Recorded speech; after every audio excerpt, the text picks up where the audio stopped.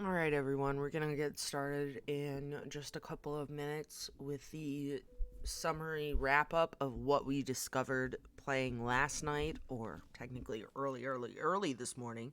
Um, so stick around for that if you want to get a little bit caught up. If you don't care about that, then just look for the part where it's my face and the game. Because there's going to be a part where it's just my face and me talking and holding up a notebook. So if you don't want to see all that, wait till you see the game back on the screen. Um, but we'll get into that in a little bit.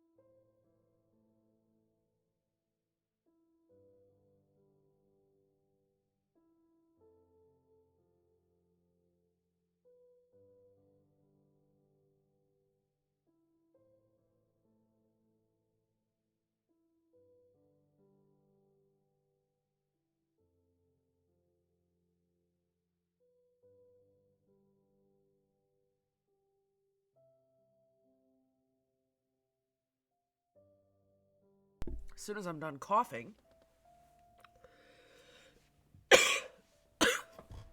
we can start to hop into it here. So, last night we started the Painscreek killings. We did not finish the Painscreek killings because it turns out it's like if we're going. I don't know if the path that we're following is completion. Chaz, thank you so much.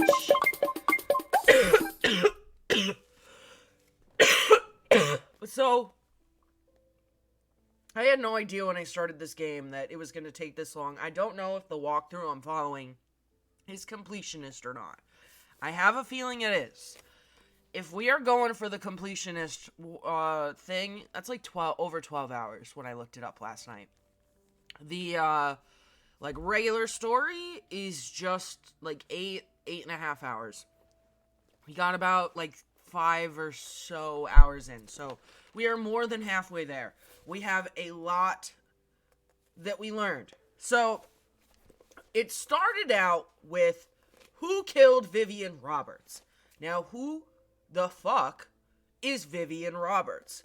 Vivian Roberts, in the town of imaginary Painscreek in imaginary America. Hello, Chaz. I missed you too. It's so great that you're here. Why is it saying you're a first-time chatter? That's not true unless you've made a new account. It's definitely not true. You've been here before. Twitch, why are you lying? Anyway, so Vivian is married to the mayor of Painscreek. Aha, see? I knew it. Vivian. So we got Miss Vivian. And she is married to Charles. And they are the Robertses, okay? They're married. It's 1970 something. Oh, listen, I thought of a lot of ways about how I was going to do this, and I decided to just do it old school. So Vivian and Charles, in 1974, have a child.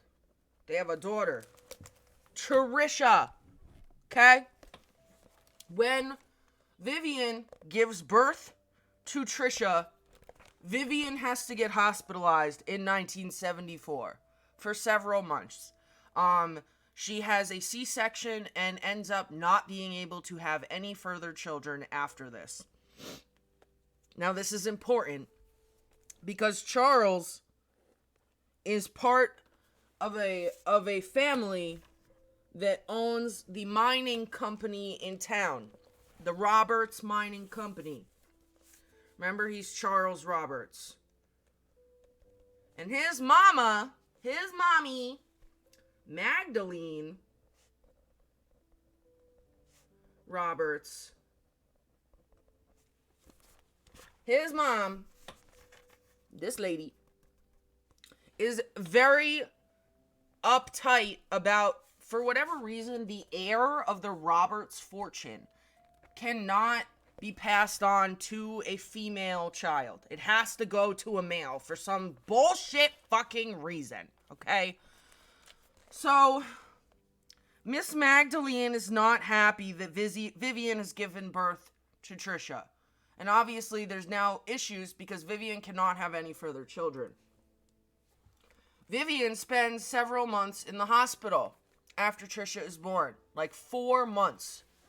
Her doctor, we're going to put Dr. Johnson, Dr. Henry Johnson, on the side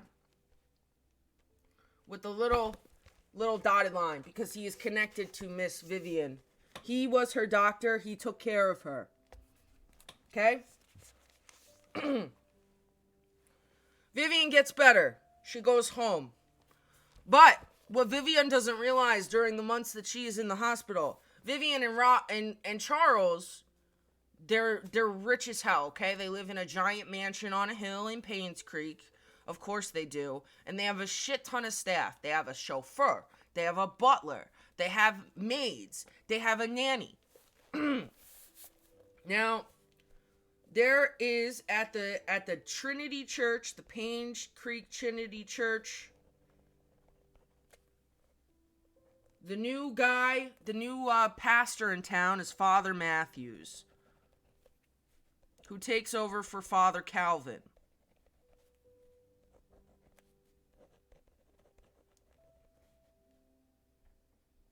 How much did you miss?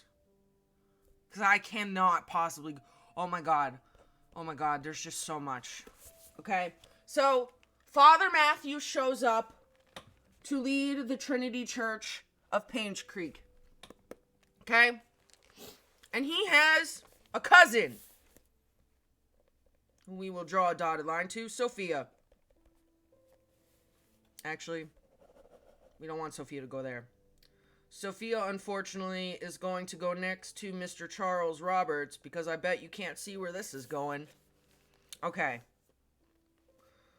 I don't know what you missed. That's the problem in that 2 minutes. So this is where we're at. Father Matthews, he's the new pastor at the church. He's got a cousin, Sophia, who says, hey, he wants her, he's like protective of her. There's kind of like weird incesty crush vibes coming from Matthew to Sophia. And so he wants her in Painscreek. So he helps her get a job as a maid at the Roberts' home. So, unfortunately, while Miss Vivian is in the hospital recovering, what a fucking douchebag, Charles. Okay, you know what Charles does? Charles has a goddamn affair. Of course he fucking does. Okay? And during that affair, Sophia becomes pregnant with a child. For a while, oh my God, your name is Charles. No, not you, Charles. Charles Roberts. You are not Charles Roberts in 1974. Are you? Okay. So Charles and Sophia end up having a baby fucking boy. That's right, they have a boy. So the heir to the family has been born. And they decide to name this baby, I shouldn't have written this down yet. Actually, it doesn't matter because we already know it. And they name the baby Vincent. Now, I wrote /Scott next to his name because Father Matthews up here, or Father Matthew, whatever the fuck his goddamn name is. Matthew, it doesn't really matter. He doesn't have any children, right? He's a priest. So he goes to the orphanage. And he adopts a baby. A child. It's not a baby by the time he meets the kid. The kid's like 10 by the time he meets him. And he meets him. And the kid's name is Scott. So he adopts Scott and brings him to Painscreek. Father Matthews obviously knows the family. And eventually, Scott becomes friends with Trisha. Now remember, they don't know it, but they're half siblings. Okay, so they become friends. And as they grow older, you can guess what fucking happens. They start to like each other.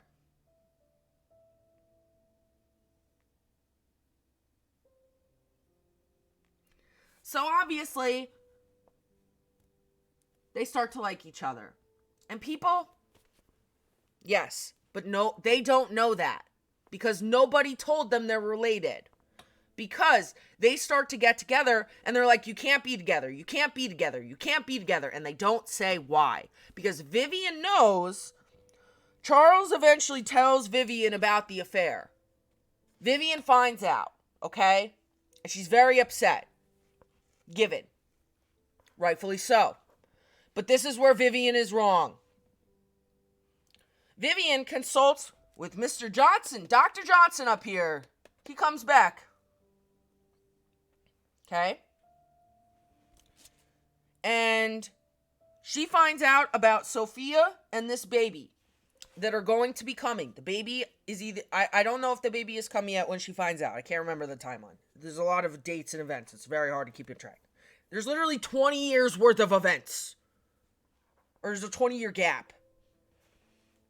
A beer. Look at this. I've only been talking for 10 minutes. And I haven't even touched the iceberg. We're not even like 5% in. We're nowhere, okay? So, Dr. Johnson, once Vivian says, what do I do? My husband had an affair. There's a baby. The mistress is my wife, is my maid. My mother-in-law wants a grandson. What do I do? And at some point, I guess she decides she wants to kill her mother-in-law. I repeat, Vivian decides that she wants to kill Magdalene. So, Magdalene has a heart condition in her mid to late 60s. Dr. Johnson gives her a bunch of medication. And you read a letter that says, here's this medication. If you give it to her, it will kill her. Here are the instructions. Make sure nobody knows. Okay? So, lo and behold, Vivian does decide to murder Magdalene. Magdalene's dead. Gone. Out. She gone. R.I.P. Bye, Magdalene. So, Magdalene is dead. The baby, Vincent, is born in July of 95. Or 1975, sorry. Not 95, 75. I don't know my years.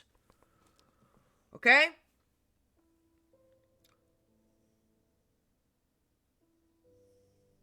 At some point,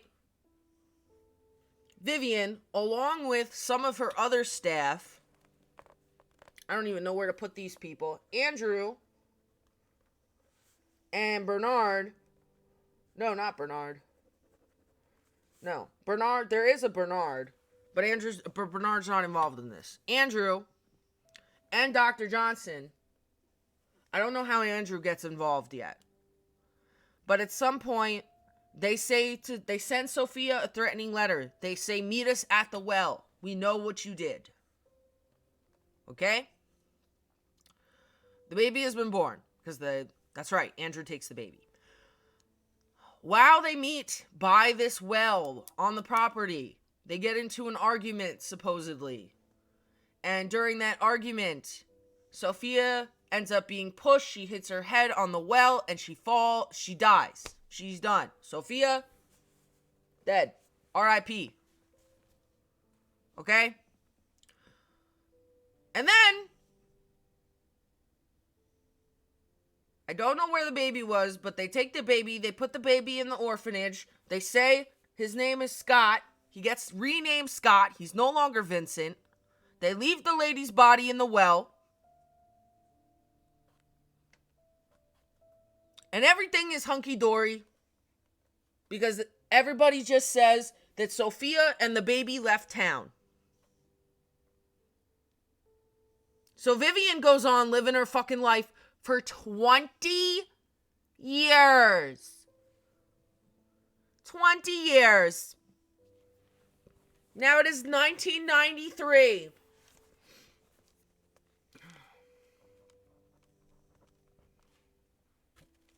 Scott and Trisha, a.k.a. Vincent, a.k.a. Vinny Vin. I told you this was insane. I wasn't exaggerating when I said this was a wild story. So, 1993, these two. No, not Trisha Paytas, fuck you. Trisha Roberts. Alright, they're crushing on each other. Father Matthews, he eventually, he knows where Scott came from. He's like, you can't do this.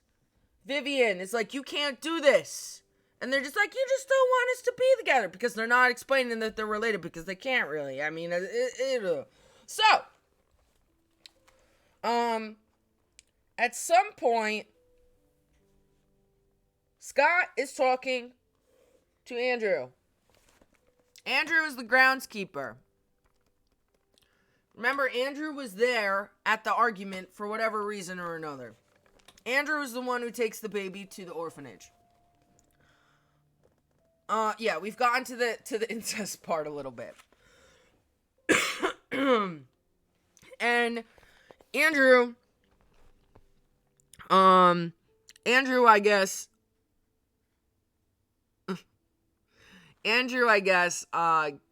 decides that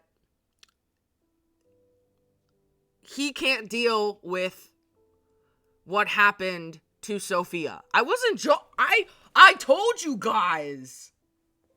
Like, I was not kidding. So Andrew becomes an alcoholic to cope with what he's done. And at some point, he lets something slip to Scott about Vincent. And about... So Scott basically starts to ask questions. And what it eventually leads to is Scott works for the Roberts family as well. I think he helps Andrew because Andrew is a drunk. Everybody knows he's a drunk, but they just deal with him. So they hire Scott to help Andrew. That's why they're talking and that's why they're friendly. And so after Andrew lets Vincent, like the Vincent thing slip out a little bit, Scott starts asking all these questions. Vivian obviously, figures out what's going on. And fires him. This is over the course of, it is no longer 1993 when Scott and Vivian are fighting and he gets fired. It is now 1995. And in 1995, in July of 95, mid-July, I can't remember the exact date, because like I said, there's a lot of dates in this game. Vivian is found murdered on her front lawn of her little mansion place. And, there had been a lot of murders in the town. You're in 8 ads. Oh my god. Okay. I'll wait. I need a minute. This is a lot. I was not kidding when I said this is a lot.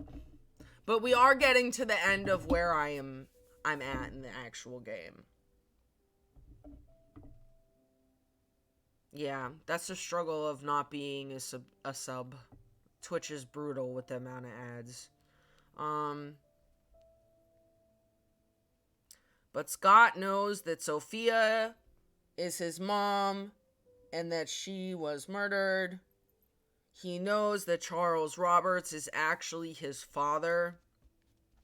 And then he learns that he cannot be with Trisha. Absolutely not, because that is his half-sister. And he is distancing himself from everybody. Things are not great just before Vivian is murdered. And because all this stuff is happening, yeah. I have to wait for the 8 ads to be over. Doo-doo. But yeah, like I said, this game spans 20 years. We went from 1973 to 1993. Or 94, or 74. Me and my little diagram.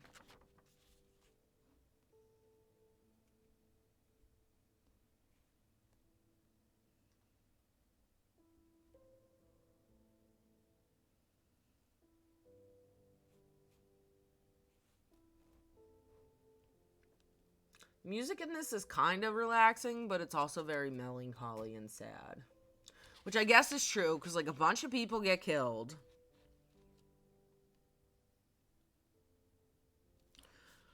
And then the town is abandoned. It's not exactly a good story. Watch us solve the mystery, and then everything goes, everybody moves in, and everything's great, everybody's happy again. That'd be wonderful, but that's not how life works. One thing I forgot to mention is that Dr. Henry Johnson is also found dead. He's dead. And Andrew apparently is also dead, but I don't understand how.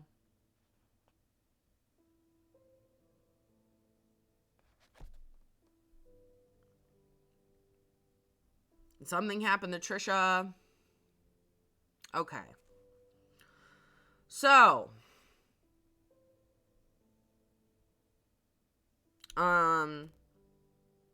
is now 1995. Scott knows that he is actually Vincent. He knows that Sophia is his mom. He knows that Charles is his dad. He knows that Trisha is his half-sister. And he is fighting with Vivian about this stuff, wanting to know more about his mother when Vivian is found murdered. And because Scott was, arguing with her, he was also seen, looking in their window and shit, just being a creep. They end up arresting him for the murder, but he ends up, they can't try him because they don't have enough evidence. So he is eventually released. Trisha, as a result of what happened to her mother and her, the guy that she liked, who ended up being her half-brother, that she doesn't even know that part, she has, a mental breakdown and has to be hospitalized. So, it's just Charles kind of chilling on his own, which is honestly his comeuppance for being a dirty cheater. And also, guys, just get a divorce. Okay? And so the last thing, and I actually want to check my evidence stuff. I'm gonna click continue. Because we found a newspaper article stating that Scott was found stabbed. So Scott's dead too. I hate the music in this game. It scares the shit out of me. Okay. We're basically done with the wrap up, I believe. That took a while. So let's look at this. Scott Brooks apprehended. Scott Brooks' death. This is it. Okay. So 4 months later, he's found dead. I told you it was a lot. It was almost 6 hours of gameplay yesterday. That was almost 6 hours worth of... That was like 5 or 6 hours worth of gameplay that I just summed up for you all in like 30 minutes. Not very concisely, but I can get rid of this. I have my journal for notes of the case. I don't need that. That's my summary notebook. Okay. So, Scott Brooks, that's our dude. That's Vincent. He is found stabbed. He's dead. Dead. So now we are going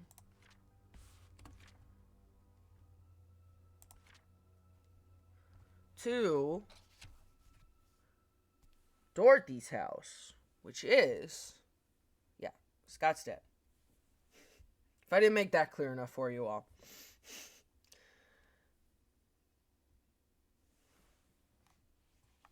I think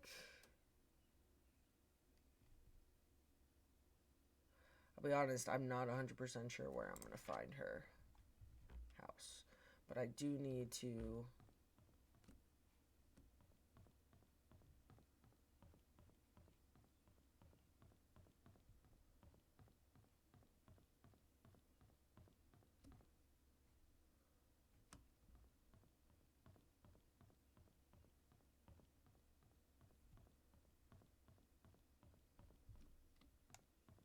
Oh, and Dr. Johnson was committing fraud.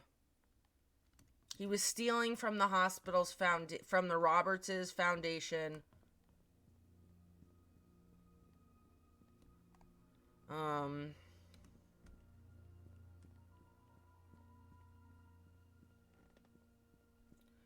Vivian found out, and so she was calling. So maybe Vivian killed Dr. Johnson. And then somebody else killed Vivian. But then who killed Andrew? Or did Andrew just kill himself?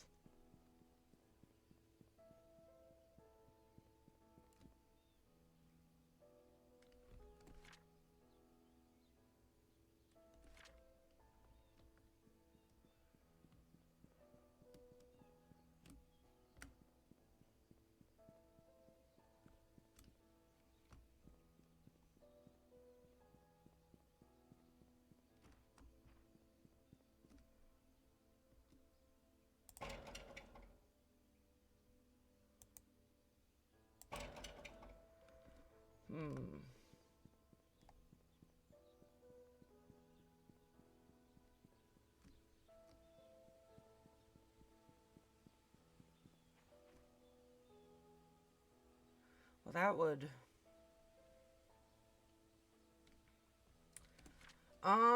yeah, it's really starting to sound like that. I'm trying to figure out where this house is. Because here's 11, 10,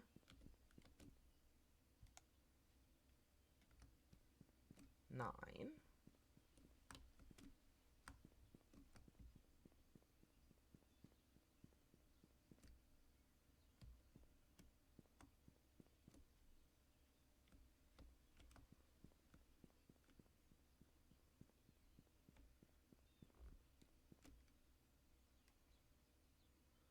Alright, I'm gonna have to look up.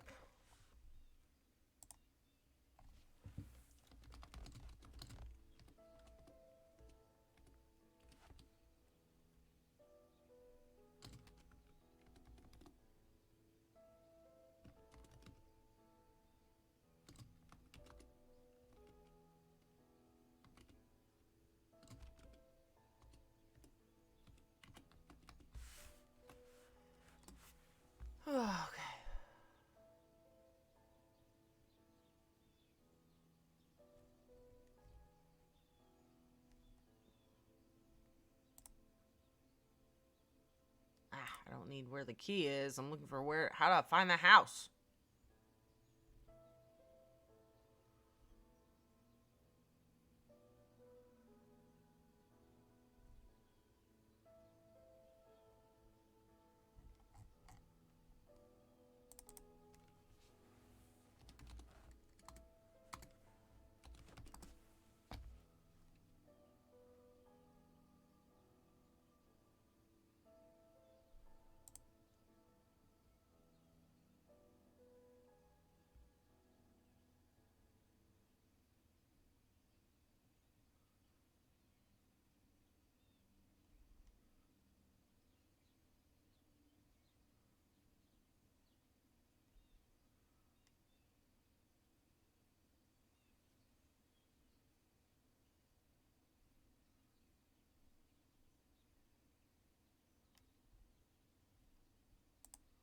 What?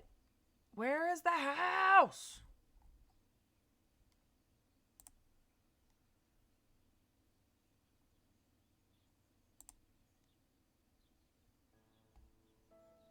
This is the same.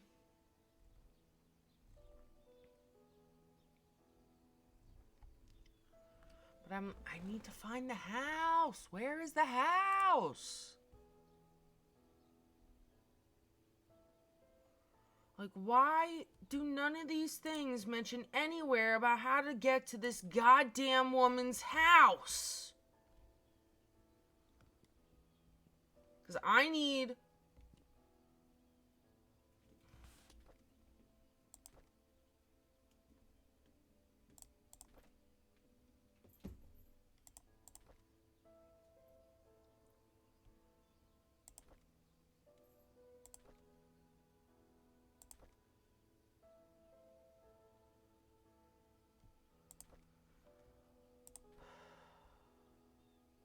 Why do none of these things mention where to find this fucking woman's house? Do you know where to find it? Where do I go? Because this is 41. I need 40.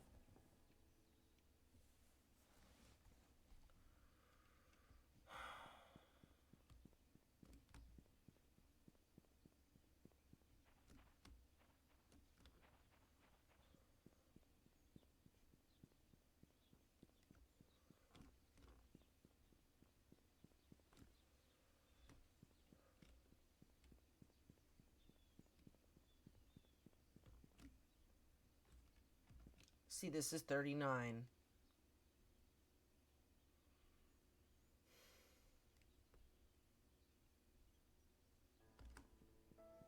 There it is. I found it. Fuck you. Fuck you, Dorothy, and your stupid ass house.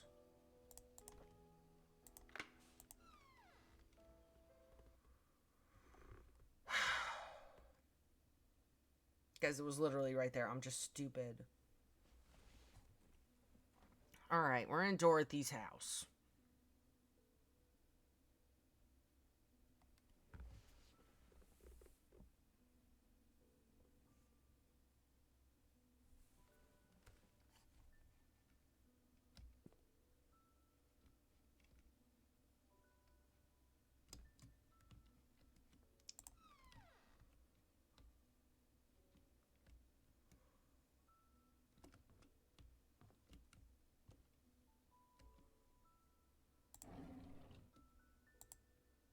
Scriptures, okay.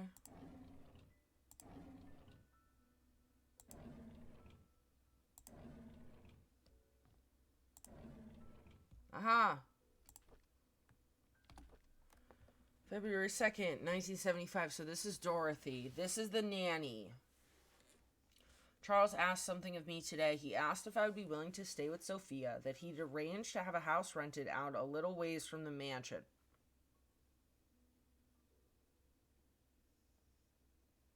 She's getting ready to have the damn baby. I told him that I would help, but that Sophia's pregnancy will eventually show there's no way of hiding it. He seemed very worried. Charles came up to me and expressed his gratitude for taking care of Sophia. He said he will be covering all the necessary expenses. He told me not to tell anyone about it. As for Sophia's growing belly, when the time comes, I am to make up something about her running errands outside of Painscreek. I'm not sure if that will work. Yeah, no shit. Sophia is 8 months into her pregnancy. Her belly is big now. I asked her how she felt. She told me she's happy and feels hopeful for their future. She said it would be best if the baby is a boy. I can understand why she's thinking that way. But I can't help but wonder how Vivian will feel about it all. What will the ramifications of this be? Okay.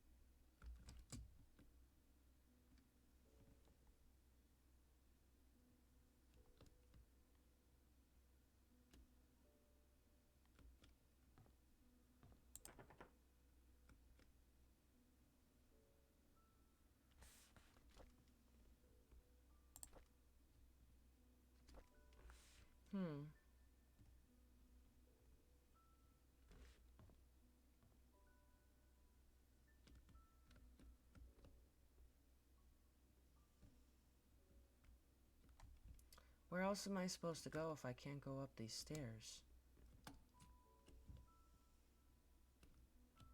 Huh?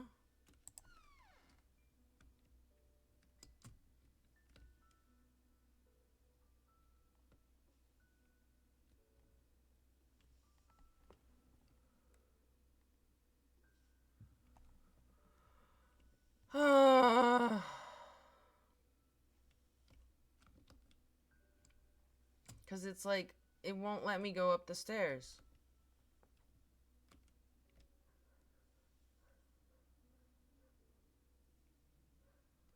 It's also weird.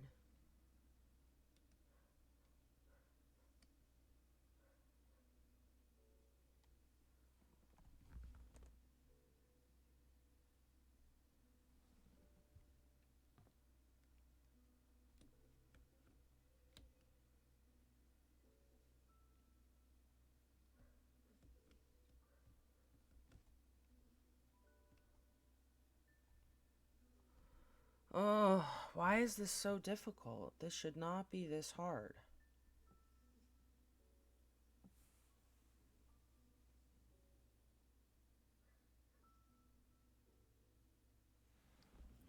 Second floor bedroom. Okay, but I can't get to the second floor. It won't let me.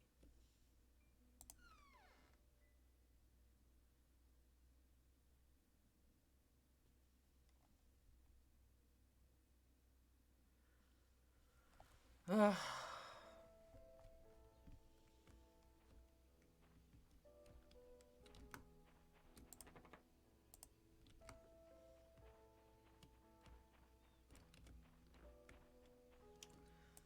Maybe I need to reload it.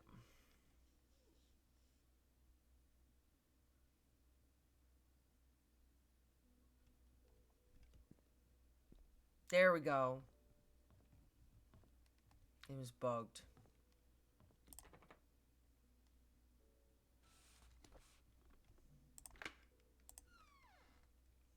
There we go. Here we go.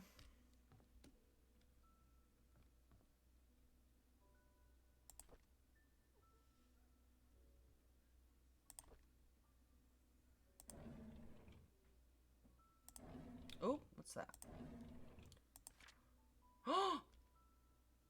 What happened to Trisha? She's dead. Oh. Trisha Roberts falls 40 feet from rooftop, lands on head, and dies.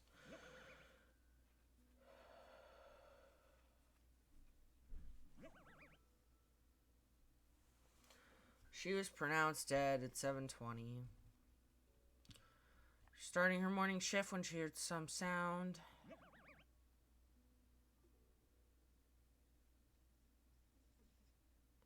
Yeah, Trisha's dead too. Not Patricia, but Trisha. Patricia. Yeah, listen, everybody's dying. Everybody's dying. Nobody survives. Blood. Ugh.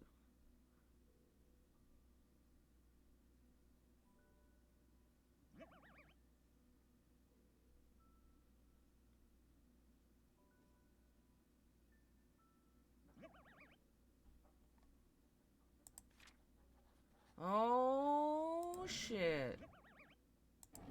What does it mean? Oh, okay. Another diary.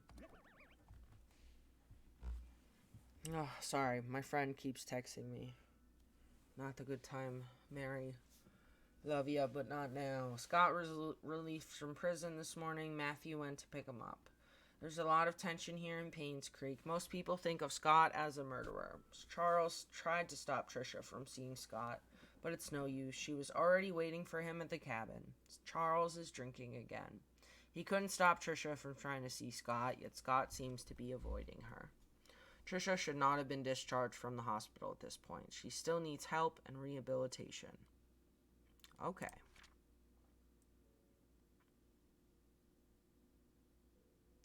Derek and Scott fought at the market today. Derek asked Scott why he's avoiding Trisha.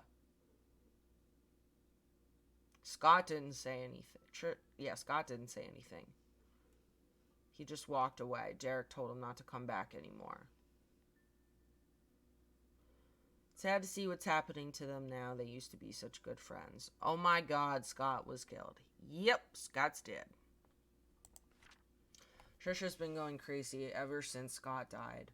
She sometimes screams in the middle of the night. Here and there, she'll ask us why Scott hasn't visited her for a while. No one seems to know how to answer without agitating her condition.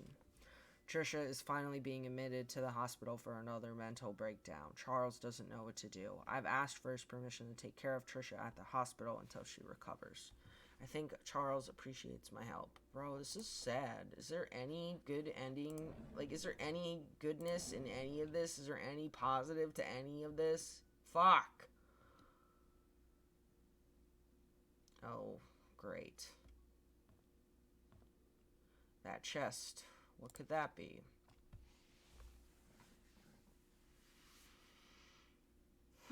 Okay.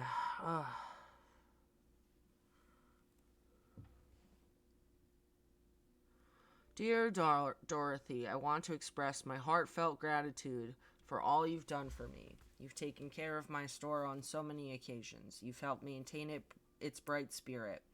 I would be lying if I said that I'm not saddened by your departure. I will greatly miss you. I wish you all the best in your new place. Do invite me there once you're settled in. May God be with you. Best regards, Oliver. Well, that's why I'm reading it all for you. Just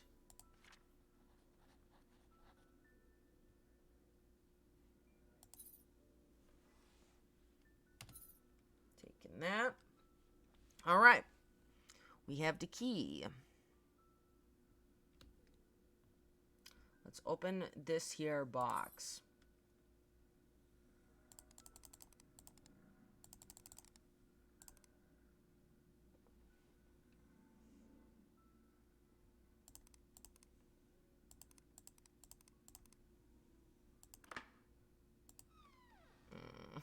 What's going to be in here? Alright, March 8th, 1975. So this is Sophia's stuff.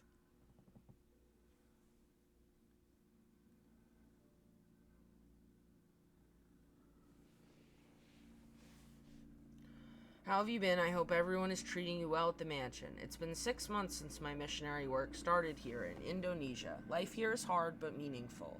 I thought my life at the orphanage was miserable, but after coming here I realized I am blessed more than I could ever imagine. I'm supposed to be back in 1 week's time, but I recently decided that I'll be extending my stay here for another 6 months. I haven't received any letters from you for a while now. I hope you're doing well. Remember the time when we were at the orphanage, you said that you don't want to be poor anymore? I think God heard your call and brought you to Painscreek. Charles and Vivian told me they were glad I introduced you to them. They said you are a hard-working person with a kind heart, and that us being related was not the reason they hired you. You got the job on your own merit. I did not know whether or not to tell them we are not actually cousins. Oh. Oh, so it's not incest for them. Guess I'll have to tell them the truth someday. Having said that, I'm glad that you are in Painscreek. We can talk and meet anytime, just like the good old days at the orphanage. I will do my best here. I hope you can wait for me. Best regards, Matthew Brooks. I've prepared a special present for your birthday. Wait for my telegram that day.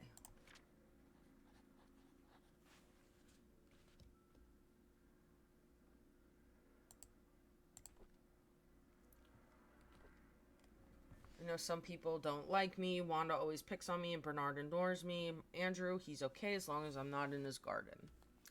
Dorothy cares a lot for me, though. I like her. Tom, our security guard, treats me with respect, even though I'm just a housemaid. Vivian and Charles are kind to me, and Matthew, too. I almost forgot about him. He's been taking care of me forever, certainly as long as I can remember. I'm a lucky girl. Matthew talks to me whenever he has time. Sometimes I feel he's trying to escape his chores at the church. We'll talk about everything under the sun, our hopes, dreams, futures. It reminds me of our days at the orphanage. Landing a job here as a maid was the best thing that could have ever happened to me. However, I never imagined I'd be having an affair with a married man, let alone my employer. Now I'm carrying his child. How do I face Matthew? I don't fucking know. You're not a great person. Received a letter from Matthew today saying that he'll be extending his stay in Indonesia for 6 more months. That's always been him. He's always had a noble heart, wanting to help people everywhere. I miss him, but I'm glad he's decided to extend his stay. It gives me time to prepare how I'll explain my situation to him. I don't know how he'll take it if he just hears the truth blurted out once he gets back. Oh boy. I received a telegram this morning from Matthew wishing me a happy birthday. He told me he had a special birthday present prepared for me. All I need to do is find the clues that he placed in our favorite places. He's waiting for my telegram after I've solved the puzzle. I've actually solved it already, but I don't know what to say to him. What should I do? June 1st, 1975. My baby was born today at 8:20 a.m., and it's a boy. He looks just like Charles. Dorothy's taking good care of us. She prepares the food and attends to my needs. I almost feel like I'm her boss. Charles visits me all the time, asking if we need anything else. I told him he didn't have to come so often, to instead focus on work. As a mayor, he must have a lot on his mind. Charles told me today that his mother, Magdalene, will be arriving in 2 weeks. Okay, see, and then this is when she gets murdered. She knows about our relationship. I feel nervous because she's a strict woman. At the same time, I'm happy because she told Charles to take responsibility for me and my son. Soon, I won't have to be a maid anymore. Charles has decided to name our child Vincent Roberts. I like that name. Oh, honey, this is not gonna... You're gonna die. Don't do this! Alright. We're going to go to the photography shop on Walnut Ave.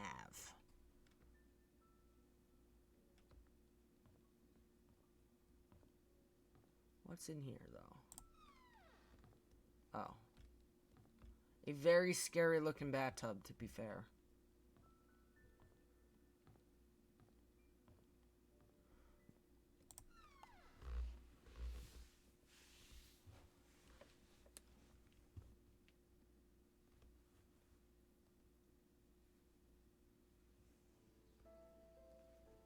I like how everybody keeps journals in this town. Very easy to know what's happening.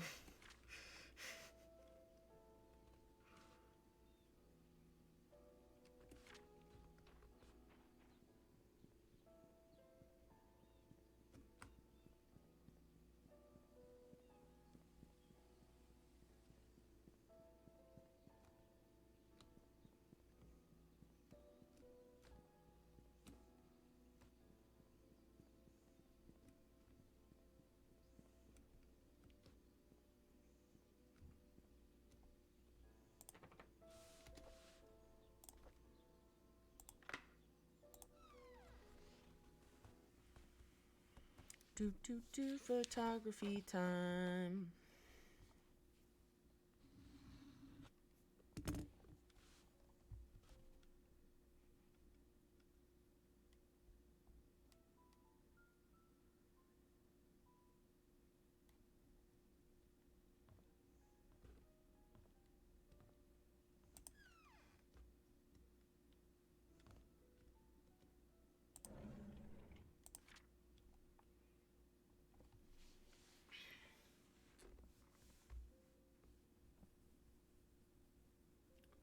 Uh-oh.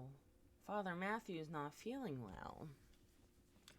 Dear Oliver Gibson, we regret to hear that Father Matthew will not be joining any part of the annual religious gathering event from July 18th till the 23rd in South York. We received Father Matthew's memo yesterday stating that he was not feeling well. I assume he has also informed you about this last-minute change. Please send him our regards. We wish him a swift recovery so he may serve the people of Painscreek soon.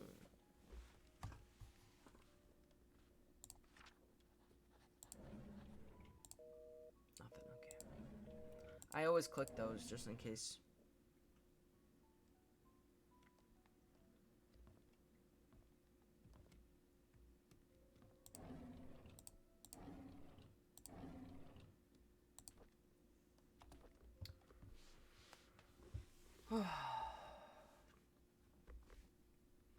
We just attended Trisha's funeral this morning. Charles tried to be strong, but by the end of the ceremony, his face was wet. Dorothy cried her heart out. It truly pains the soul to witness so many deaths occur here in Painscreek. Every one of those deaths was of a person I knew, and some were very close to me. Among them, Vivian's death shocked me the most. Despite what the media said, I will not, for even a moment, believe that Scott killed her. It just doesn't make sense to me. Interesting. Oliver is like, it's not Scott. I know it. Like the only person in the whole town. Trisha's death hurt the most, probably because I spent the last few years mentoring her. She was smart, kind, and very talented. She was turning into a very promising young woman. With her passing, Charles has lost all his family members. He's all alone. I can't imagine the pain he is going through, honestly.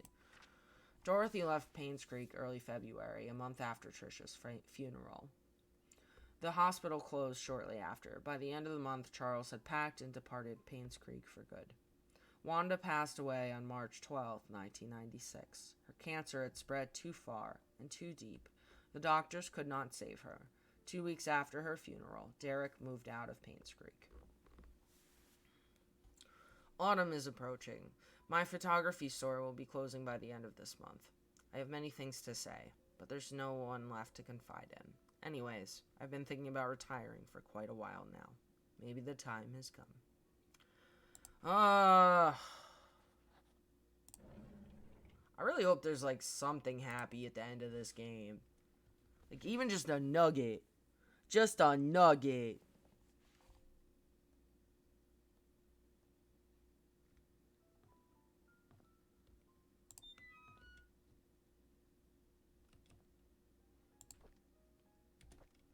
Okay.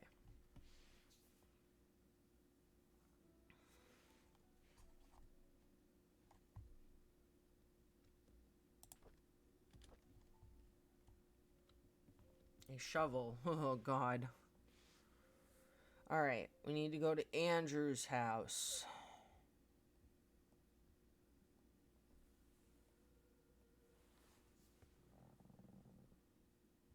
Which I cannot do because I have not been to the damn hotel yet. So how about I do that? How about I finally go to the hotel? It wasn't this depressing yesterday, but it got real depressing today. Okay, let's see. We're gonna go to the hotel.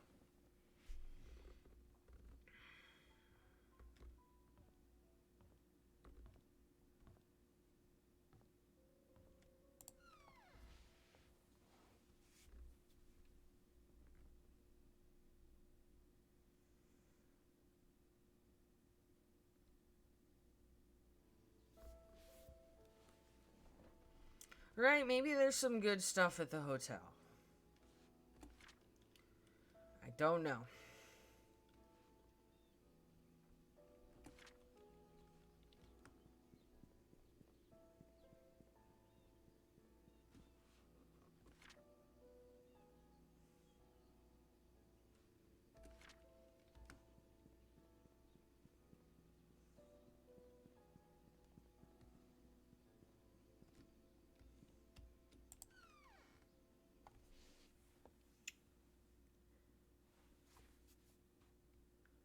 At least I think this is the right place.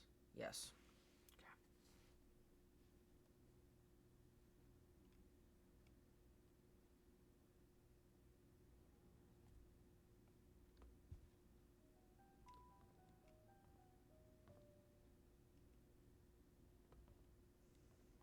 Okay. Let me see.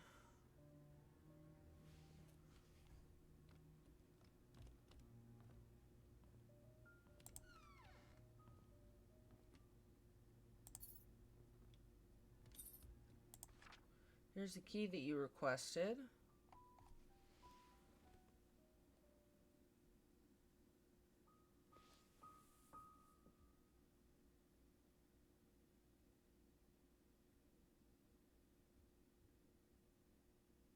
Okay, I grabbed a bunch of things ahead of.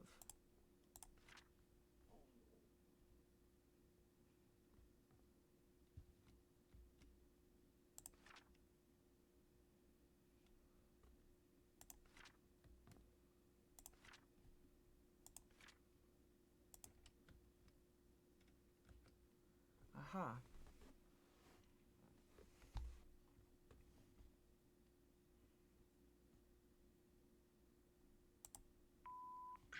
Hi, this is Oliver Gibson. I just wanted to thank you for letting me borrow your toolbox and shovel. I'm currently out of town for a few days, and I didn't get the chance to return it yet. In the case you need them, it's currently sitting in my photo lab. Ask Mrs. Patterson for my spare key.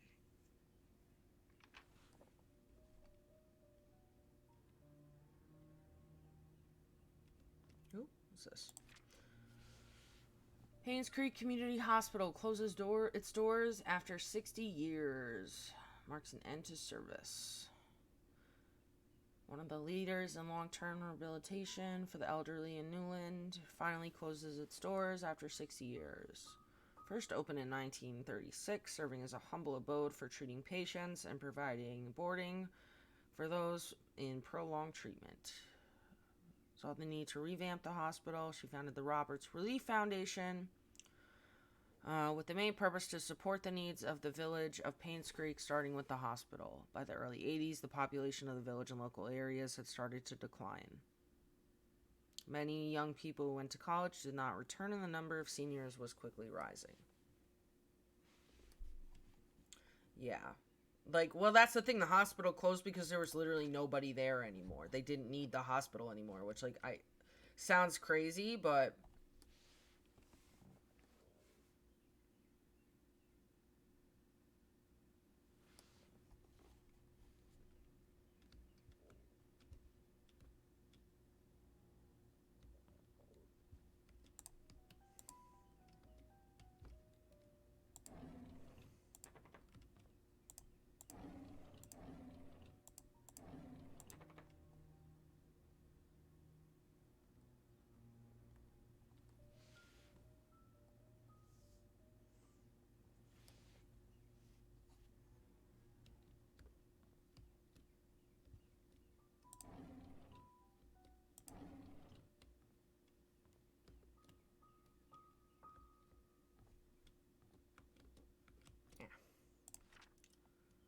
Barbershop.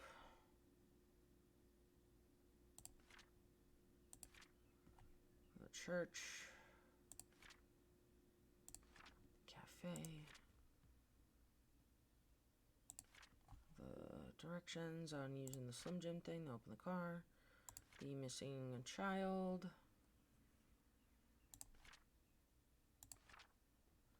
The Fall Fest.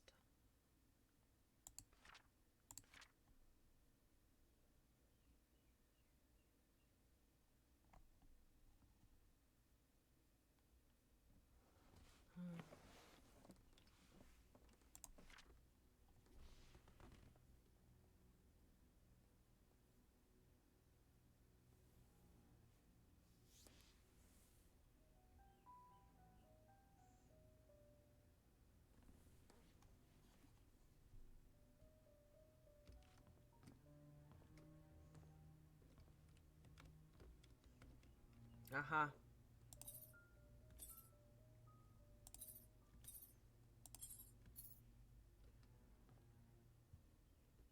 Does that mean I can open these?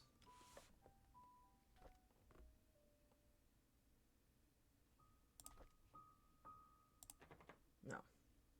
Okay.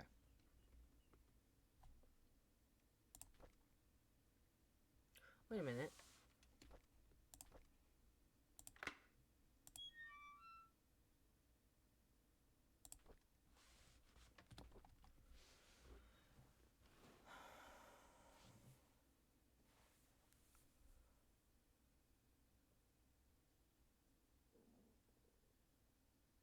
Actually surprised.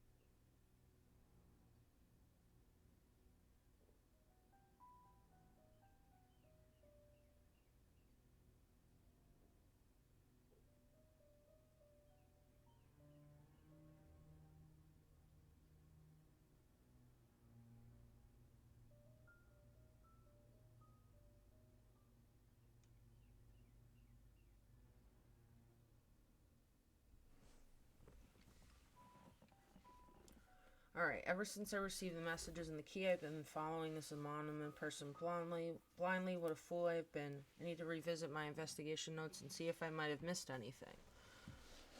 Shifted through the alibis. There were 6 interviews. Charles, Matthew, Bernard, Dorothy, Mary, and Derek. Then I noticed it. One of them is lying. It was recorded that there was an event. Yet I remember reading somewhere about it being canceled. Where did I read it again? I can't seem to remember. I don't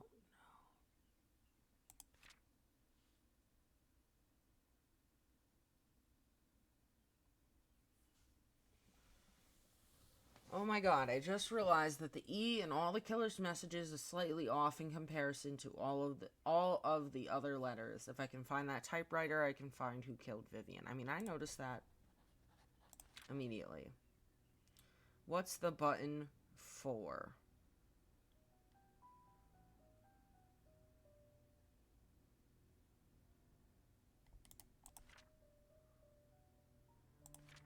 He's on to me, and I had to hide the key in one of the drains by the roadside he will never find. Great.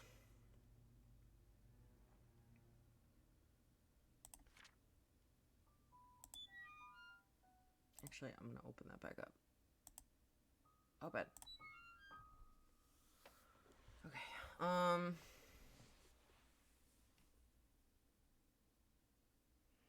going to go back.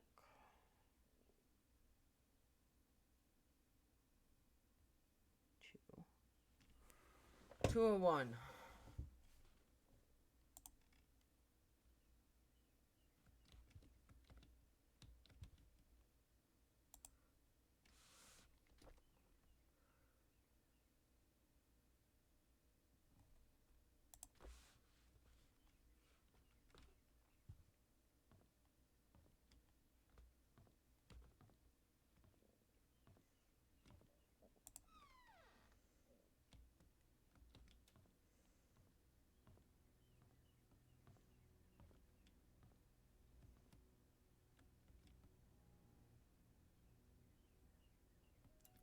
I'm just gonna see what happens. I don't know what I have.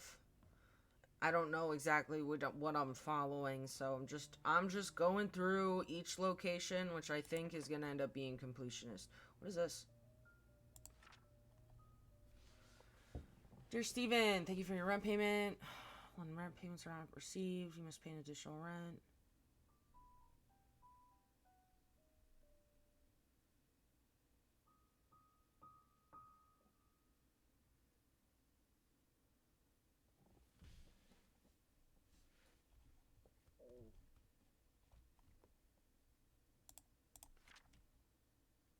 Exactly, that's my plan. So I'm just kind of going through and trying to remember also the areas where I know I haven't been yet, because there are plenty.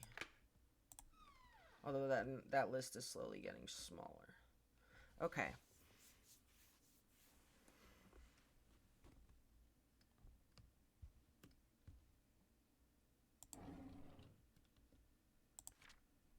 Oh no!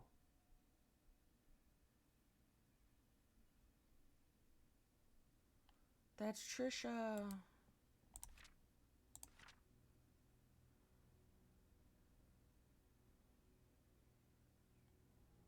Calvin's date of birth.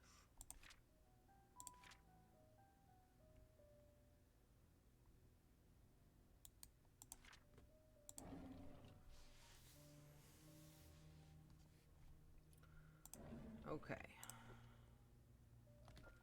Bernard Hopkins. Father died in mine accident. He was at home the day Vivian was killed. No alibi. Interview with Darby. Interview with Mary. Interview with Sheriff. Why don't you show me files? Found a hidden panel in the inn's reception area. It's part of the counter. It's hard to pop open. The latch is placed on one of the corners. There's some interesting stuff they hide in there.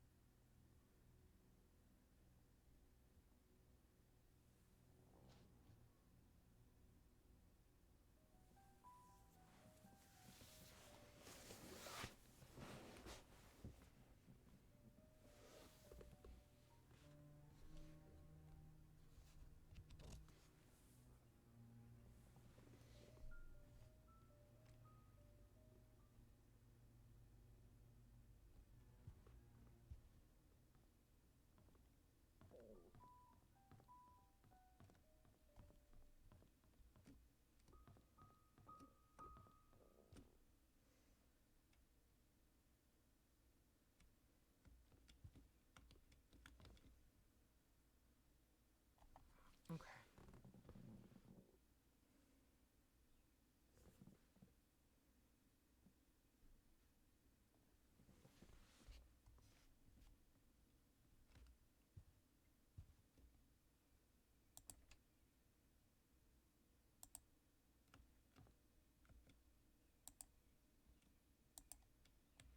I'm a little...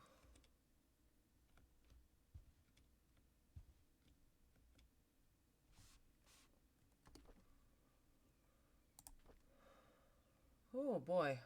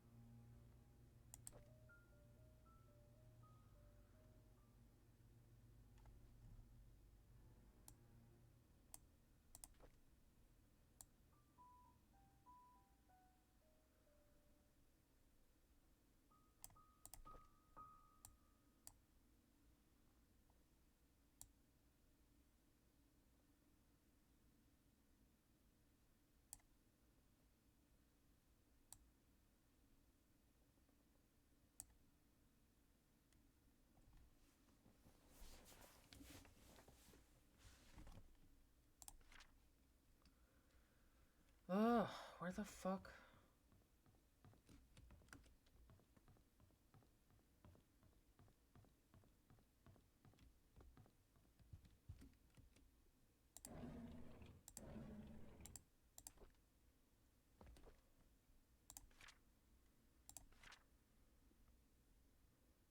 Hidden panel.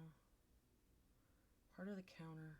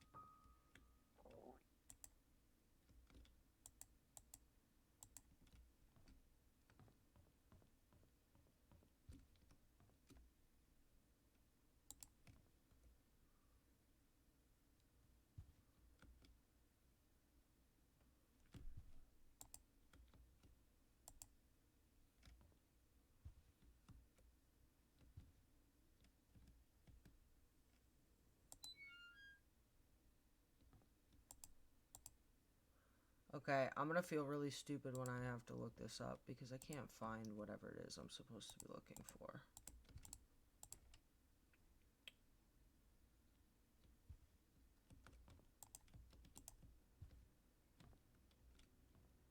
Like, is it that? It says it's one of the corners that I'm supposed to...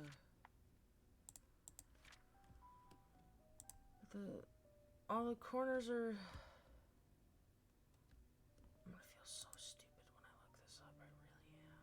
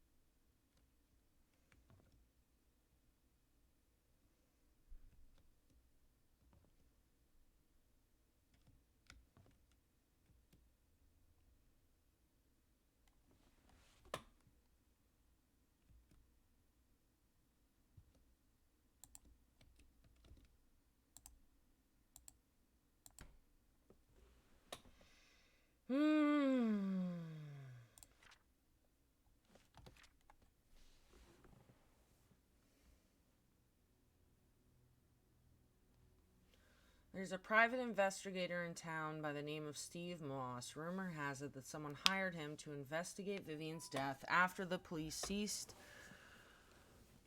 I'm so glad I'm back home. My feet are tired. Oh, that's a lot of steps. That is a lot of steps. I saw Matthew today while he was cleaning the church. He looked thinner than he used to be. We talked for a bit. He told me that he will be leaving Painscreek soon, as his services won't be needed here anymore. I think the recent deaths in Painscreek affected him tremendously, not to mention the tragedy that befell his adoptive son. Even now, no one knows what really happened. None of the cases were ever solved. Sometimes I wonder if Scott did kill Vivian, or was he just unfortunate and wrongly accused? Yeah, I think that's the answer. Mr. Moss came by today. He decided to question me, see if I know anything he hadn't already learned. I told him everything I legally could. When asked how his investigation went, he said something about an incident that happened in 1975, which might just be the breakthrough that he needed. As he left, I could not help but wonder if it had anything to do with the mansion maid who left Painscreek. Bro, she didn't leave. She didn't leave. A bunny.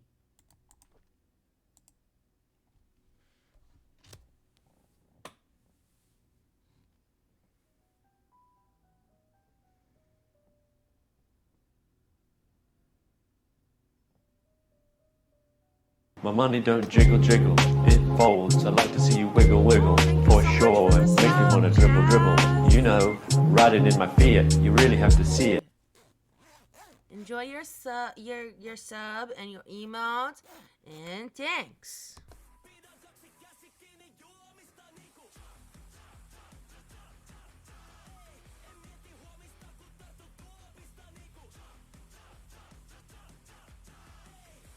No more ads for you.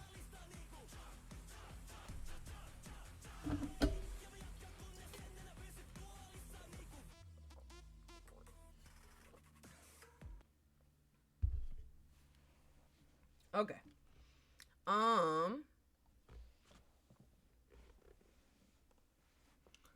We need to go back to the room now that I got that panel open and got that book.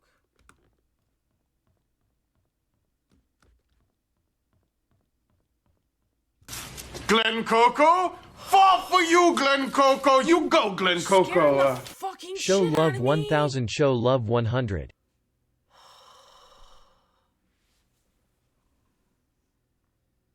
This happened last night too.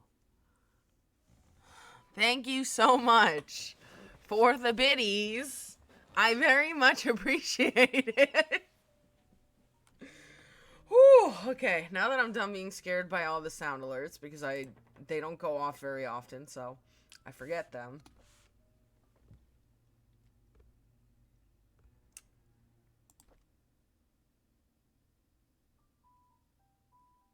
Oh, it's this one.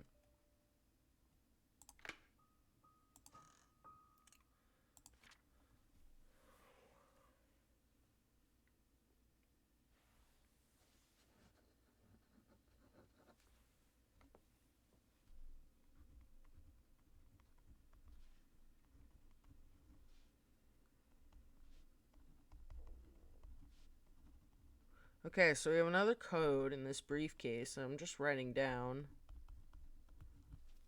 where I found it. Yes.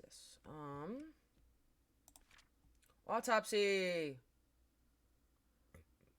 Oh, Andrew died in a fire. Oh, that's right. That's right. They think that Andrew was drunk and fell asleep by the fire, and that there were bottles by the fire, and that's how he died.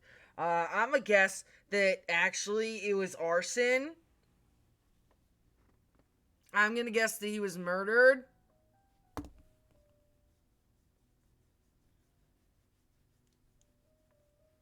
And, oh my god, that's right, you get a little Founder's Badge. Good for you, because I still have those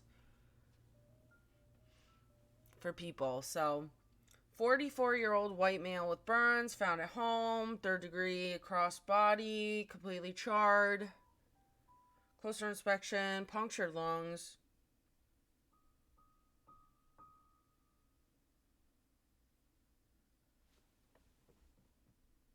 He was stabbed.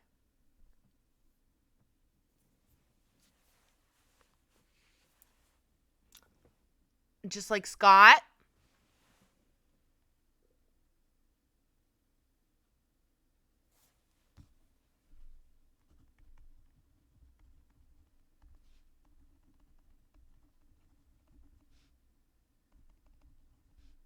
It was covered up by the fire.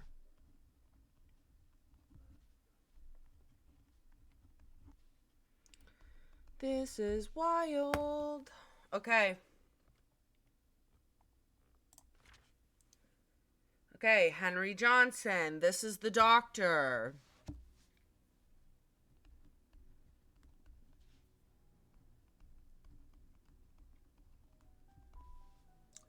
Exsanguination.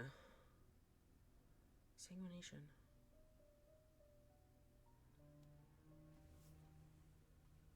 He didn't die of drowning. 61-year-old white male pulled out of car submerged in lake. Victim's lungs do not contain water, which shows that he did not die by drowning. Due to the prolonged submerging of the body, the estimated time of death might not be accurate. Estimated time of death is between 12 to 16 days. Time. Top right side of the skull leaning towards the front and above the right eye has a wide crack. You mean like with an axe?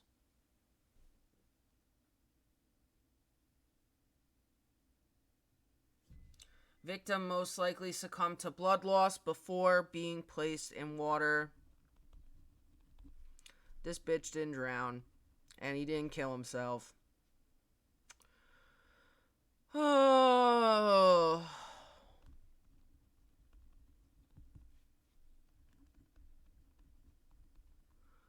Like, they all died in horrific ways. Chaz. This guy provided medication for murder for Vivian. So, I mean, we don't really feel that bad for him.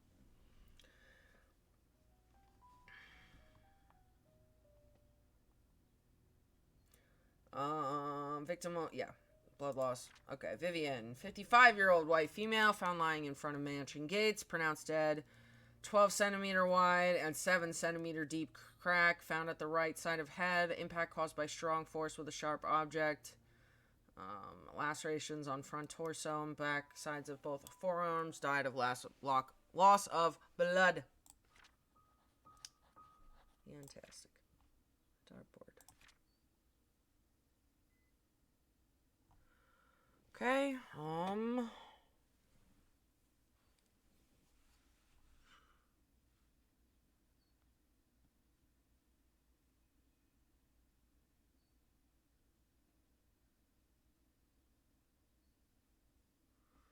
Alright.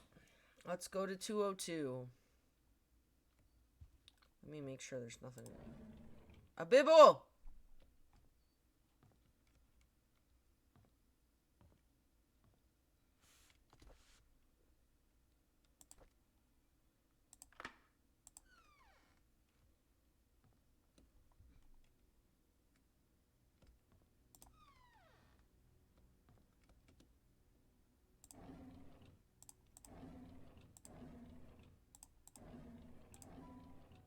Another bibble.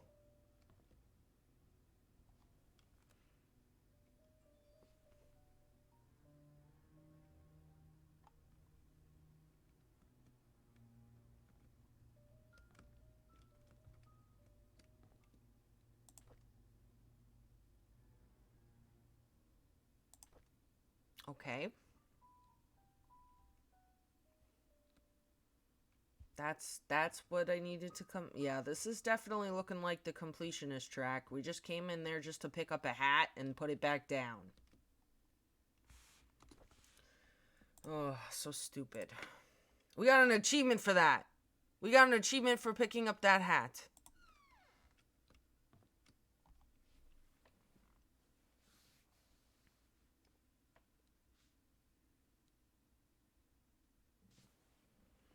You're telling me that there's nothing in this room of value?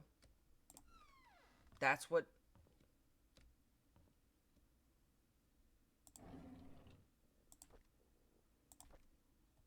Linda. So, is there anything even in here?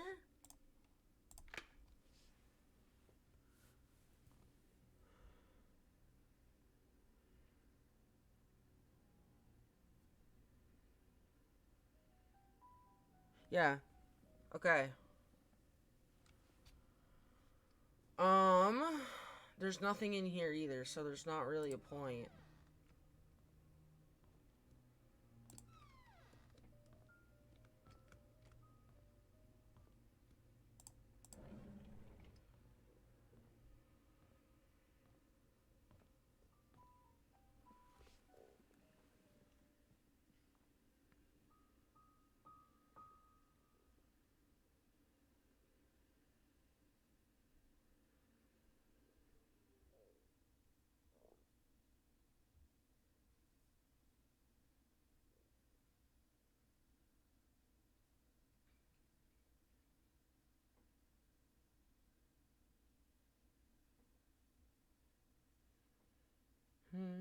I'm trying to figure out where I need to go next.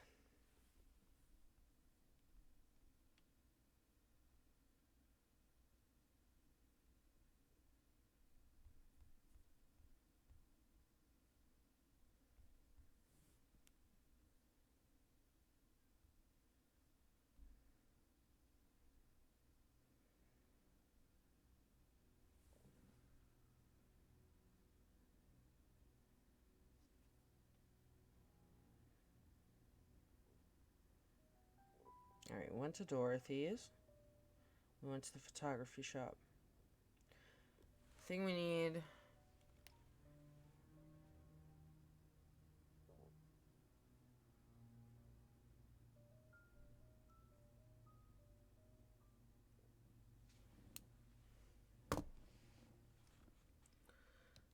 to go to Andrew's house. But Andrew's house was a fire.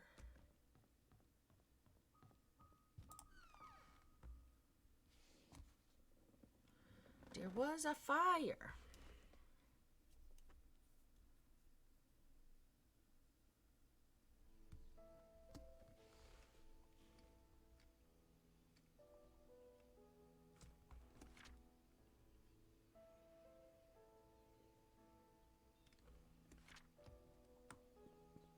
I think Andrew's house is down this way.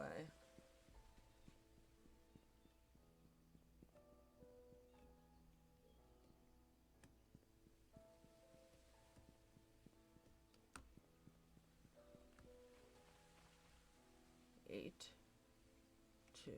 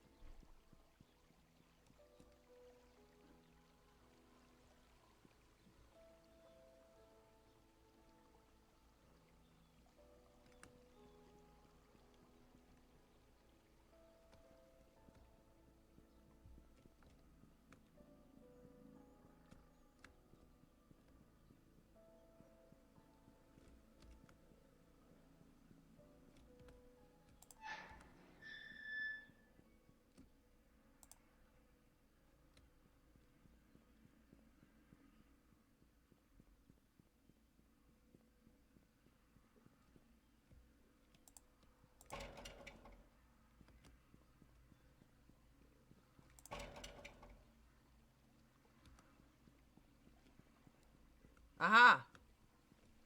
Here it is.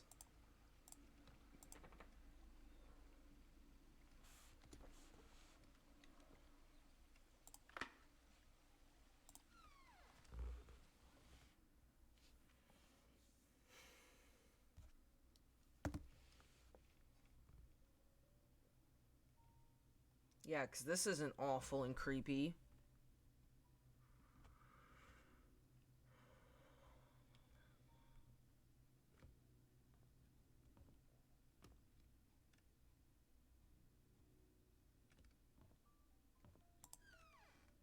Oh, Jesus fucking Christ.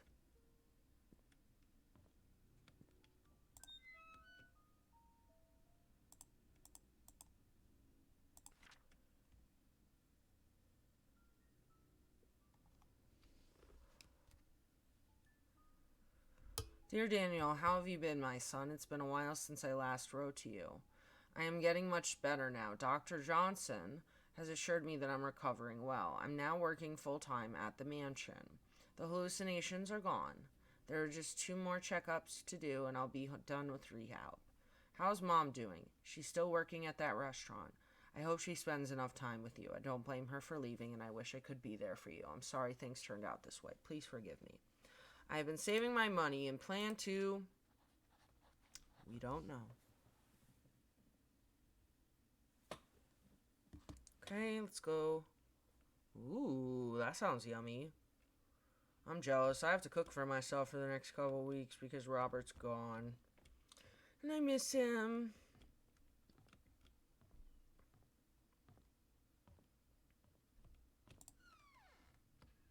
I really hate being...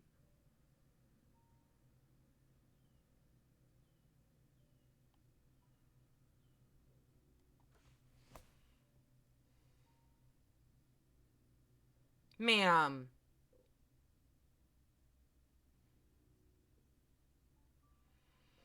Witchcraft has entered the chat. This game really just has everything.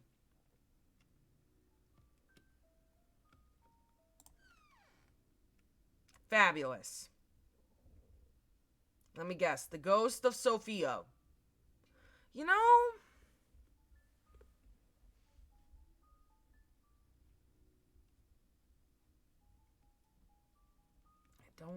I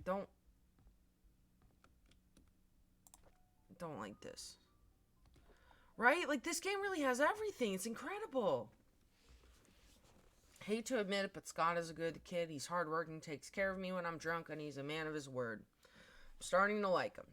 Did I see her again? How can that be? Why doesn't the medication work anymore? Did he give me cheap pills? No, that can't be. He's as guilty as I am. We're all in it together. He cannot abandon me. They cannot abandon me. Ever since Scott asked about her, I've started to see Sophia again. Why did he have to mention her? I need more pills. I think I'm going crazy. Oh Lord, I know I am a sinner. I realize it now. That's why I'm going crazy. I know that nothing I do will bring her back. I pray that our sins do not pass on down to our children. Please forgive us for what we have done.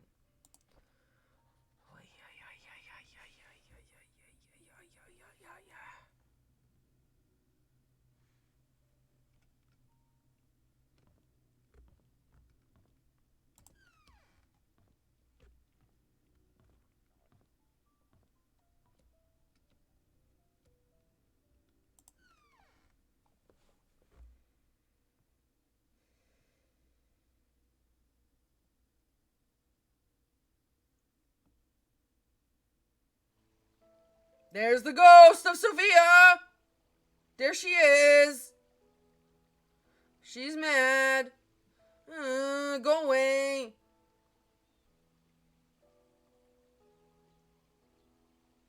Goodbye. Please leave. I didn't do it. Fuck.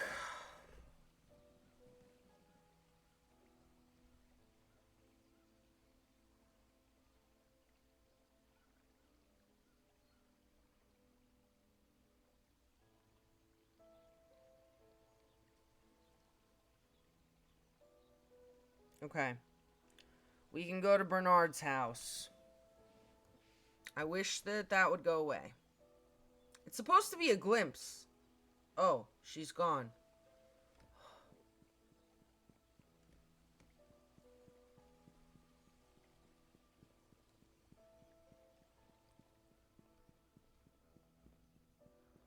Well, I don't like that. That can stop.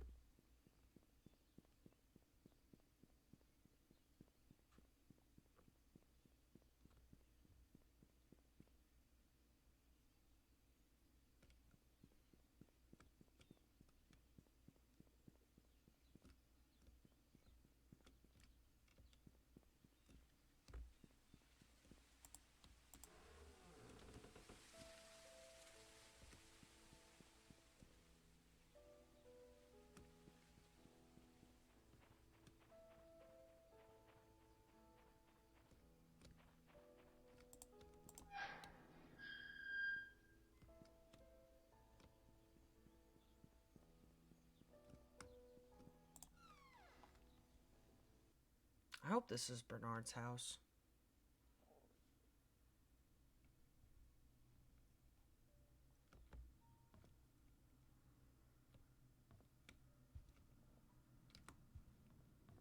Yes, it is.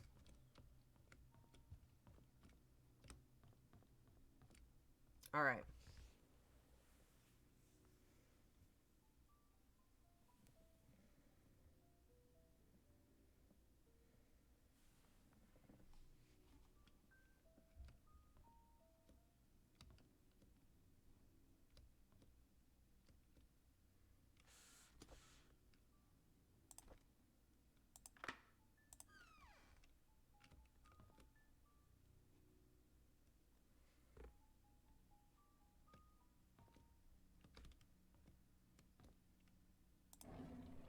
Oh. Oh. Maybe Bernard did kill her.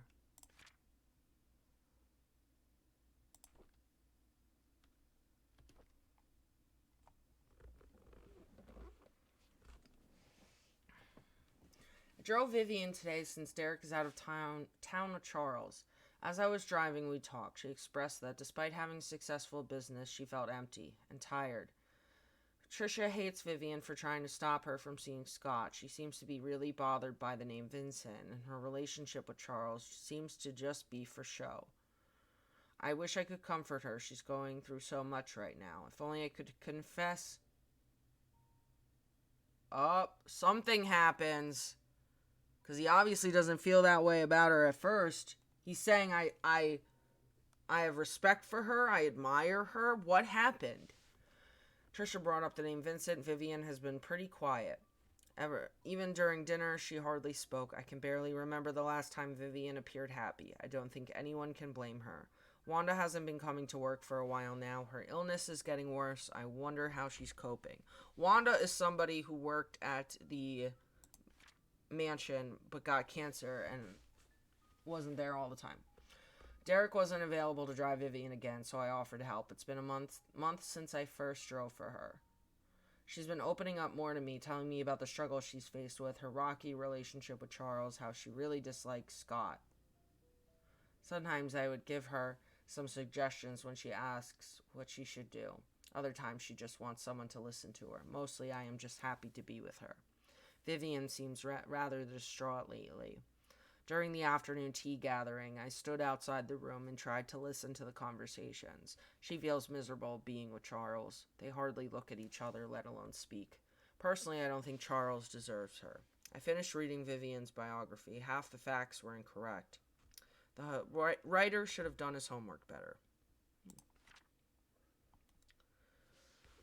Sometimes when I'm driving for Vivian, she asks me to drop her off at the corner of a street, typically in front of Tom's Cafe. She always telling me that she'll make it back home on her own. It aroused my curiosity, so after dropping her off today, I parked the car and watched her. She ordered a cup of coffee to go. She then left the cafe and walked up the street for about 5 minutes to a residential area. She stopped in front of an apartment and pressed the doorbell. Shortly after, a man in his early 30s, wearing a suit, opened the door. He leaned over and hugged Vivian. She gave the coffee to him, and they exchanged some words. I couldn't hear what they said.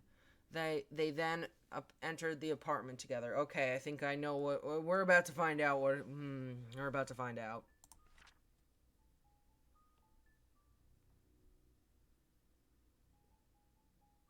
Yep. This is the 6th time I've followed Vivian. After she went into the building with the guy, I parked the car nearby to wait for her to come out.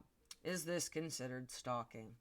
About 2 hours later, a cab stopped out in front of the apartment. Shortly afterwards, Vivian came outside and the man followed closely behind. They chatted for a bit. Vivian looked extremely comfortable with him. Before leaving, she kissed him on the cheek. What's going on?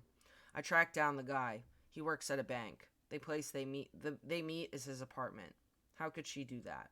Who the hell is he? I reported sick for the 3rd consecutive day. As I laid in bed, I kept thinking about why Vivian would be seeing another man.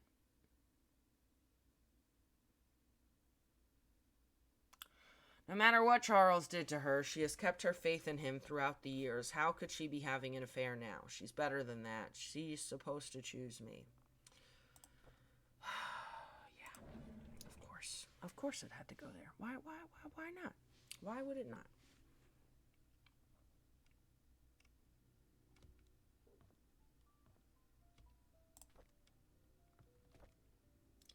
Hospital gave me these pills. They are supposed to help fight depression. I have a slight dizziness. It might be the food. Dizziness comes and goes. I'm still able to work. It's my day off today. I didn't take the medication. By the evening, I started thinking about Vivian. I had to drive Vivian again, so I took the double doses. I had a migraine for the rest of the day. At least I didn't have to think about her. Couldn't Vivian stop seeing that guy? Why can't I stop thinking about it? Oh, God, this is not going to go well. Now I know that my dizziness comes from those pills. The pills, they don't seem to work. It doesn't matter if I take them. I can't stop imagining what Vivian and that guy are doing whenever they meet. Shit! I stopped taking the medication. Shit.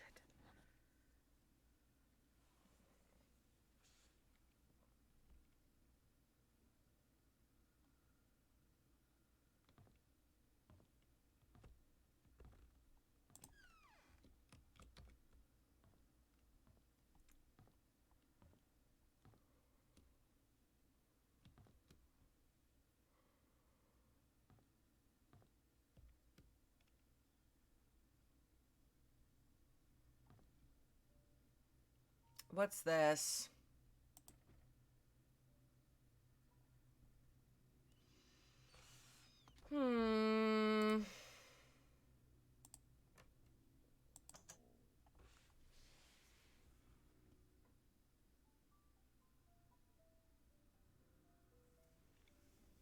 Oh boy. Bernard! Do you like it to be chewy? Is that... I know I wouldn't like that, but...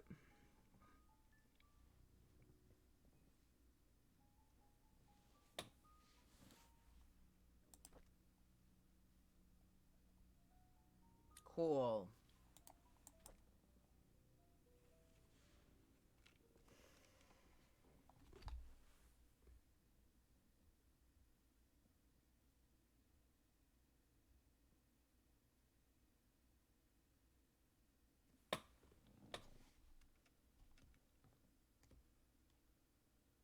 Okay.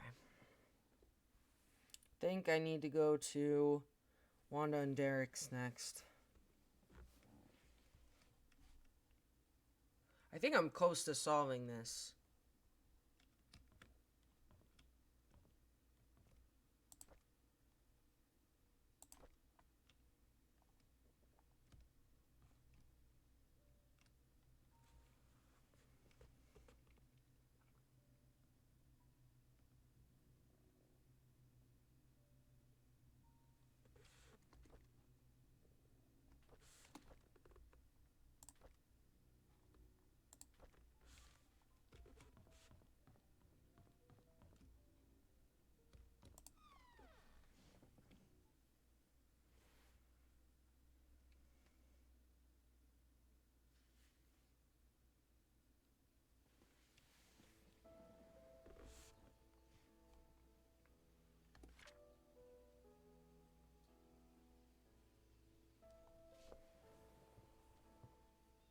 Where is Bernard's house again? 31 Silver Lake, so I'm looking for 43. And I have to use the bathroom, so I will be right back.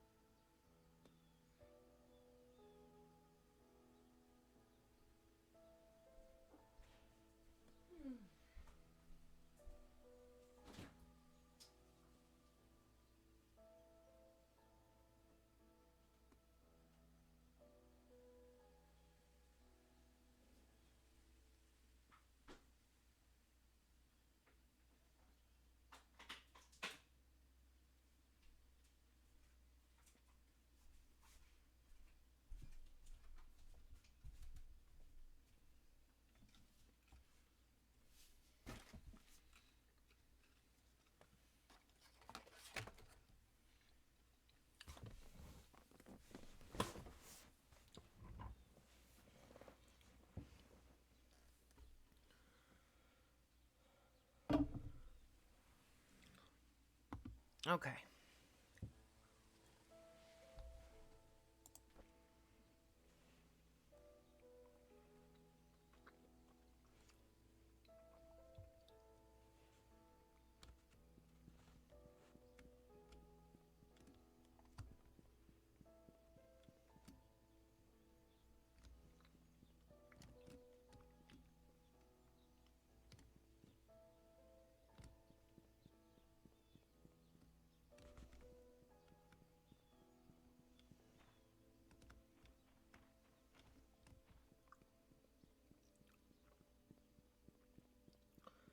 Dun, dun, dun.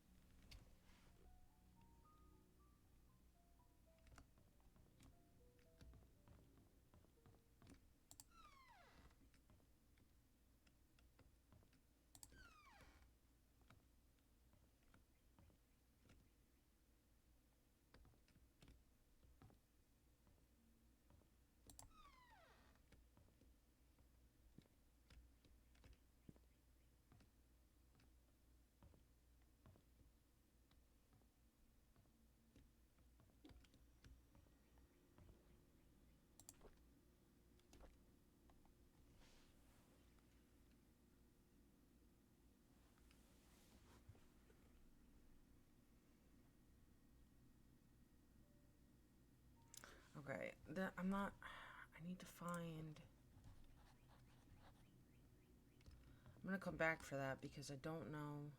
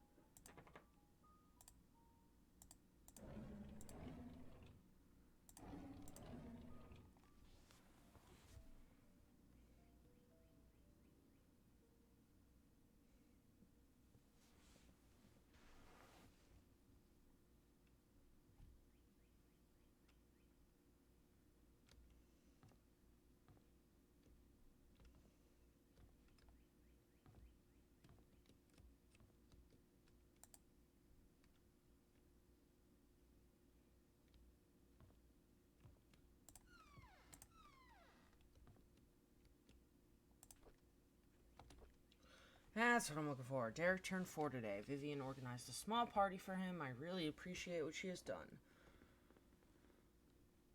After blowing out the birthday candles, I asked him what he wished for. He said, I want to see Papa. I did not know what to say with him. I could not tell him that his father left us. Vivian is being hospitalized for mental instability. Dorothy has asked for me to care for Vivian while she remains at the hospital. I wonder how Vivian must be feeling right now.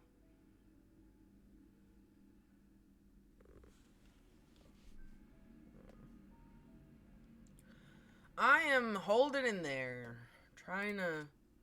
Just can't stand Sophia. She's not that pretty. She's barely a year working here and the others are already serving her hand and foot. She's just here to take advantage of the Roberts family. I don't trust her. I wish she'd just disappear.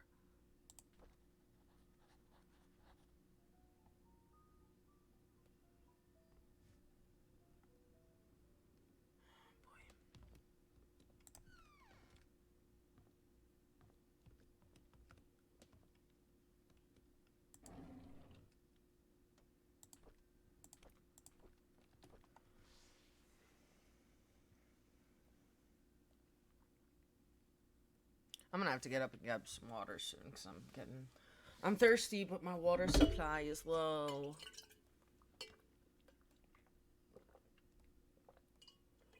Trisha visited me again ever since Scott was fired and was told not to see Trisha anymore. She's been visiting me quite often. Not only is she angry at Vivian, she's also annoyed with Scott, saying that Scott is avoiding her. Because Scott knows that you're his sister, half-sister. I visited Mom today. Her cancer has relapsed. After her tumor disappeared 2 years ago, no one expected it to return again, especially this quickly. Mom looked fine and seemed to be getting used to the hospital visits. Dr. Johnson said the chemotherapy sessions are needed due to the late-stage cancer, and that she would need my support more than ever. Upon leaving, I saw Scott talking with Dr. Johnson. They looked serious. I wonder if Scott found a new job after being fired.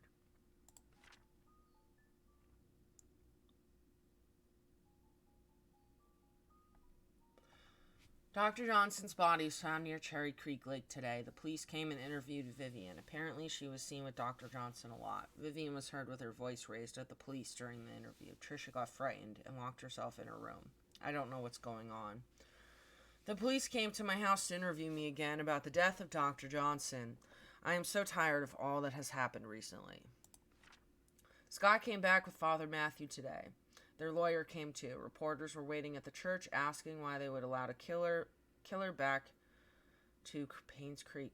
Trisha came back from hospital and was desperate to see Scott. When Charles and Bernard stopped her, she broke down in tears. What can I do? Okay, there was one over here that I picked up and didn't read through. We went cycling today. Scott said he can ride faster than me. Of course, that isn't true. So we had a competition and Trisha was our referee. We set the goal line to the fence to be the fence in front of the river. I was winning until we almost reached the finish line. I braked to prevent myself from crashing into the fence.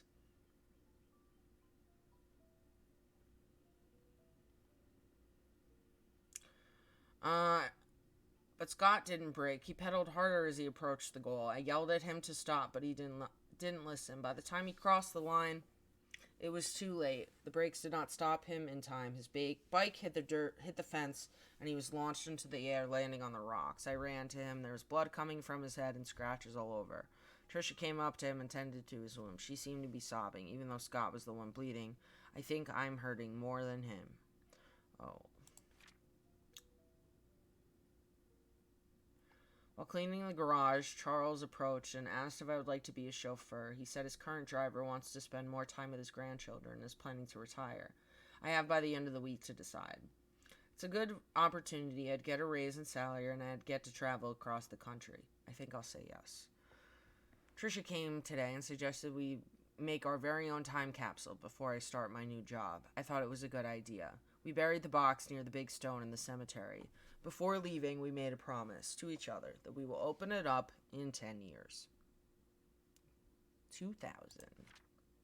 I had a chance to walk around New York today. As I went into a bookstore, I remembered how much Trisha loved notebooks. There was one that was really cute. It was a bit expensive, but I think she will like it. I should surprise her by giving her the notebook on her birthday. I didn't expect to be traveling this much as a driver. On one hand, I miss my mom. On the other hand, I get to stay in nice hotels. I guess it's not a bad deal. This guy is the chauffeur.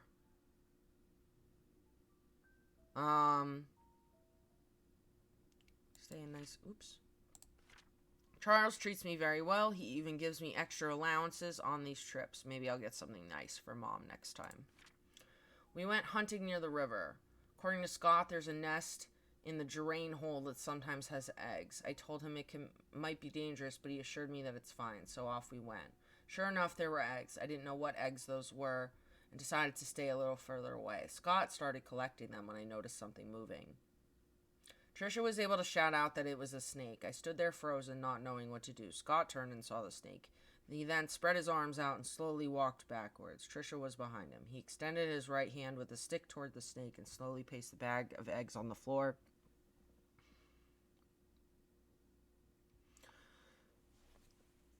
When he reached me, he grabbed my arm and said, "Run." We all ran, screaming our lungs out. I think that was the fastest I ever ran in my... You idiots! I miss the old days when it was Trisha, Scott, and myself hunting in the back of the woods, playing by the lake. It's not that I don't appreciate what Charles has given us, such as the house we live in and our jobs. I just miss the time when we were young and carefree. We could go anywhere and nothing would stop us. I miss Trisha. Why doesn't she realize that I like her?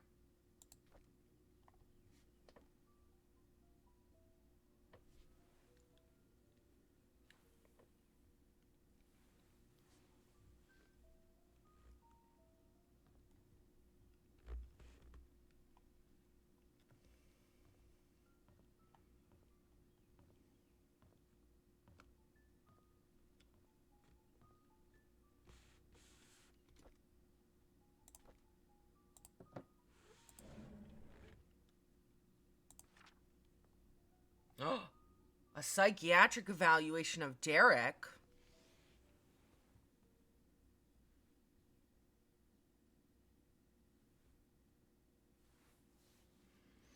After almost 5 months of sessions, your son is now much better. We are still unable to get him to talk much, but he has chosen to express his thoughts and feelings through written text, which is a breakthrough for him.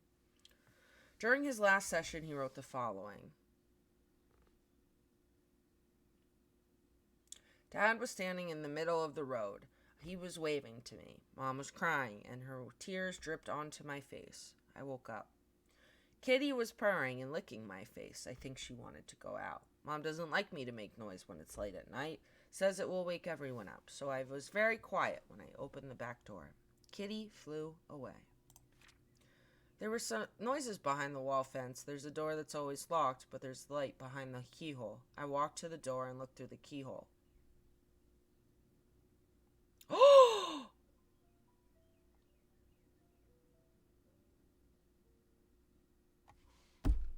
Derek saw what happened to Sophia.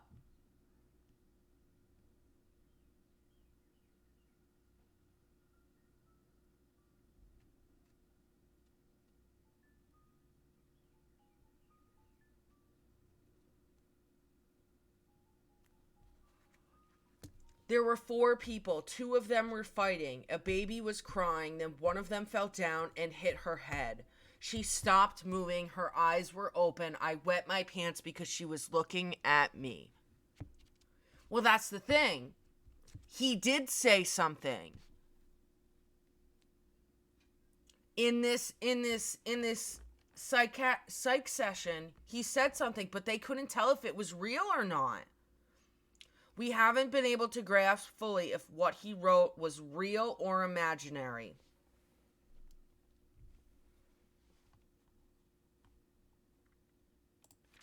Oh boy.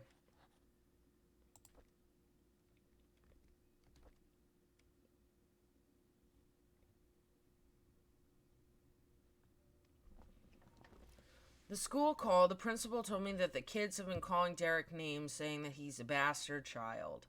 I know that Derek wants to know where his father is. I don't know what to say to him. The school called me again and told me that Derek poked a bird nest till it fell off the tree.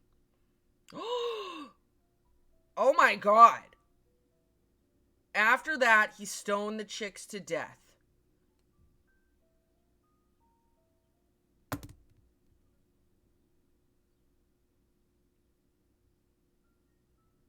That's serial killer behavior. The principal asked if Derek had suffered any kind of trauma that would cause him to act like this.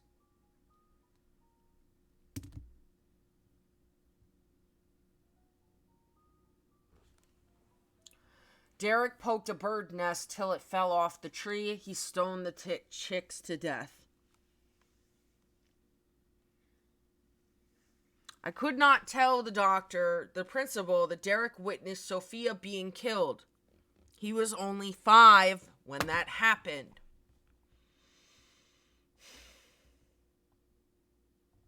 Bro. How does this just keep getting worse? Derek stopped going to school. He told me school isn't for him. I should not have asked him to keep quiet about Sophia's death. Are you kidding me? Your son witnessed a murder. No wonder you got cancer. You awful lady. Whoo.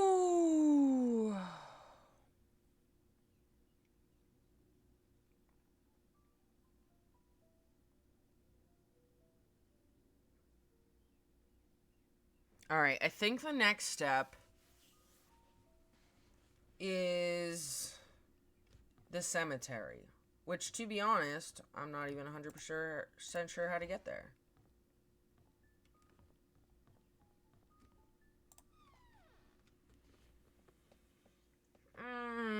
Man, this just...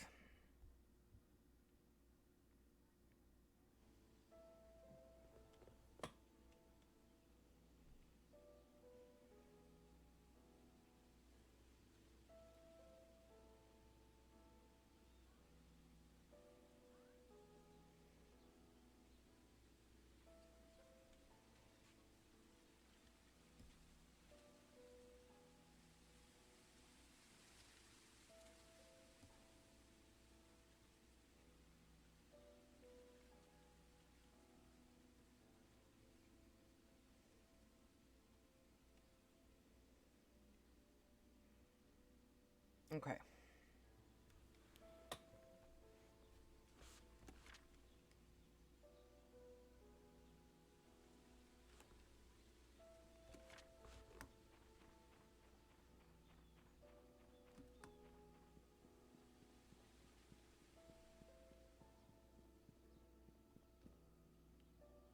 Aha, the cemetery.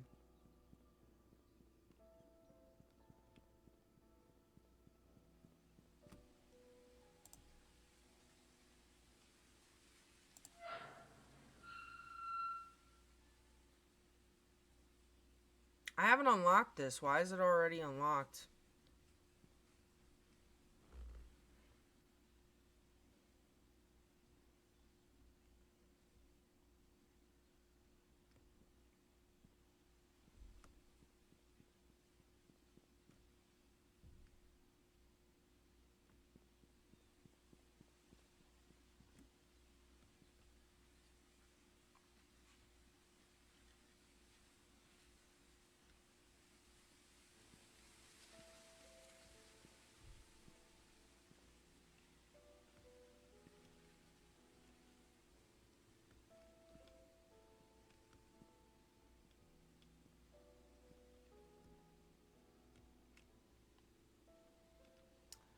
think this is Sophia's.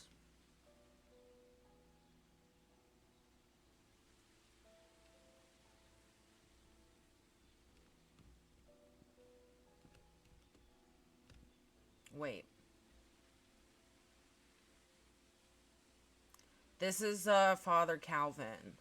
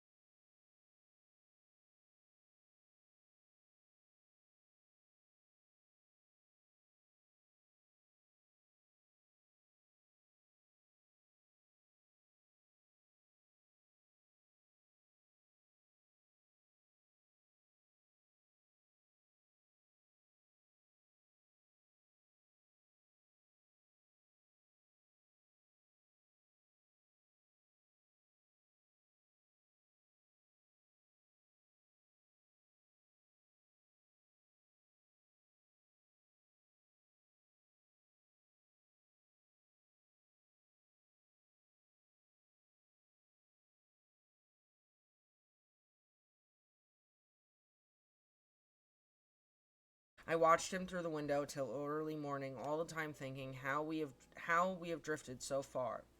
How could Trisha choose him over me? Am I not good enough for her? Oh boy. Oh boy. The police questioned me when Scott was suspected of killing Vivian, so he knows he didn't do it.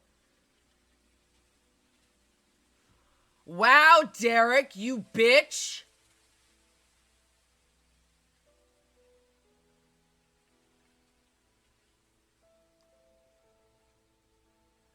I know he didn't do it, but I decided not to tell them what I knew. With Scott locked up, I could have a chance to be with Trisha. I didn't expect that this small omission on my part would eventually lead to Scott's death. When Scott died, Trisha ended her life. In a way, I too died that day. I never wished for Scott to die, nor Trisha. I hoped...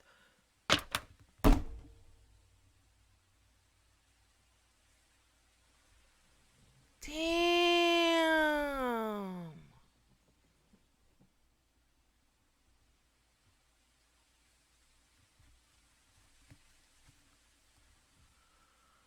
I I don't know what I expected, but it wasn't that.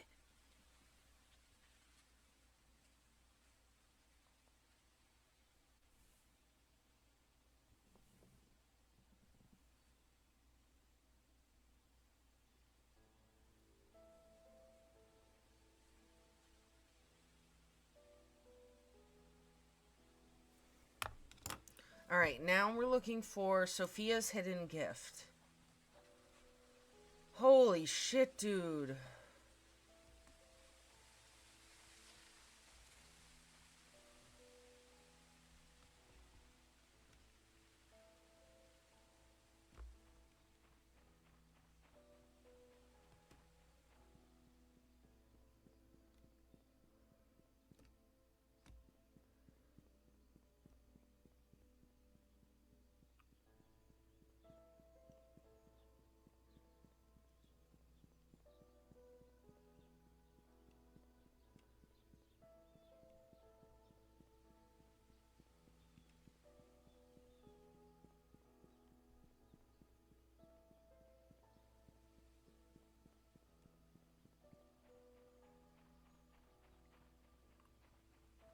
That's really messed up. That, like, you're so jealous of your best friend getting with your other best friend that you would deadass just let them sit in jail for a crime you know for a fact they didn't commit. That's insane. You're a shit person.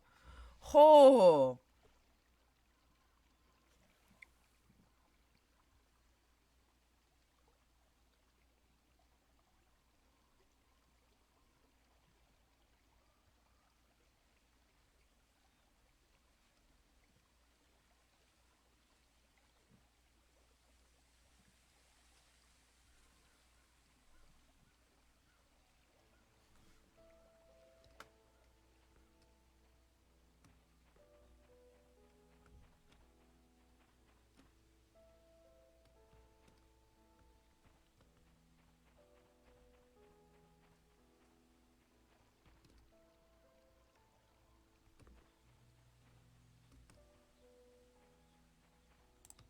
Trying to find...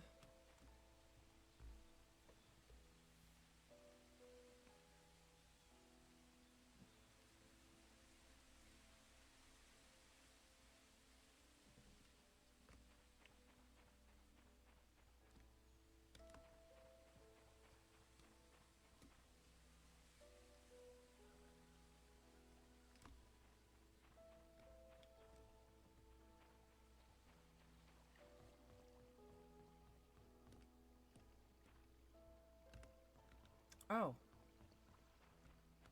Wait.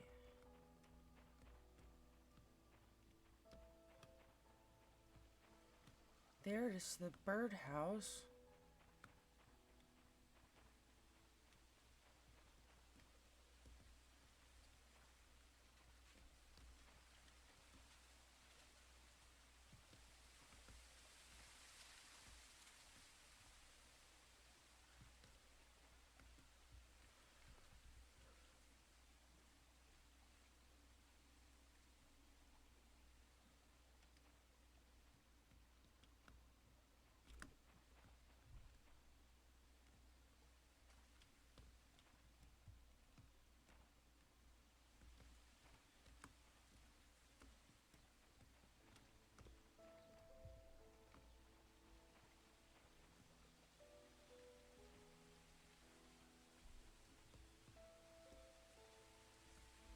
Saying it's in the stump. What stump?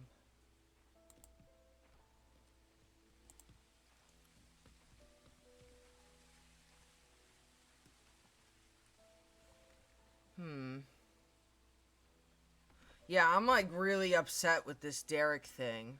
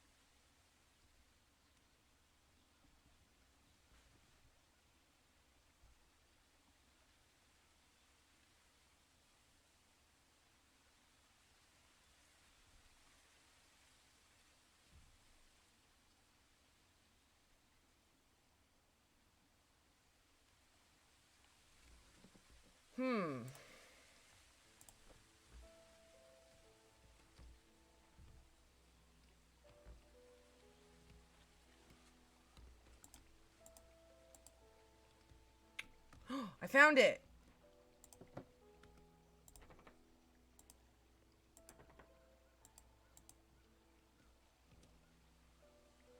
I'm gonna unlock.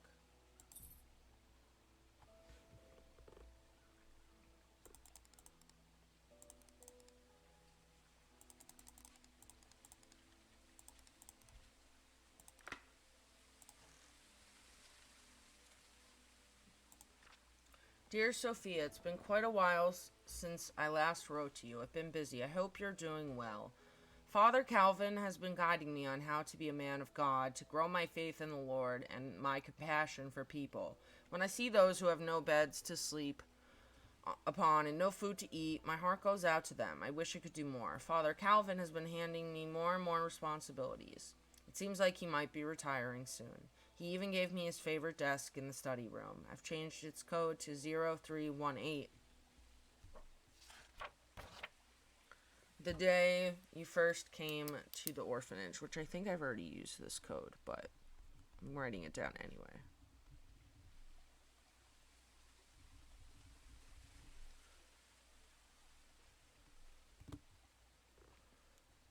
Painscreek has been very quiet recently. Nothing much goes on in this small town. Oliver is still Painscreek's event photographer Charles and Vivian are running their businesses as usual. Trisha's 7. She's really smart and loves to hang out with her dad. Dorothy's the same old Dorothy that we all love. Bernard's still the same reliable butler. I don't think he'll ever be replaced. As for me, well, I'm still here, waiting for your return. Oh, that's so sad. Do you remember the church attic? Well, I spend most of my free time there now, doing wood carving. Helps me relax. Hey, I even got pretty good at it. Sometimes I'll think of you, and how we spend our time together. I'm not sure if you ever realized how I felt towards you. Since you left, I keep writing these letters, but I never mail them. And to be honest, it's because I don't have a clue where you may be staying right now. At the same time, writing to you has made me feel that we are still close to one another. Oh. Today marks the 6th year that you left Painscreek. I still don't know why you left. All I want to say is take care. This will be my last letter. One day I hope to see you again. Oh! Oh, it just keeps getting sadder.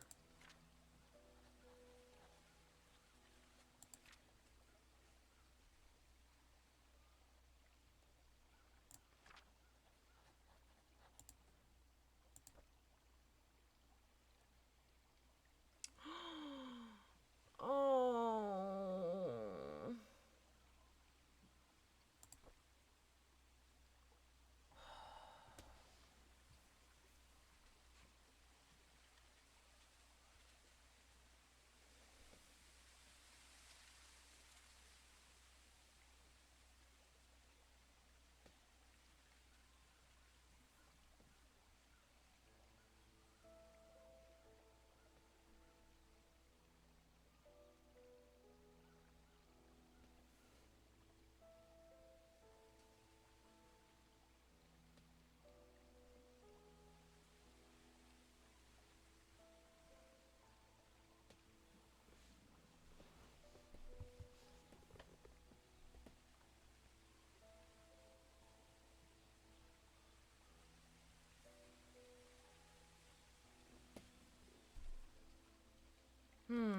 Okay.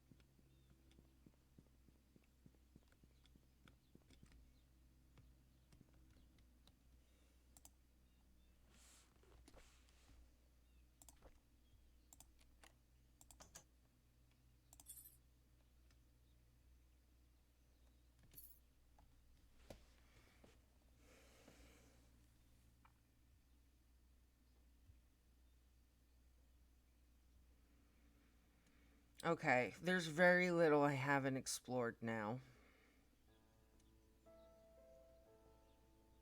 I think it's literally just 2 hidden rooms.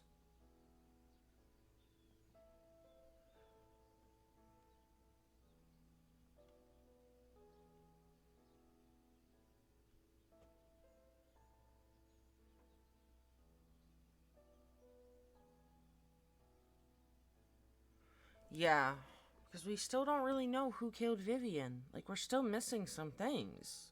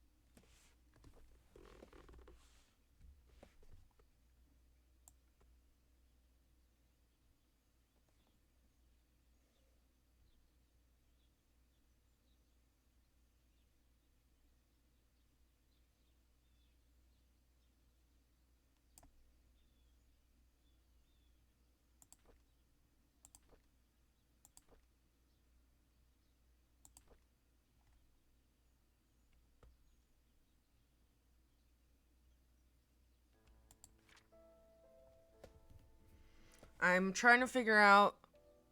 Yeah, I'm like really close. I know I'm missing a couple things, so I'm just figuring out where I need to go.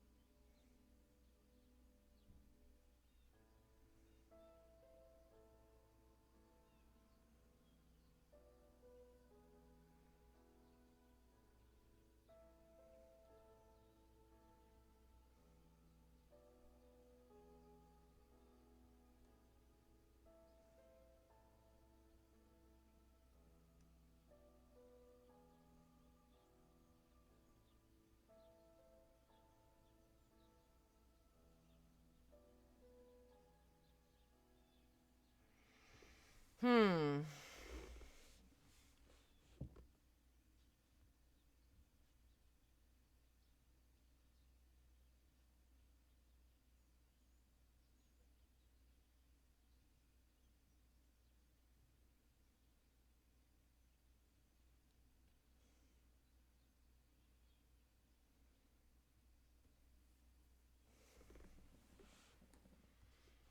Okay. I think this is where we need to go next.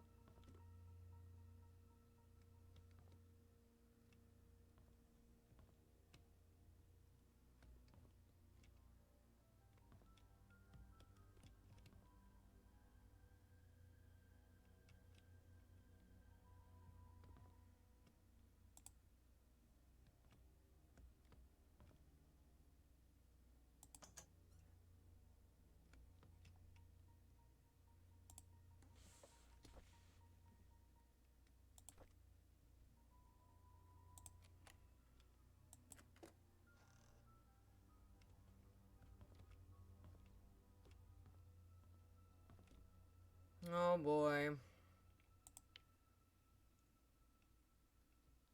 Oh boy. Oh boy.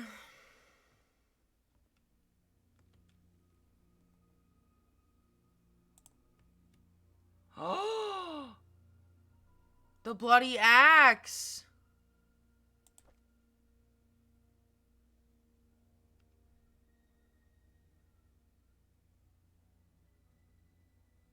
Okay, so I think Boris or Bernard, sorry, killed Scott.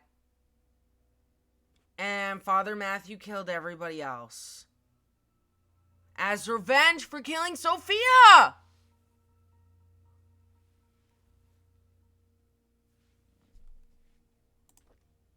No way. There's no way.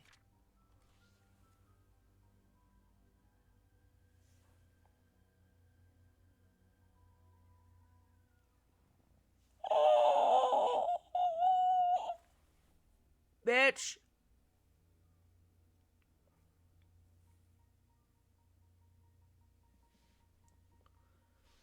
Dearest Matthew, I'm writing this letter to let you know what happened to Sophia. My days are almost up, and I feel you have the right to know what happened 9 years ago. In 1974, when Vivian Roberts underwent a C-section to deliver Trisha, she was told that she could not give birth anymore. Vivian broke down mentally and was hospitalized. Sophia was tasked with taking care of the newly born Trisha and helping Charles Roberts. Charles, who was facing a lot of difficulty and pressure, unfortunately found comfort in Sophia. They had an affair. A boy was born. A few months later, Vivian found out about the relationship. She was furious. Feeling threatened by the illegitimate boy, Vivian kicked Sophia and the baby out of Painscreek. Everyone believed that. But the truth is, I took the boy and put him in St. Patrick's orphanage. I named him Scott. Time flies. He's going to be 10 soon. I pray that you can bear the responsibility of raising him. He does not need to know about his real parents. It's all in the past. Instead, give him a new start. Oh. Remember, Vivian was the lady that was murdered in the first place. She was the lady that we were trying to solve the murder for. And it just spiraled. Oh.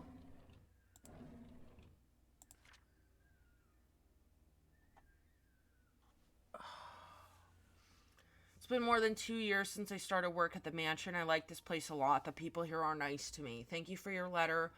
Although I cannot be there with you for your missionary work, I will pray for your success. You were always the noble one. Do you remember the wishes we made when we were at the orphanage? Yours was to help the unfortunate. Mine was to not be poor. I did not expect opportunity to knock so soon. Maybe heaven is helping me.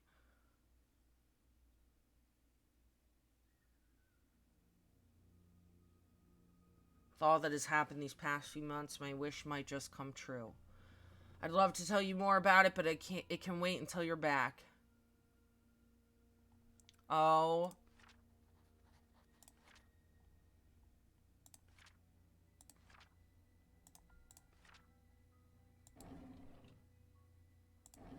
My God.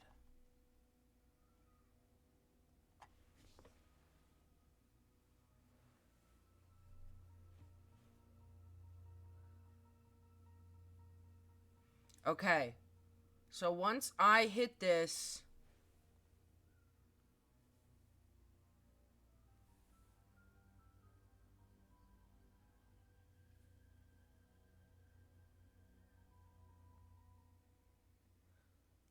Alright, when I hit this, this will trigger the end game.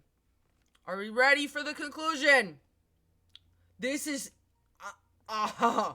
I'm gonna need a nap after this one. This is wild.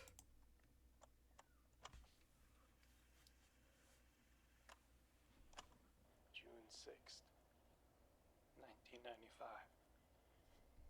I met Andrew in the evening at his house. He was hallucinating when we met, saying that he's seen Sophia everywhere, that he's a sinner, and that he should die. But I didn't mean to kill him. My hands are still shaking. June 30th, 1995. Dr. Johnson came. He was surprised to see me. He tried to justify, saying it wasn't his fault, that he was only carrying the baby and had nothing to do with Sophia's death.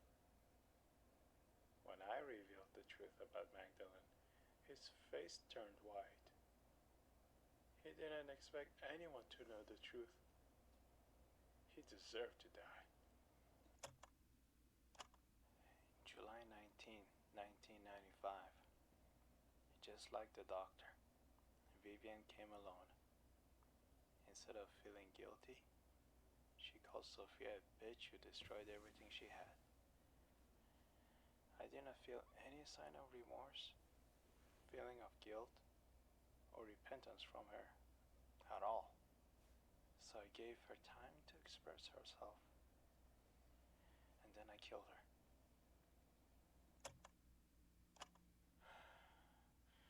It's all over now. Why am I not at peace? There's this nosy investigator in town. I thought that if I led him to believe that Bernard killed Vivian, he just might believe it. But I made the mistake of trying to mislead him. Now he's suspecting me of being the killer. He has to die.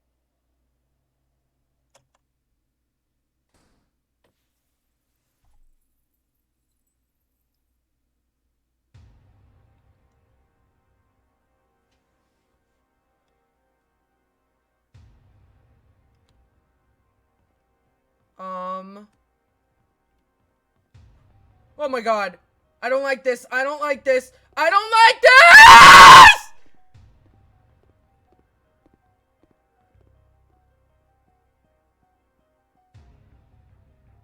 Oh my god. What am I supposed to do? Ah!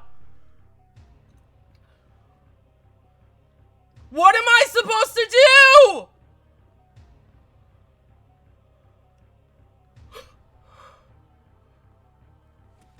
What am I supposed to do?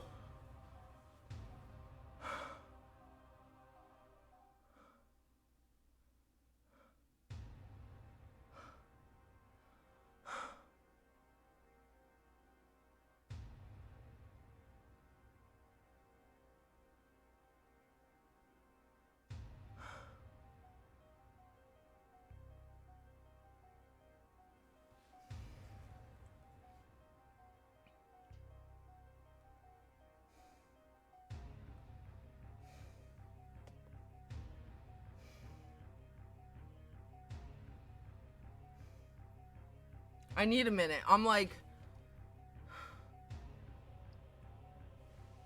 I did not expect that at all.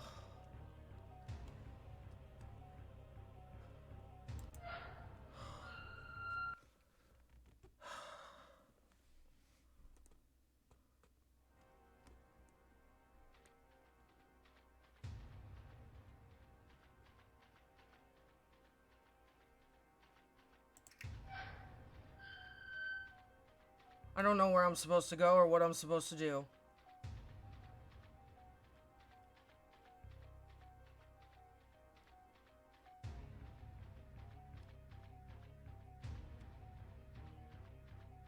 I'm guessing I'm supposed to follow her. Help me!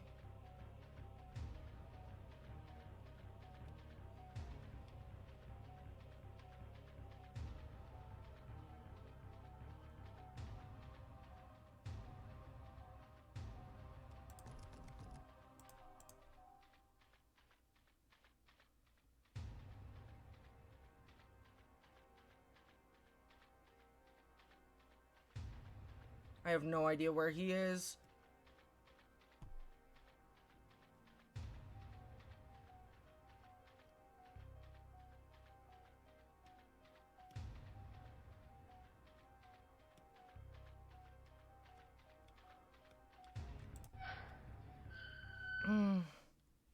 I don't know what I'm doing. Oh, I'm scared as hell.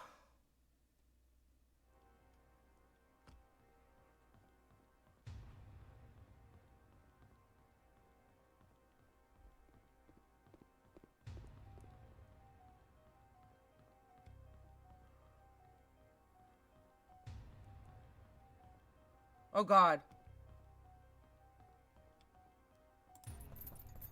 Oh, my God. Where do I go?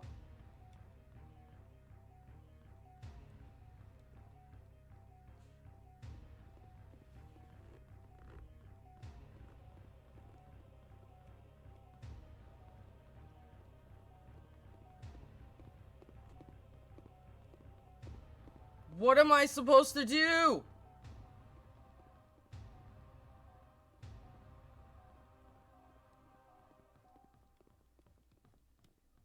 Ah! I'm gonna die, I'm gonna die, I'm gonna die!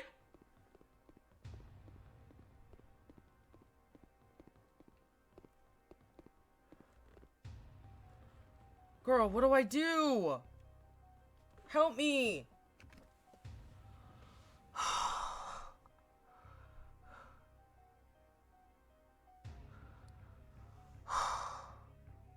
I'm really sorry.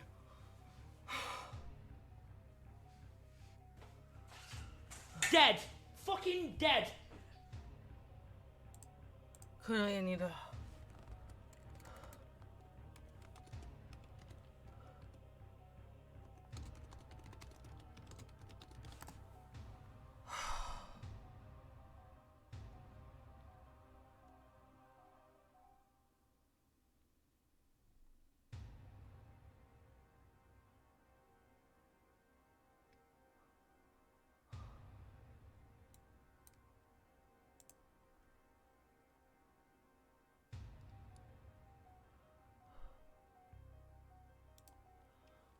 Oh.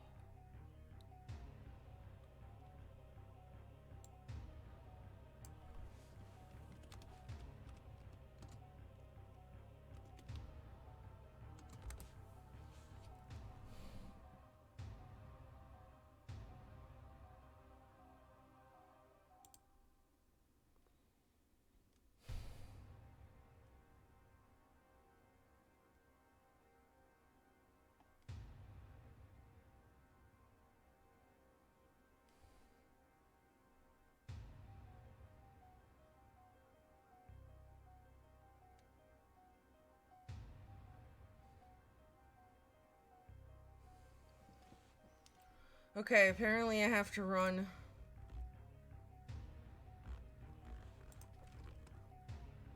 to the roof.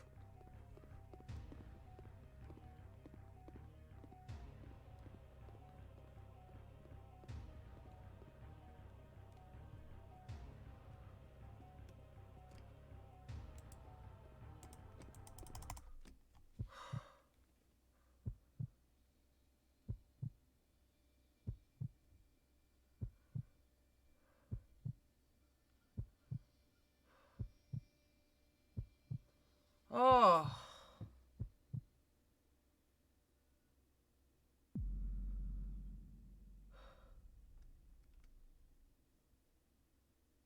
Bro.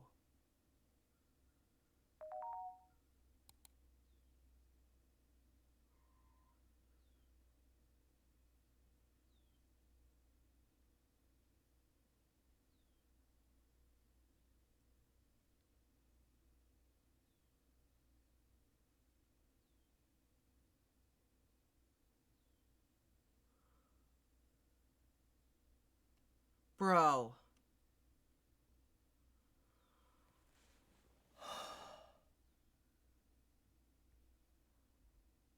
I like can't.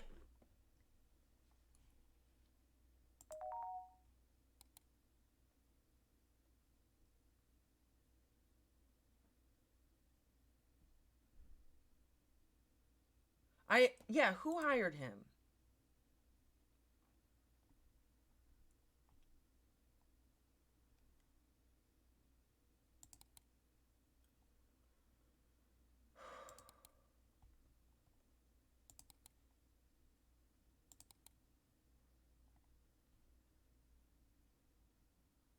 Cool, I didn't take any photos.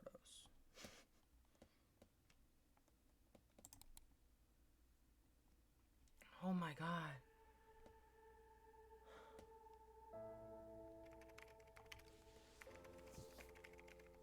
My name is Janet Kelly. I'm here to inform you on behalf of PI Steve Moss that the secrets of the Painscreek killings have come to light. He is, however, missing. The police are searching for his whereabouts. You're not gonna find him. While preparing for this letter, I could not help but wonder, what if Charles didn't commit adultery? What if Vivian had not confronted Sophia? What if Magdalene hadn't insisted on a son to continue the family line? Could things have turned out differently? In hindsight, it's easy to say that what they should not have done. Sometimes it's hard to make the right choices in life, isn't it?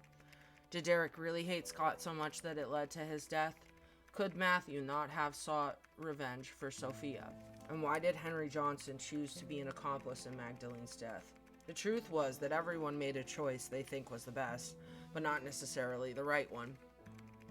This made me realize the following. We have the freedom to say or do whatever we want, but there are consequences following our actions. The bigger the mistake, the harsher the consequence. It was true that Charles and Sophia's affair was wrong, but Vivian had a choice, either to confront Charles about it or take it out on Sophia. She chose the latter. Just as Vivian made her choice, so did Andrew, Henry, and Matthew. In the end, they all had to face the consequences. One thing puzzled me. If Steve and I were both trying to find out the truth, why was I saved but not him? I hope I find an answer someday. Till then, this is the story of the Painscreek killings. That is true.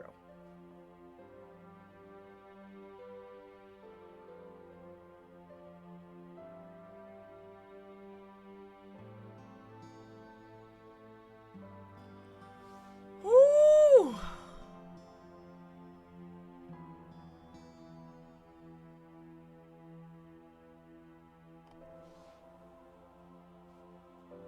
We beat the game. We solved it.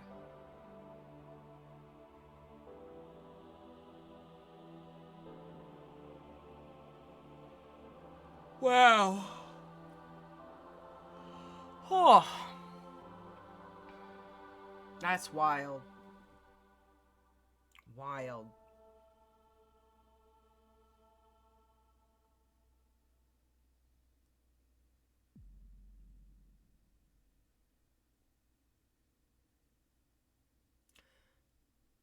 How did I get completionist in only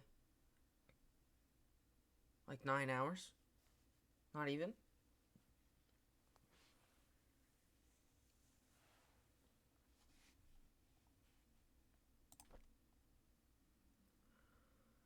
Whew.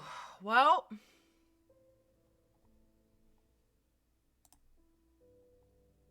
yes, I'm a pro gamer.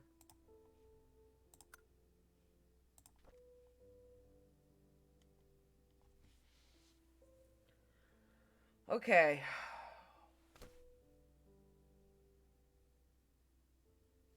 I don't want to end on that. Because that was depressing.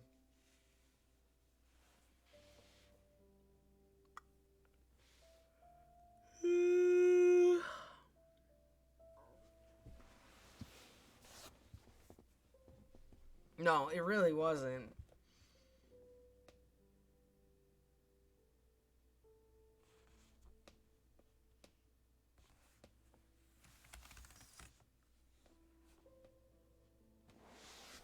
I mean, I guess the only thing is you figure out who did it and why.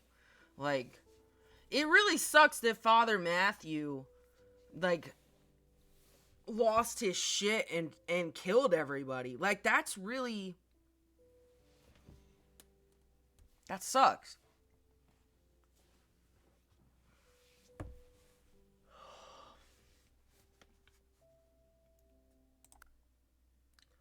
Okay. But now I need something... Not that.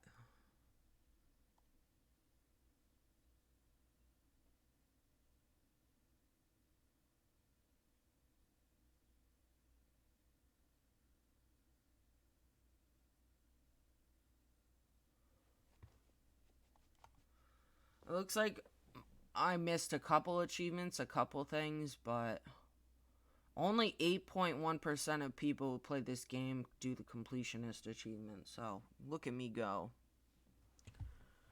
Okay.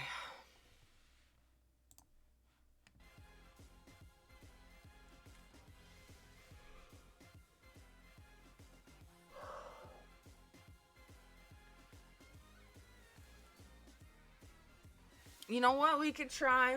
I know what we can try.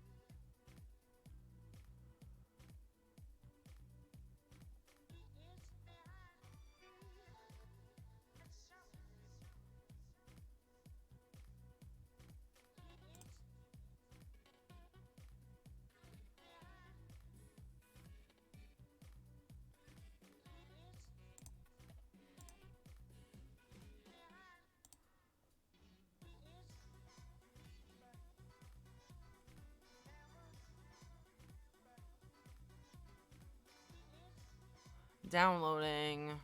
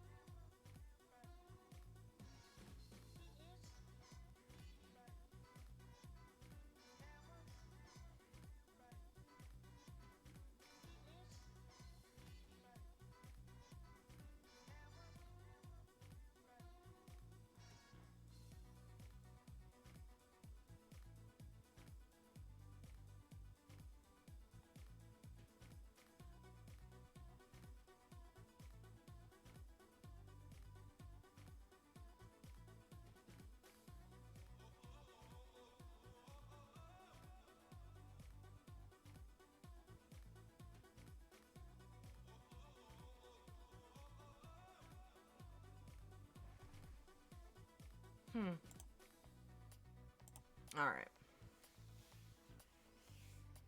Looks like this is done. Oh, are you gonna be a pain in the butt to try and play? Oh, what did you do?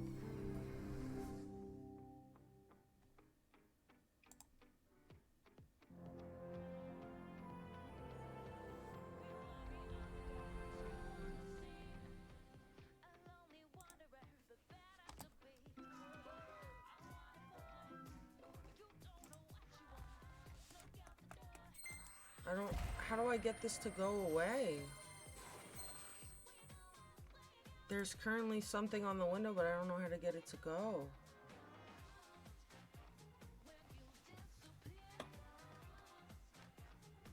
Oh, it's gone.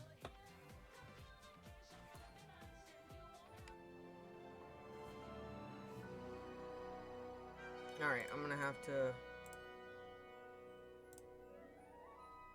Oh boy.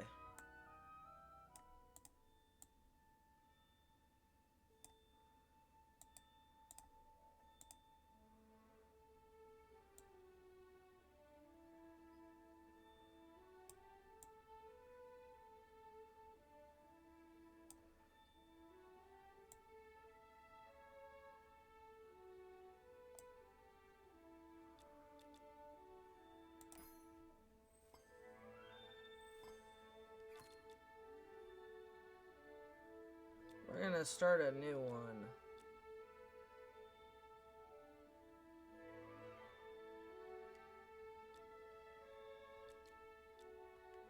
Actually, let me see this.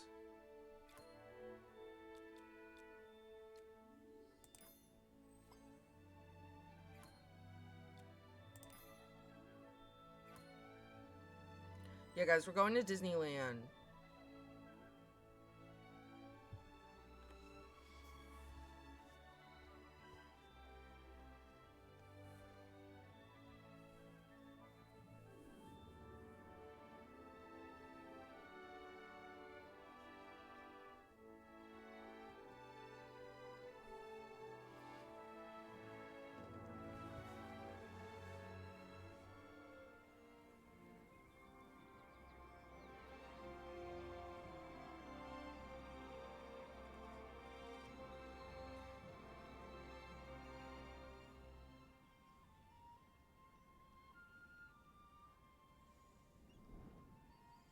The mouse! I have to change the game title.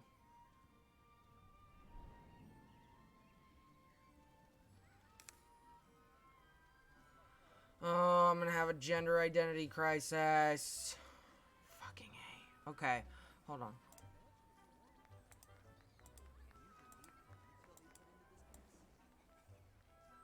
Why?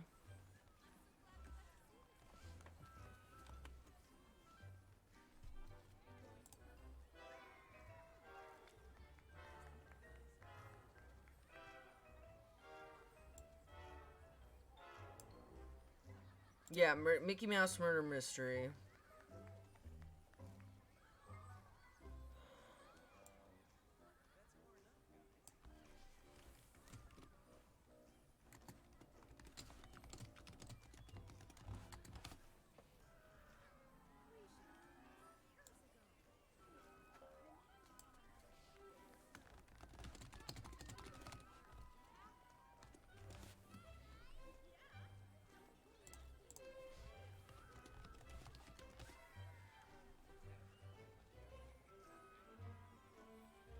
Oh my god, why are you taking so long to load the game?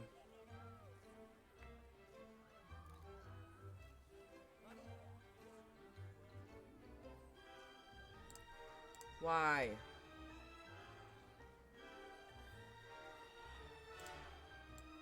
Let's give me a hard time about this.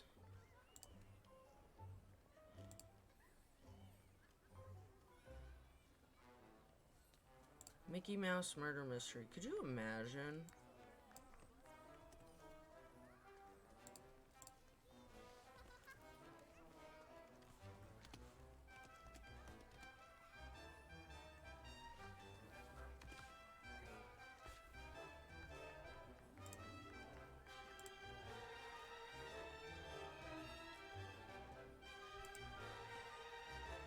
Actually, this is kind of...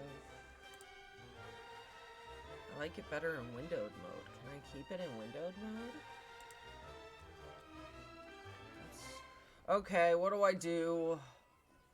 Oh, I hate when they do this.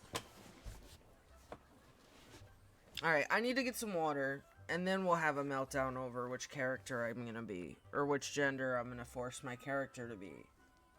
So, I'll be back.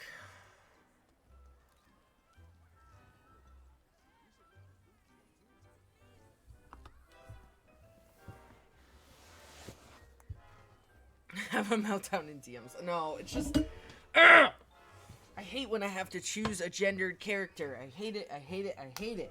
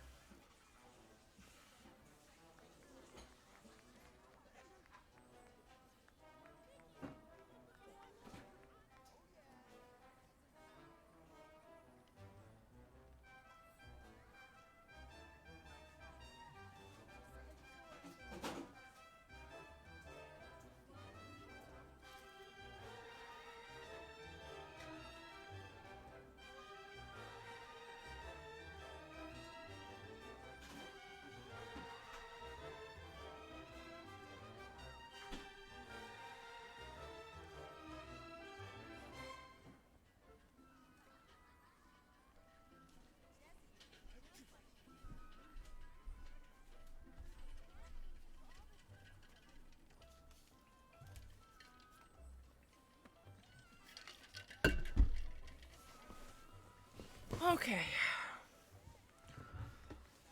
I am gonna do this. PC games, right? Man.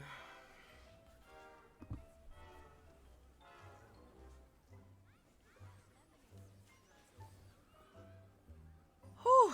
What a stream.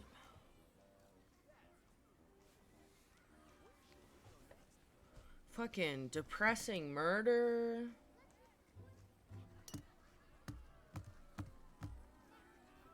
Oh, thank you. Thank you very much. I put him up when I turned the camera off for whatever reason that might be.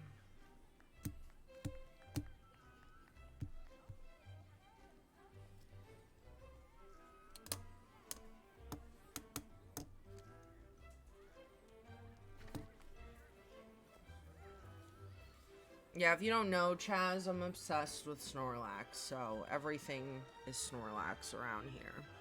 Okay, I want... Well, we can get rid of my little notes on our murder. I don't know why I thought that that was gonna have some sort of, like, good ending to it. I don't know. I didn't expect every single person to die and be killed, and, like, the man of God is the murderer. Oh, I don't know what I was expecting either. It wasn't that. I'll tell you right now. I didn't expect to have the shit scared out of me after fucking 8 hours out of nowhere, just getting chased by a guy with a fucking axe.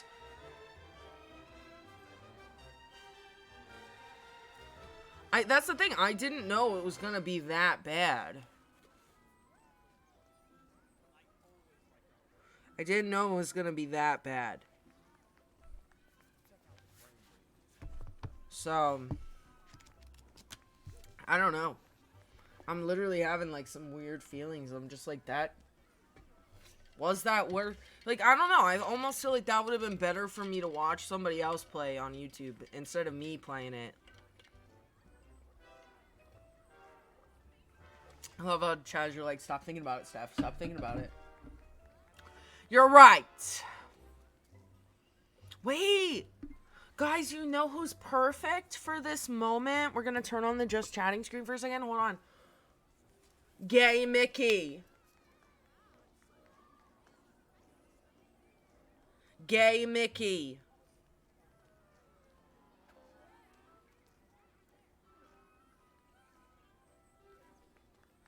I may or may not have bought this just as a commemoration to DeSantis's legal battle with a cartoon mouse.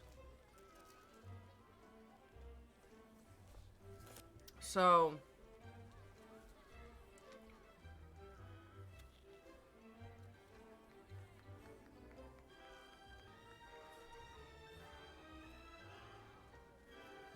go Mickey, gay Mickey, yes.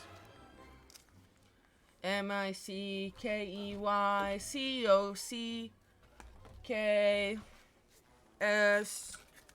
Mickey Cox. No, I'm just kidding.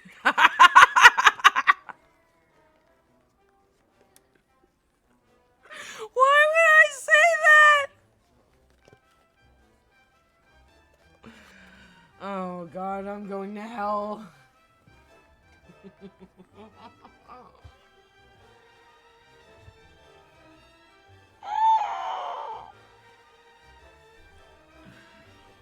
Hooey.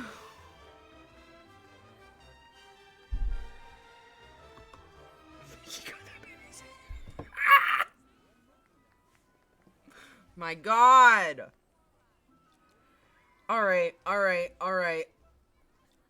It's just a game. It's not a big deal. It's just a game. It's not a big deal. It's fine.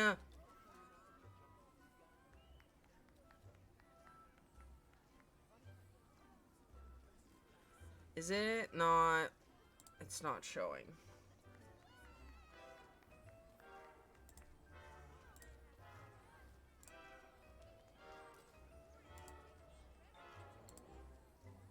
There.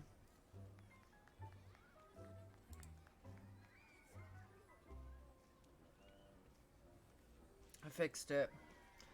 It's in windowed mode because I didn't like it in full screen. It's not good in full screen. Because this game is a couple years old. Wait. What if I don't want this face?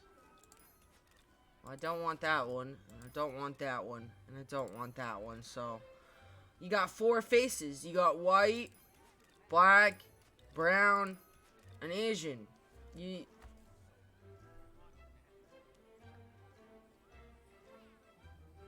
That's kind of crazy. That even a game this old only has 4 face choices? And they're white, black, brown, and Asian?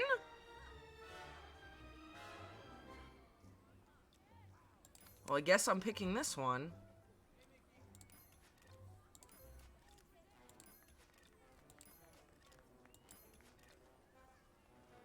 Oh, these hairstyle choices.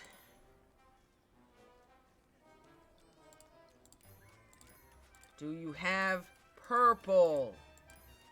Why would you have purple? Why would you have purple? You only show all the colors in the... Okay. Guess we're going with this. I know this game is super old, but I still really like it. Turn the volume down. That feels a wee bit loud. Right, friends? And the reason why I have the Snorlax on is because I'm gonna do the aromatherapies. So,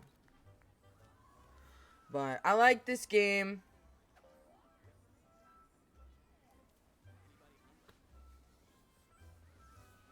Well, it says copyright 2017 on it. So, that must have been the last time they gave it a little fluff up.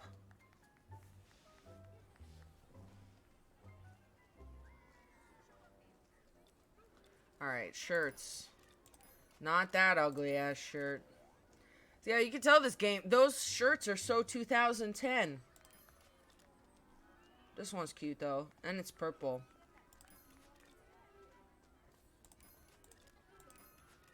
No, I want my...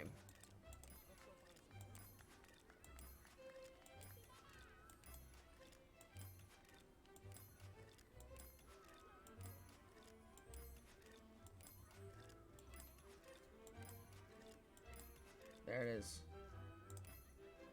Oh, what are we going? What is...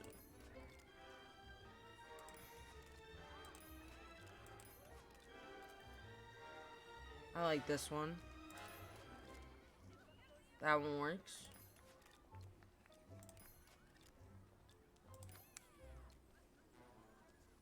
Look at me! Hey there, pal. I'm Mickey Mouse. It's great to meet ya. Gosh, pal, I was hoping to get some of my friends' autographs today, but I've been so busy with the Toontown Mayor election that I haven't had the chance.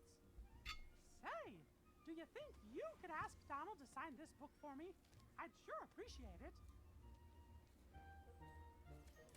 Gotta go get Donald's autograph. Here we go. So long. Thanks for getting Donald's autograph for me.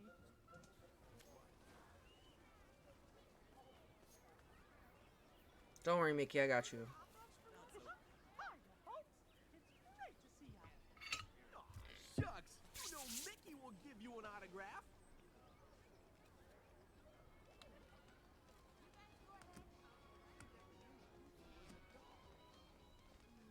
Get out of my way.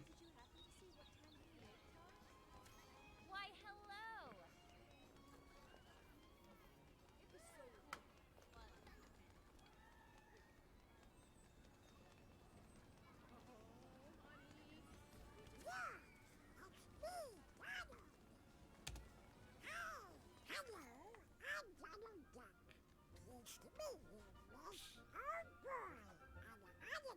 He is looking a little thick, right?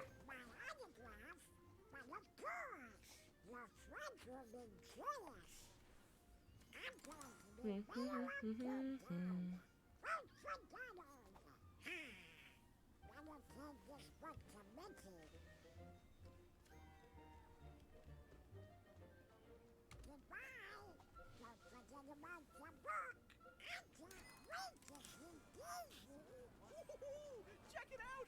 Whatever you did made me glow again. Oh, see this bar? That's how much magic we got. Guess what happens when it reaches the top? Magic.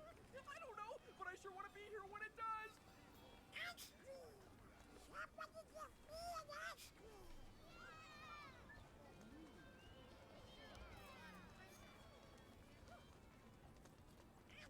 I don't know, there's just something so cozy and sweet about... Yeah, Donald, I'm not a fan.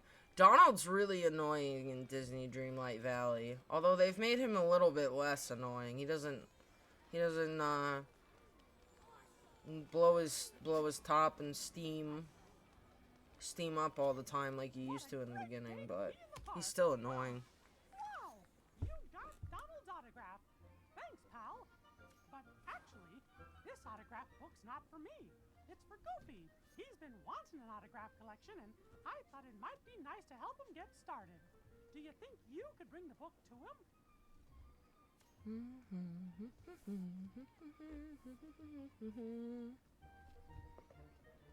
I'm ready when you are.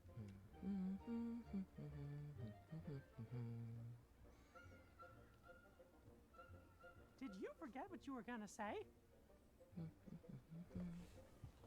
So long. Oh, and thanks for giving the book to Goofy. Kinda quiet, huh? Aw, that's okay. I'm not in a hurry. It's just a little... I don't know, it's just fetch quest after fetch quest. All you're doing is getting items. I don't know. It does get a little old after a while. You know, every time there's an update, it's nice, and I like being able to collect the different items and stuff, but I don't know. I feel like it's missing something. I don't know what, but it just feels like it's missing something. Yeah. Yeah, the actual gameplay concept where all you're... Literally, it's just this character for this mission wants these items, and then it takes you days to collect said items. Like... Sign that for me. Gorge, thanks.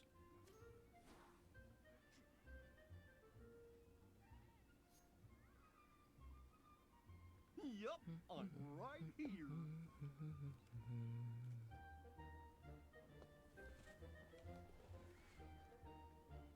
See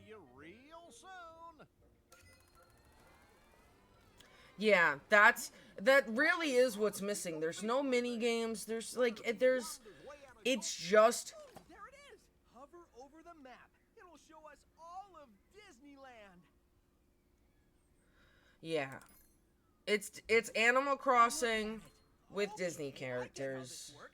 This map will help us find characters, attractions, shops, just about anything we want. Except secrets, of course. So, you got lots of choices.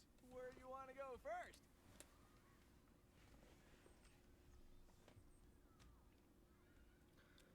Can we go to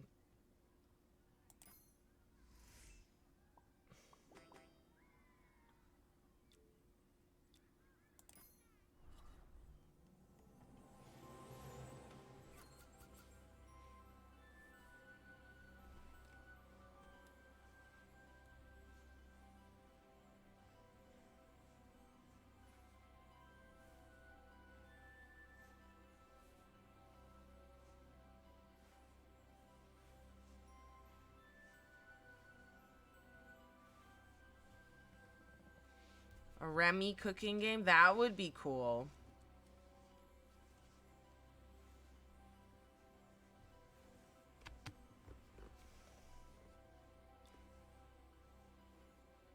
I actually didn't want to do this. This is not what I wanted to do. I don't know what they wanted me to do, but that is not what I wanted to do.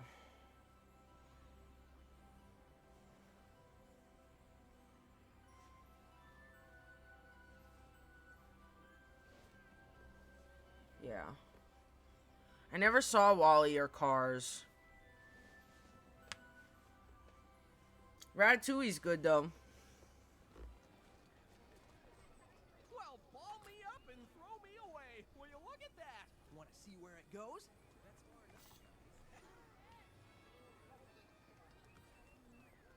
Space Rangers must be in peak physical condition.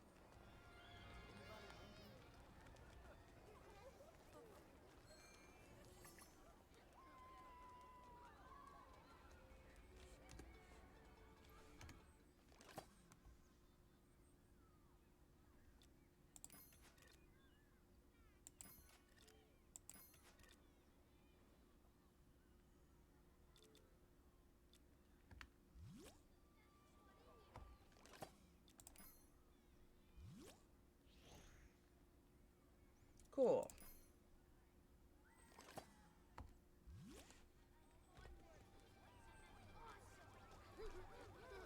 Oh, hello there.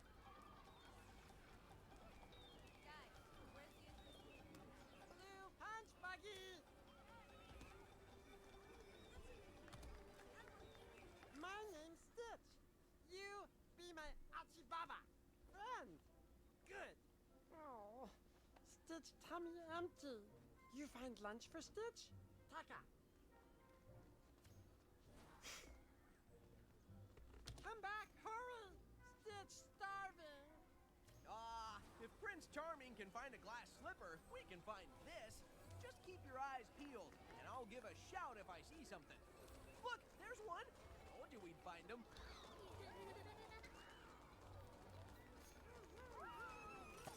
I'm glad they're really easy to find. Kasta. Baba.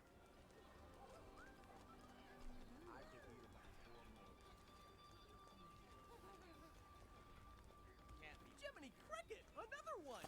Let's find the rest. Gotcha.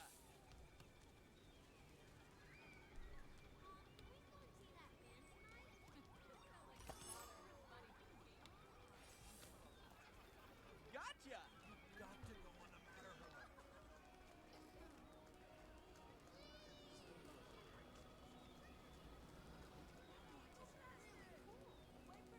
Aha.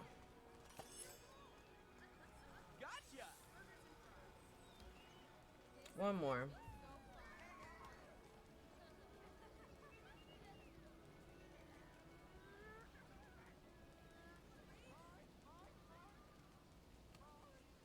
There it is.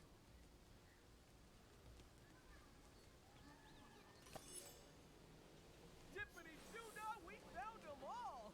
Let's take them back and see what happens.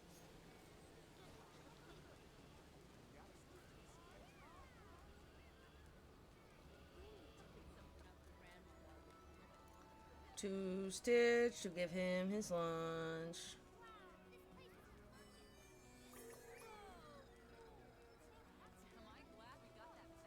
The green aliens. Time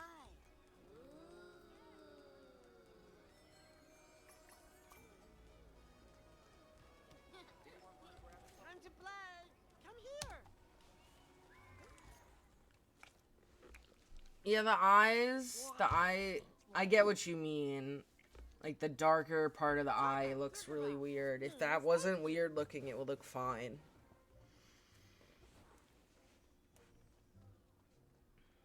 Aloha, friend.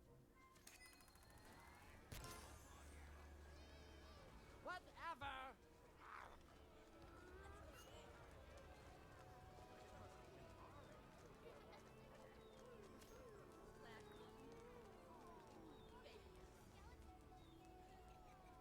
Do, do, do.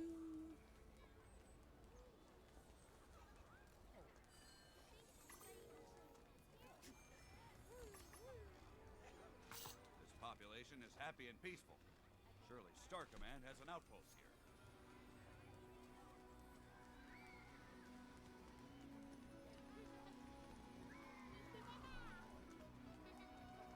Pull out that autograph book for Pluto. Can you imagine having hair like Rapunzel? How did I get so off track? It's your own magical camera. If you like, you can practice taking a picture of me. Here, I'll pose and you can take Oh no! Okay? I'm sorry that the bruise hurts. Hold my feet. It's magic. Whoopee. Great to see ya. I got my camera.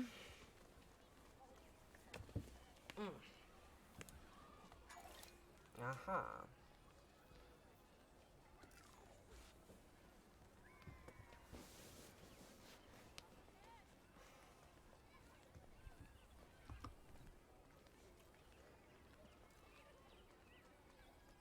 Look at him.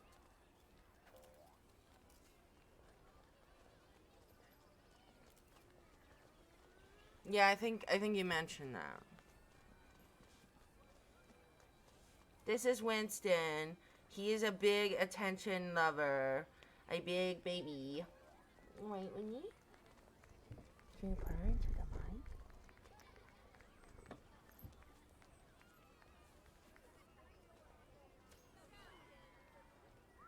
Gosh, sure is a nice day. Winnie boy. Oh, that's okay. Take your time.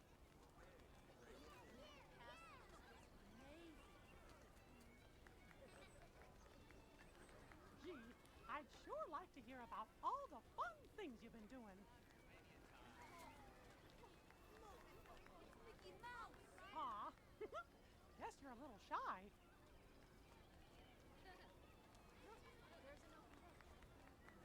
He's just like, I'm good like this. Were you busy? I'd sure like I'm to hear about all too the bad. fun things you've been doing. I'm staying like this.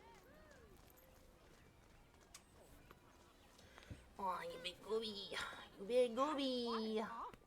Aw, that's okay. I'm not in a hurry. Yeah, he's like, oh, are you busy? You doing something? No, you're not. I'd sure like I to want hear about all the attention. things you've been doing. I'm gonna get bopped in the face. Look at all the people here today. I'd love to talk to you. This is cute aggression. I just wanna squeeze you, cute aggression. I just wanna love you, cute aggression.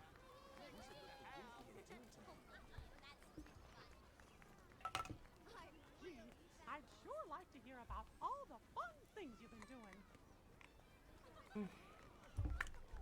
Winnie, I had to get you off of me. You were being a bit much. Yeah. Did you forget what you were gonna say? Up, he's running away because of this thing.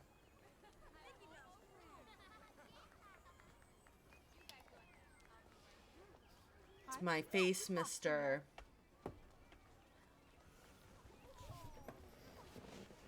That's good to know that I can get rid of him with the face mister. There's nothing like being here on a sunny day. Maybe we could, dance or something? What do you say?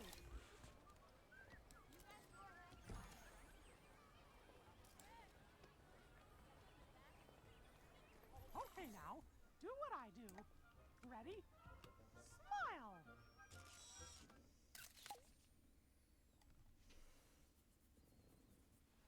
I got it at Walmart for like $5 or $10. It's wonderful. With that camera in no time. You just fill it up with water and... I've given you a few albums to get started with, but I know there's more out there. Maybe we can get them from the shops.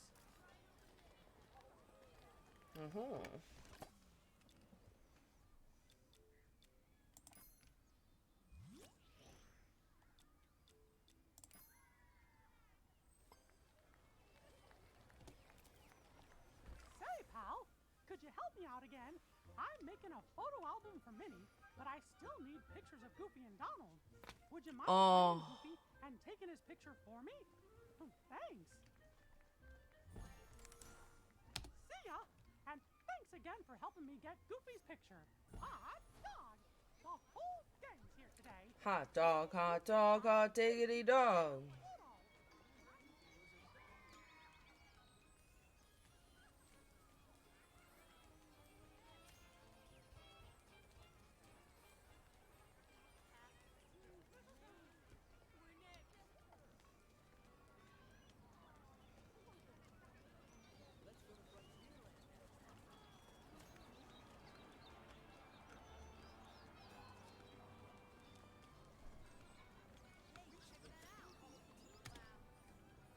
Oh, I'd love to pose for a picture.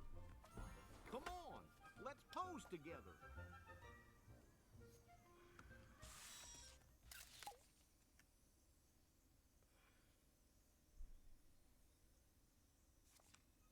You know, Donald lost his hat on the Matterhorn, and he won't take any photos without his lucky hat. If you want his picture, you're gonna have to find it pronto. Good luck, pal, because no one's better at finding stuff than you. Snow. Yeah. That's funny. Gorge, what's your hurry? Now I gotta ride the Somebody out Matterhorn. there wants to ride the Matterhorn. So demanding. Like, you gotta do this, you gotta do that. Fuck you. Why?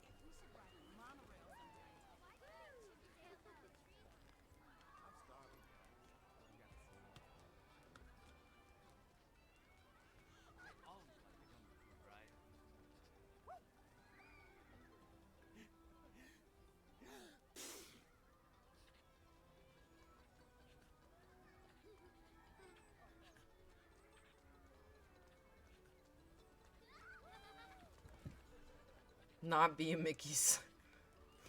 Oh my god. Oh, hey, if you see a hidden Mickey, be sure to use your camera. I mean, you're not wrong. You're not wrong.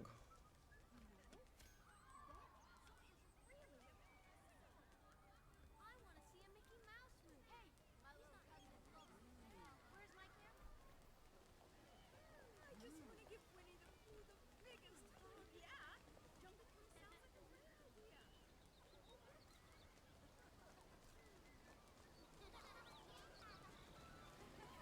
Beauty and the Beast. Come on, there's the Matterhorn. Has anyone seen Goofy?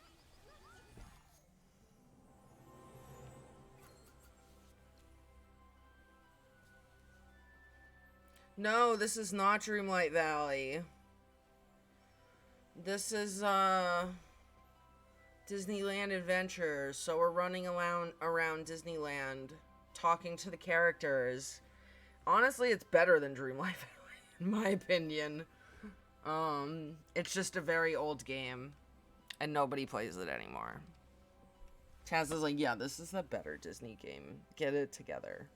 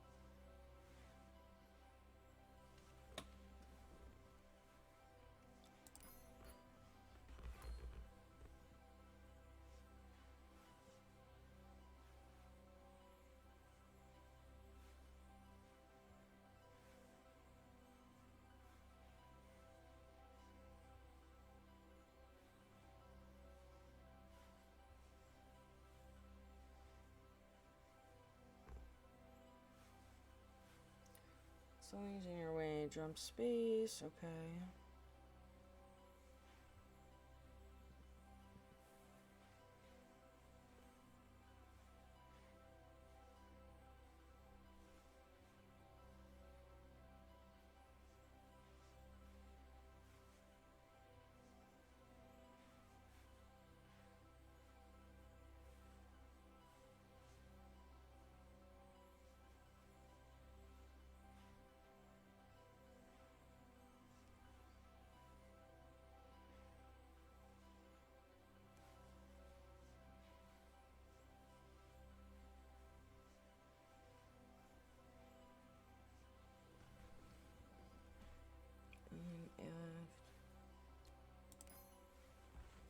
So it looks like A, D, and jump.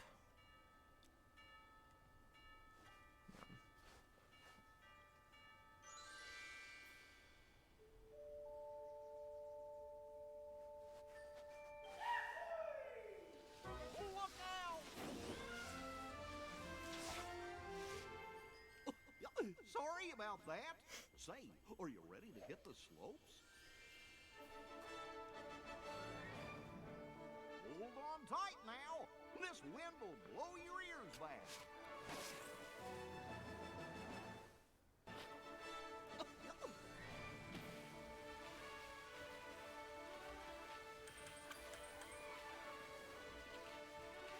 Keep to the right now. There's stuff on this mountain you don't want to run into.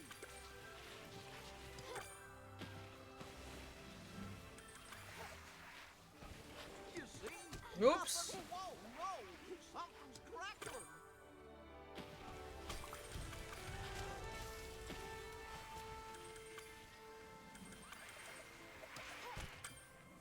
I'm okay. You just keep going.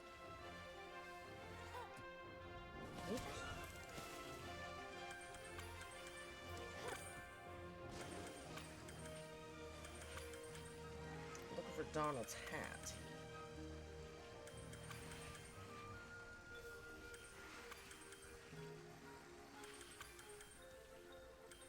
What? No, you got it.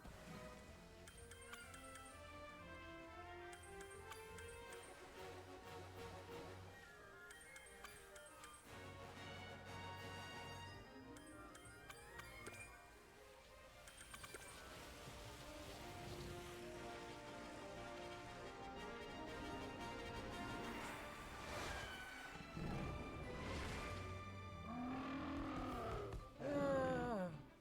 Gorge, you're a champ at bobsled. Gorge, I'm sure Donald's hat is up here on this mountain somewhere. We just gotta find it. Oops.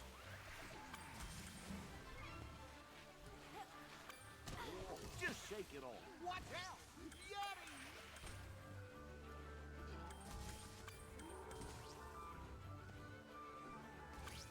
Look, there it is. Donald's hat. Where? See if you can grab it. Oh.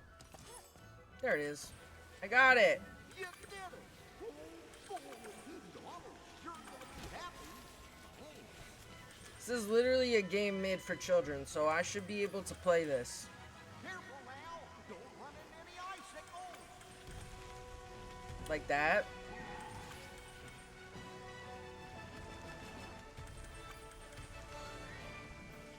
Man, I don't even... You see? Nothing to it. Oh, but that was my goal, was to get this kid killed. Didn't you guys know that? Keep throwing them snowballs. Oh, did you think we were playing this for wholesome vibes? No. This is murder! Part 2! No, I'm just kidding. Gorge, you're a champ at bobsledding. Look out below! Goofy, how are you even alive? How are you not dead? You are one dumb motherfucker.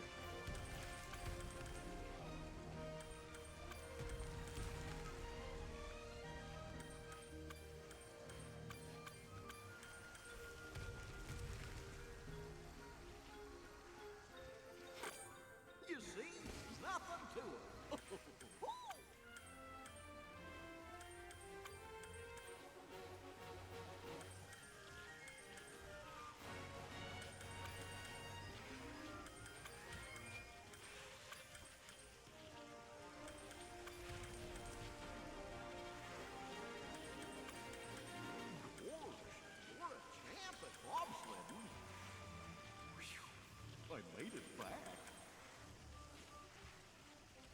should be done soon with this.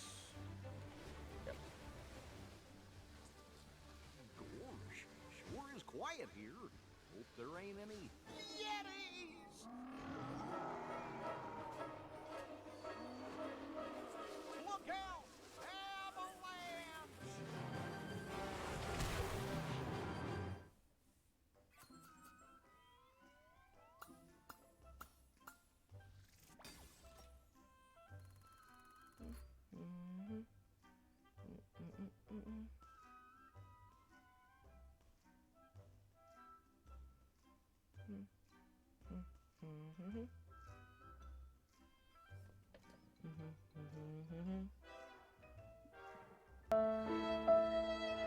No.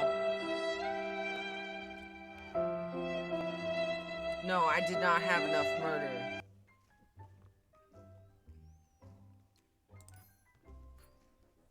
More murder.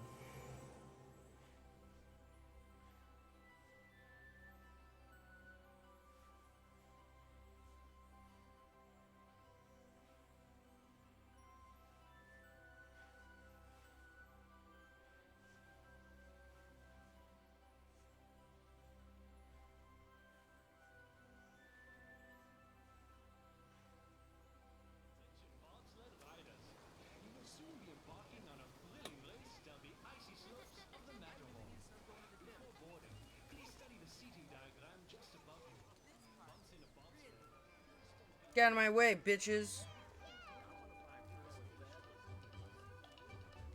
Pay attention, or heads will roll. Dun, dun, dun. Get out of my way. Flounder would love to see all the children here.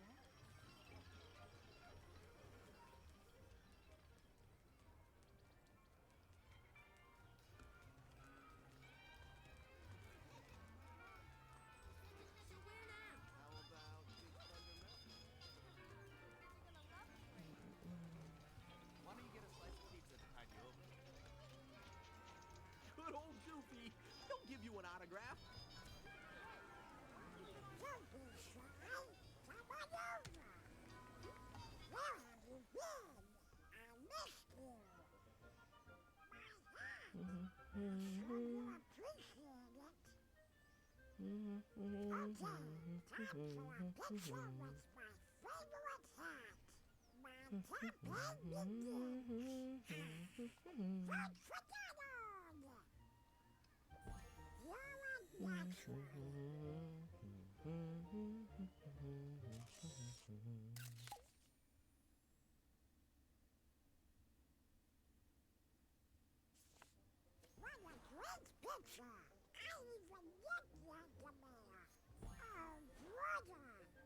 Pictures from Mickey, but he's my opponent. Well, okay, you can give it to him.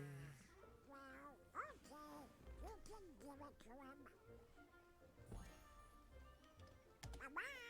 Say hello to Mickey. All right.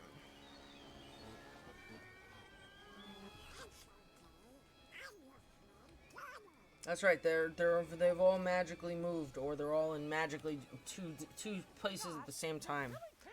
For me, pal. The photo album's complete. What a great surprise for Minnie. Oh, you know what? I got an idea. Since you helped me so much, I'd like you to give the album to Minnie. That'll be an even bigger surprise.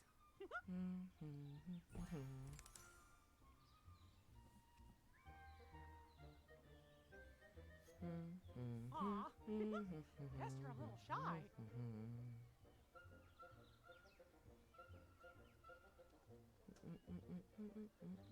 I'd love to talk to you. Bye-bye. Don't forget about Minnie's photo album. Hope you're ready to have some fun. Hello, dear. I'm Minnie Mouse, and I'm very pleased to meet you. Oh, it's for me? Why, that's so sweet. And you helped Mickey, didn't you? Oh. Yeah. I have a little something for you, too.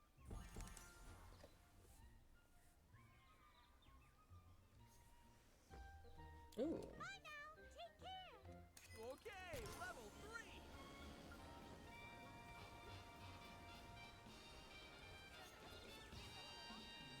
Well, hello there.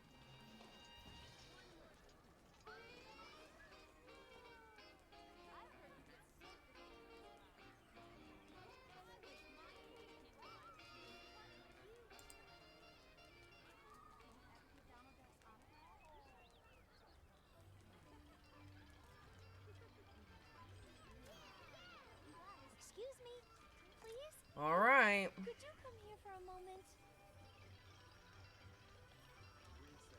Well, I don't mind being quiet, but I'd love for you to tell me about human stuff. Like shoes.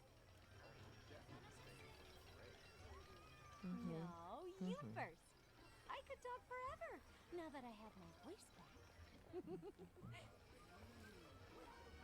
Oh, my stomach. Why are you doing this? Oh no! Did Ursula steal your voice?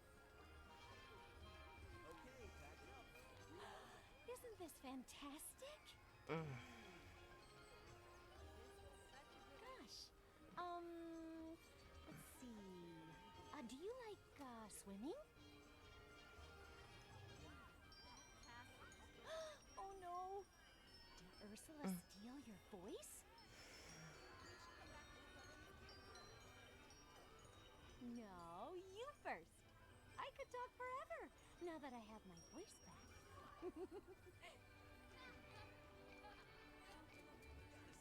Well, I don't mind being quiet, but I'd love for you to tell me about human stuff. Like shoes. Gosh.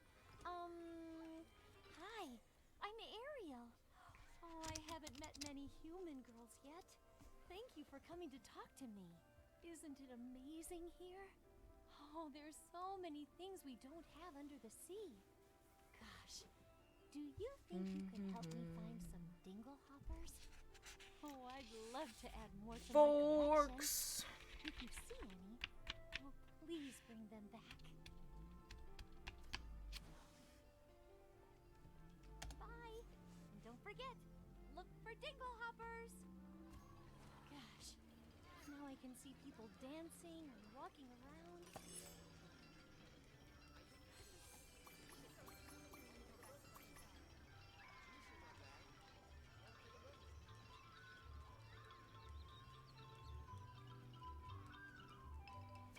Hurry along, that's the way.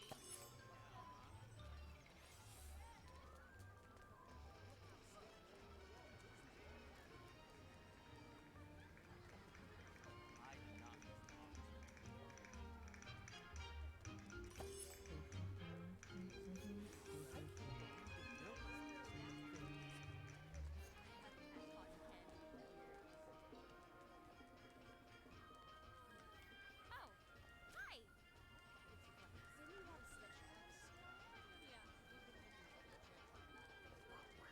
Hey, Buzz has a blaster for you. Oh, that's plenty of dingle hoppers. I can even give some to Scuttle now. Oh, thank you so much. Bye. Sebastian called the human world a mess.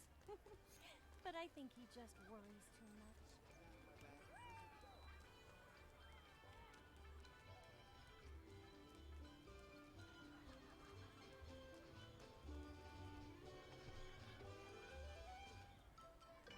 I don't know where I'm running to next, but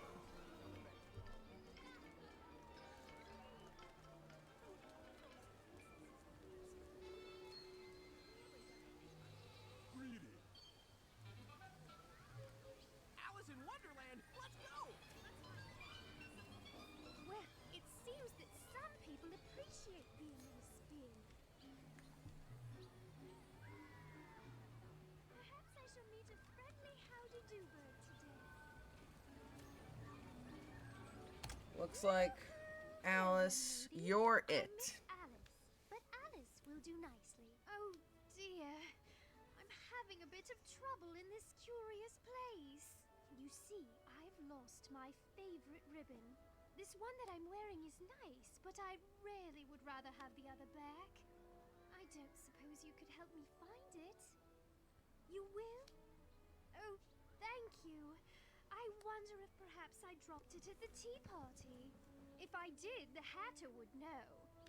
Why don't you speak with him and see? The Hatter. Don't forget my ribbon now.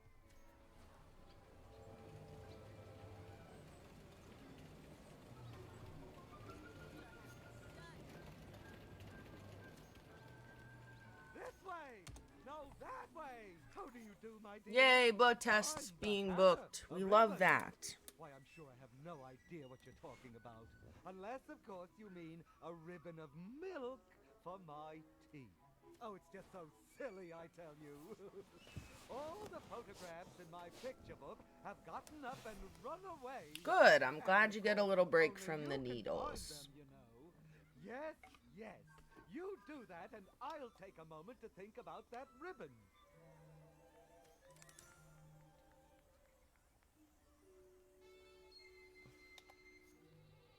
La la la la la la la. Oh! Were you waiting? Run along now. Oh, hello there.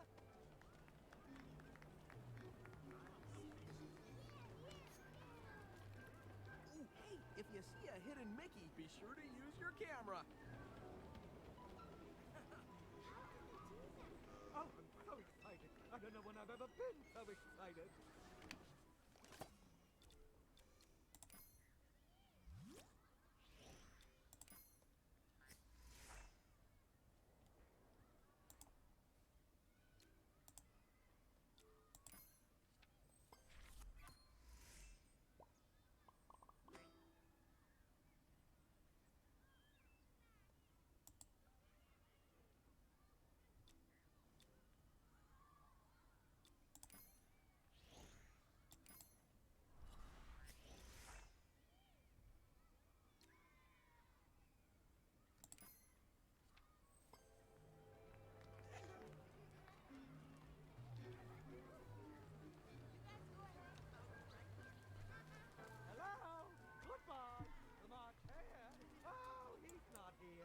Oh, maybe it wants me to.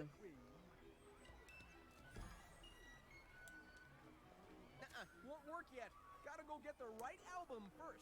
I saw some in the shops. Go get one. Aha! I will not move another step until someone brings me jam, biscuits, and 4 cups of tea. Goodness, what a hurry. Does no one stop for tea?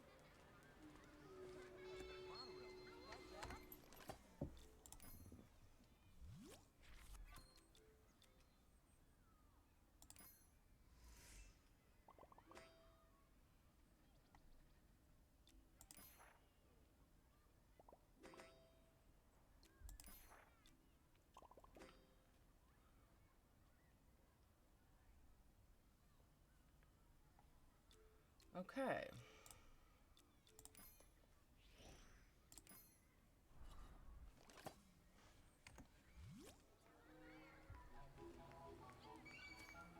Oh, hello there. I must get an unbirthday card for all of you.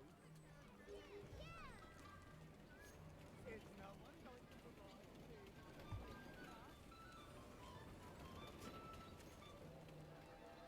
Oh, hello there. Just trying to find the shops, and I don't know where they are.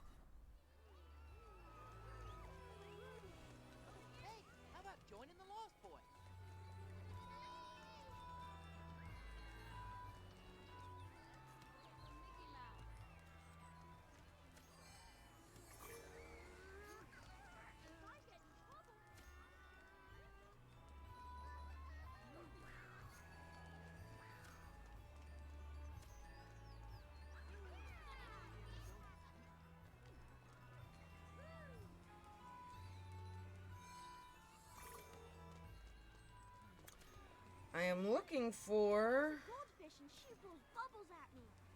Hello to you. And you. And you. the store where I can buy the photo album. Because I can't find it. I'm stupid.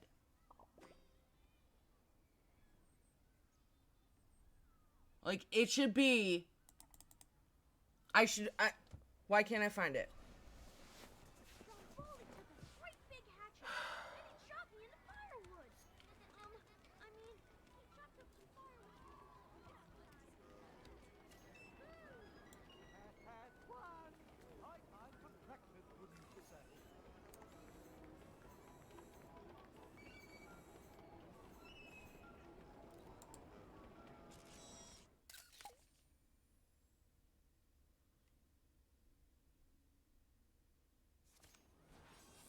Jack and Jill went up the hill to fetch a pot of tea. They boiled it up and brewed a cup and brought it down for me.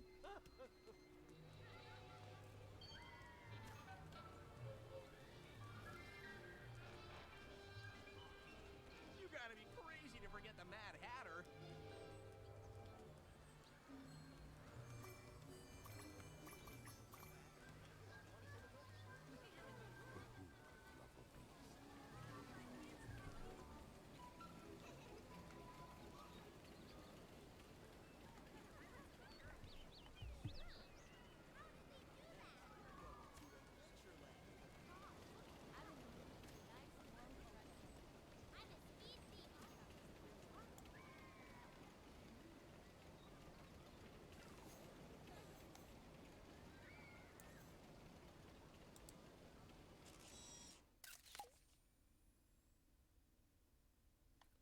Oh, okay. So you still get a little bit of break.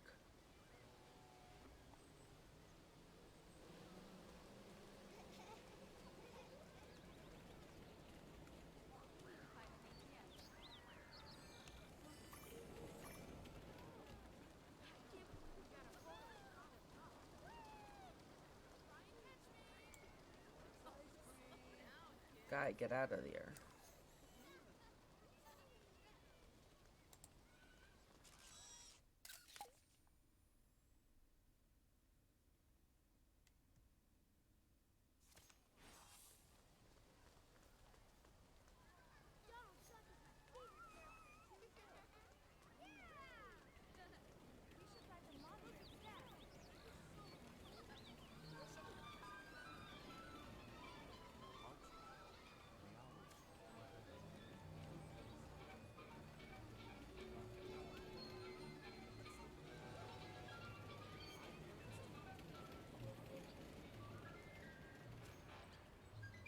You there!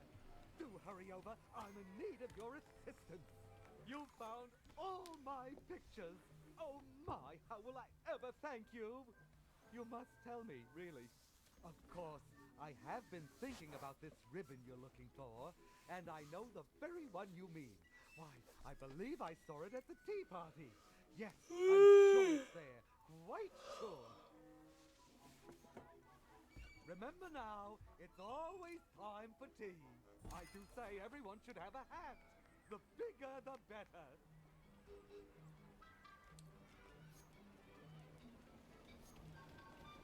Hey, Buzz has a blaster for you.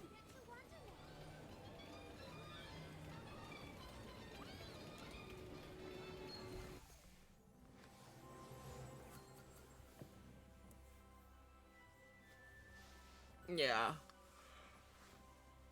I don't know how much longer I'll go for, but...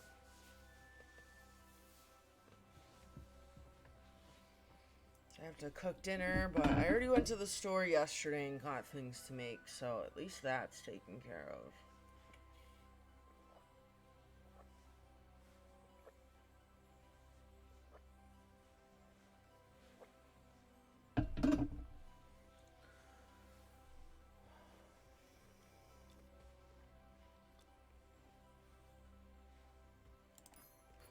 Yeah, I got some teriyaki marinated beef, and I think I'm just gonna cook up some rice in the rice cooker and call it a day. So,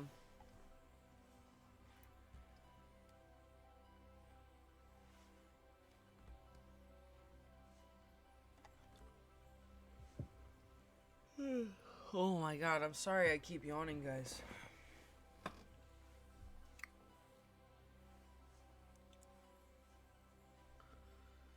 Apologies.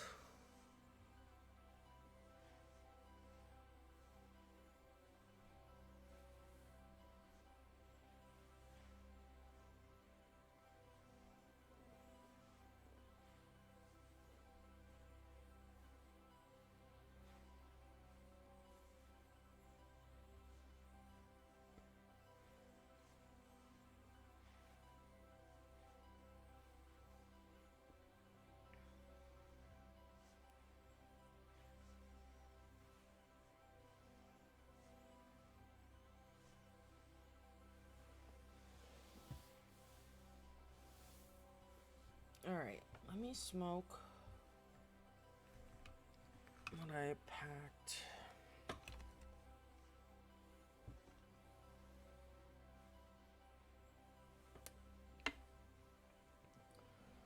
You know what I realized? I never did the Snorlax. I totally forgot about the Snorlax, the Mega Block Snorlax. I never built that.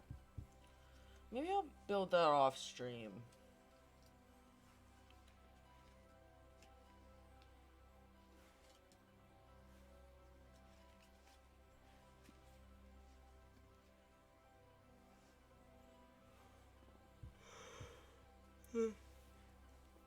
How many times can I yawn in a short period of time? Fucking A.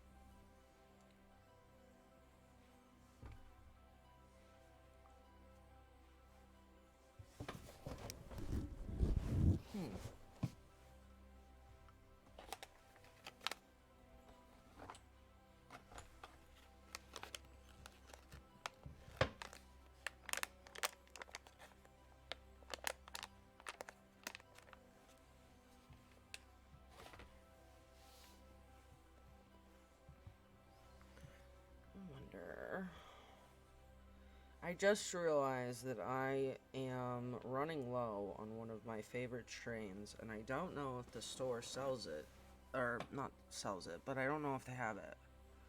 And so, why are they? What do you mean?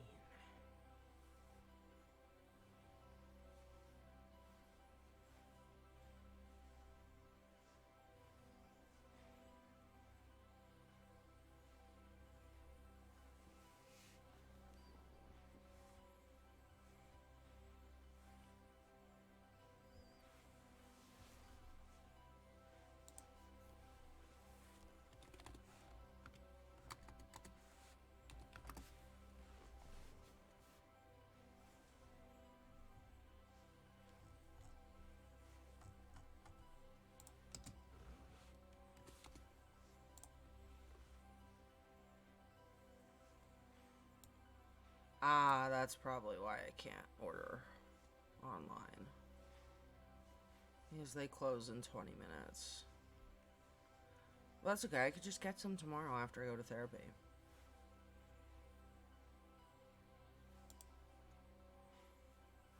Yeah. It's not like I'm gonna die if I run out of it right this second. But I just noticed, I was like, wait a minute.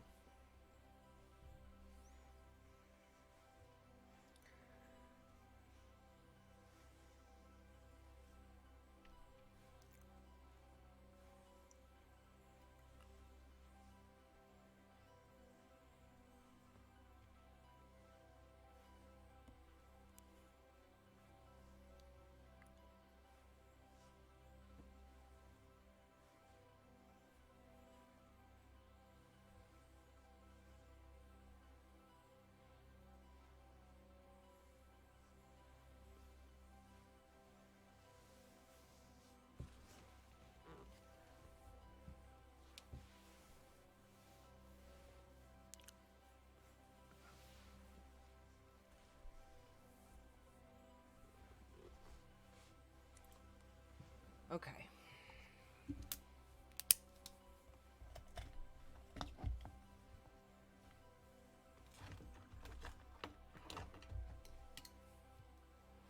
Ah!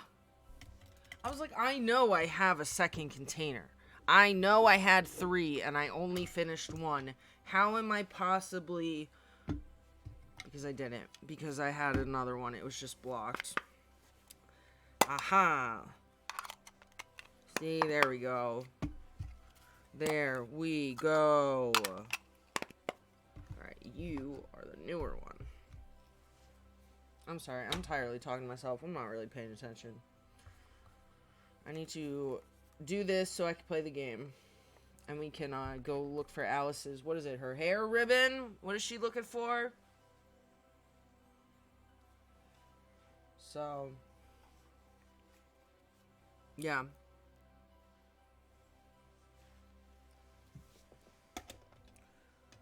Those are all opened.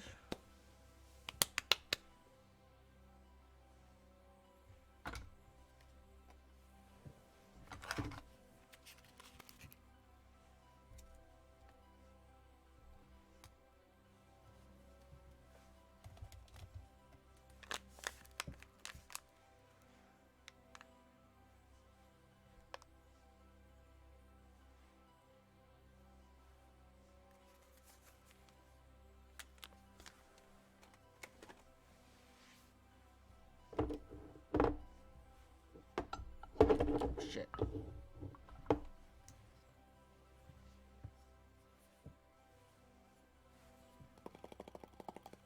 Still have a lot of pre-rolls too.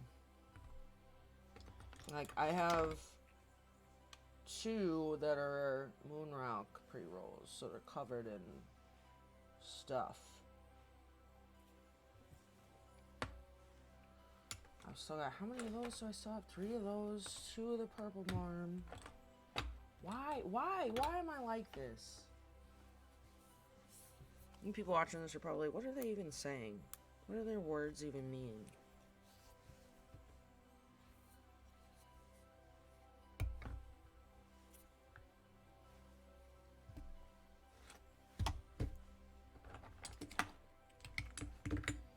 It is kind of crazy how many pre-rolls I have when I don't really smoke pre-rolls that much. Whoops.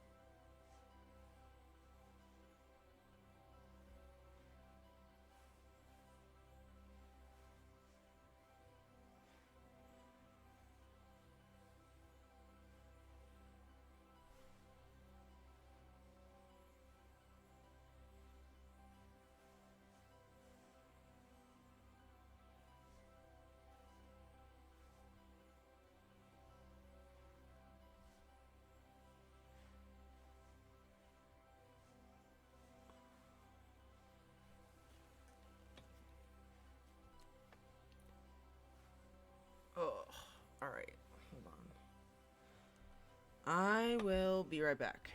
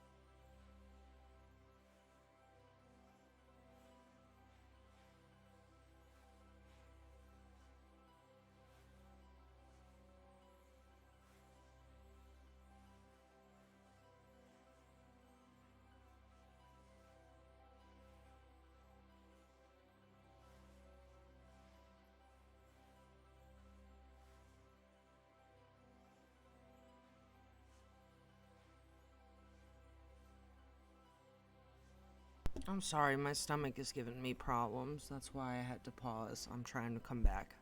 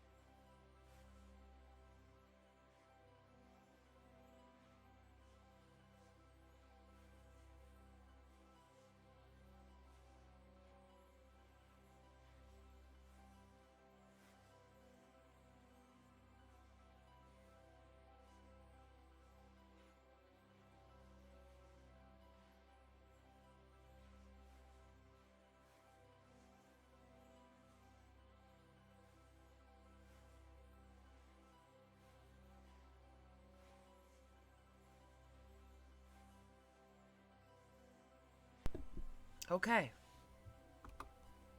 We're gonna do it. We are back for a little.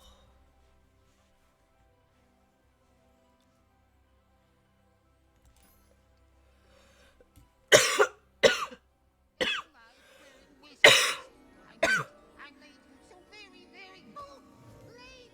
Don't dawdle now. We're overdue. Oh, dear me.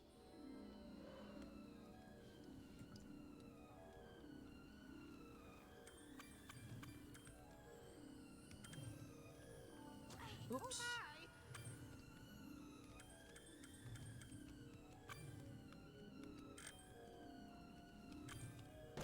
Oops. Mind the furniture.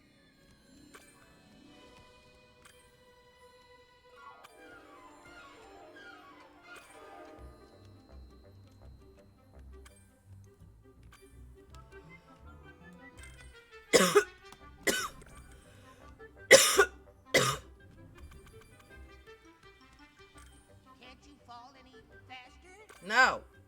Oops.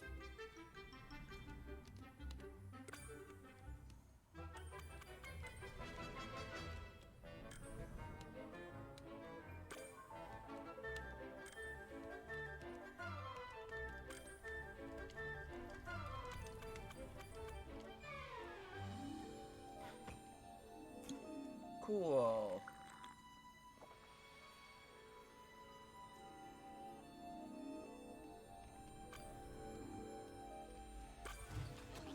Oops.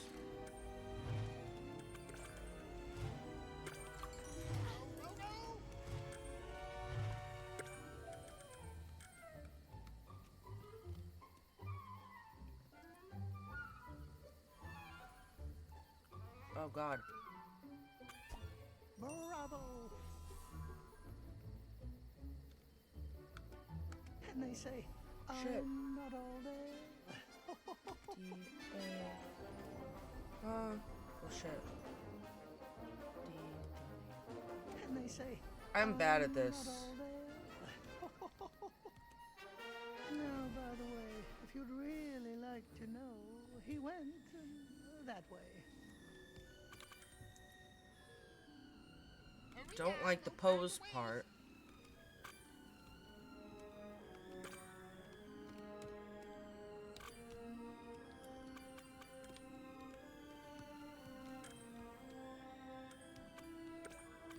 Hurry along. That's the way.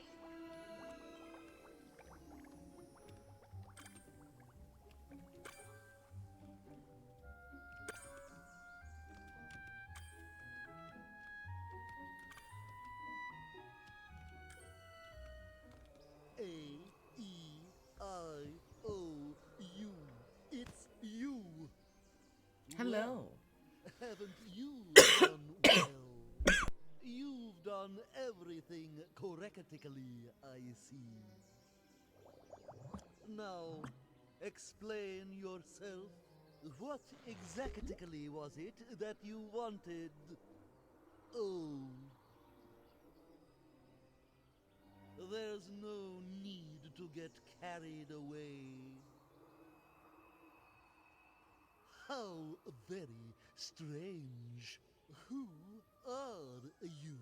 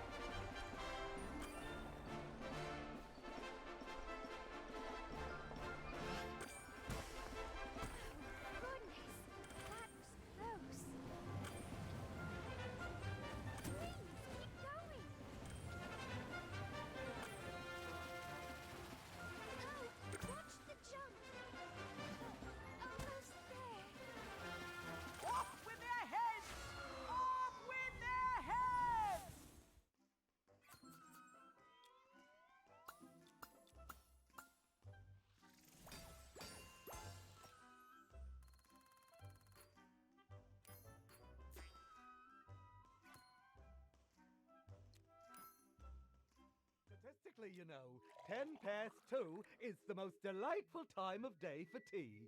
A calculation made more probable by the omission of cake and cream, wouldn't you say? Butter? With mustard and jam, if you don't mind. How rude! How very, very rude indeed. Is it autumn already? Oh my goodness! Why, you brought confetti to my unbirthday party! Confetti? What silly nonsense. They're leaves from the tree. Leaves? When? Who's leaving? Oh, you! Get out! Go! Begone! Shoo! Well, it seems you two could learn a few things about manners. Couldn't they stay for tea? Oh, don't let's be ridiculous. Of course they can stay for a dance. Why, what a splendid idea. Ready? Do as we do, or there'll be no cake. A very merry unbirthday to who? To you!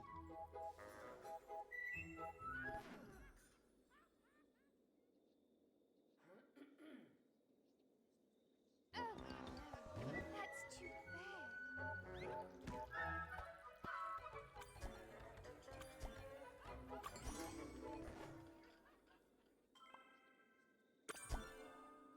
Another triumph!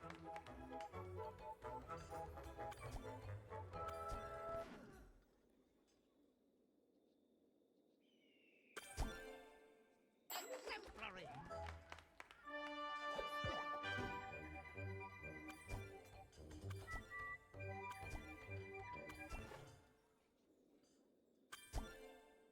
That's simply marvelous. Well done.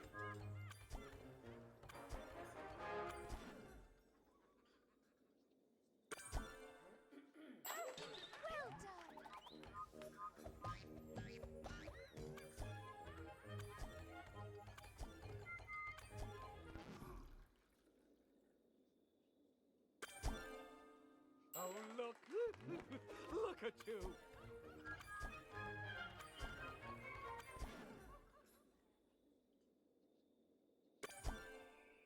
Spectacular form!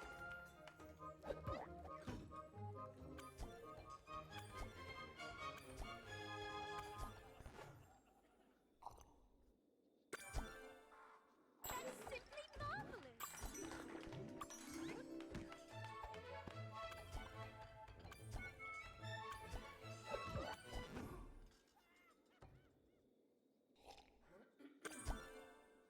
Oh my goodness, how wonderful!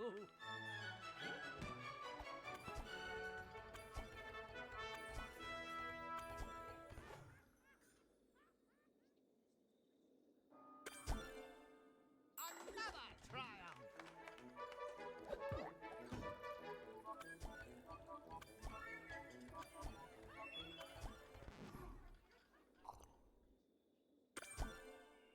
Oh, look. Look at you.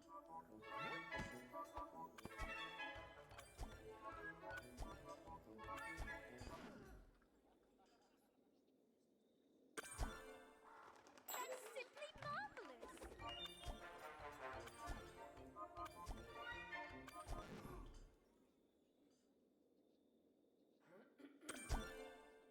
Oh my goodness, how wonderful!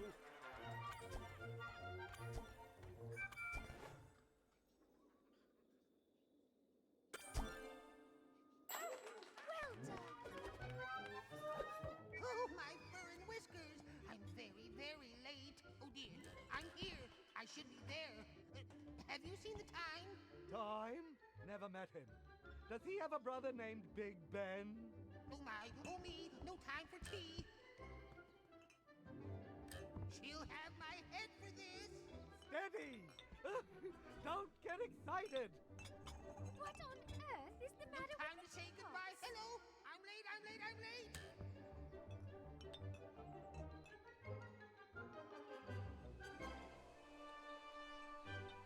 Rather foggy, eh? The perfect weather for tea, I'd say. Do come back, won't you?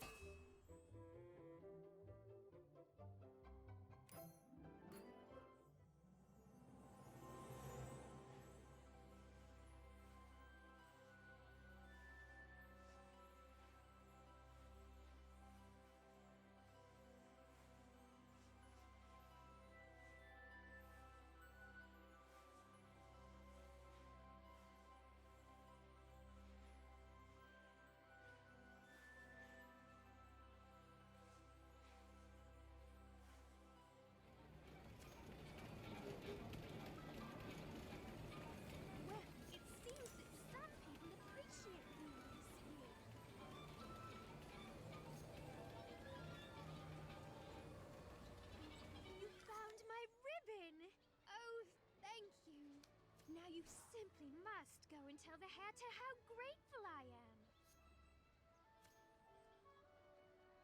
Please don't forget to thank the Hatter for me. How curious. I thought you came to speak to me.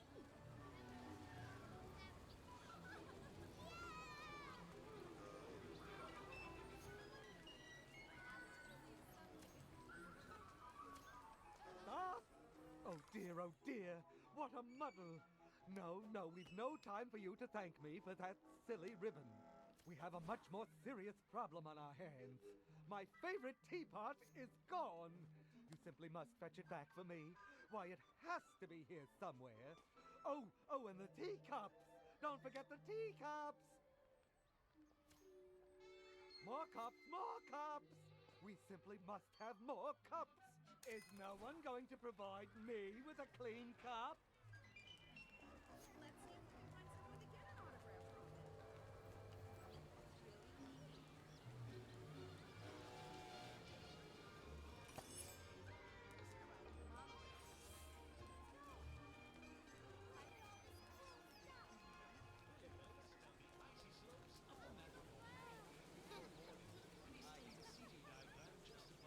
Oh, hello.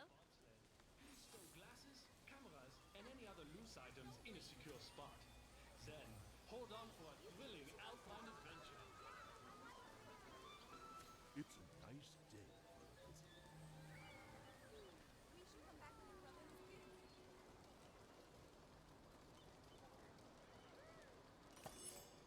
Let's get some ice cream.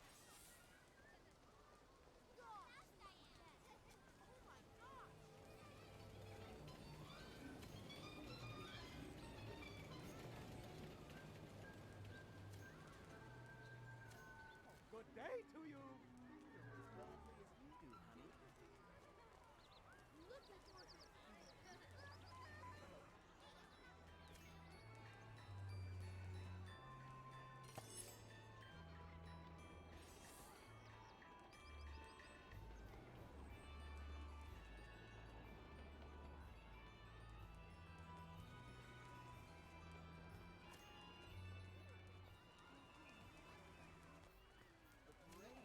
Hello to you, and you, and you. Sing a song of six, and a pocket full of six.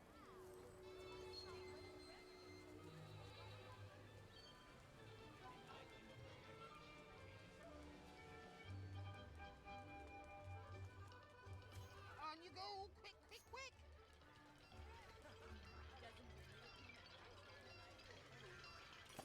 Gotta go on, it's a small world.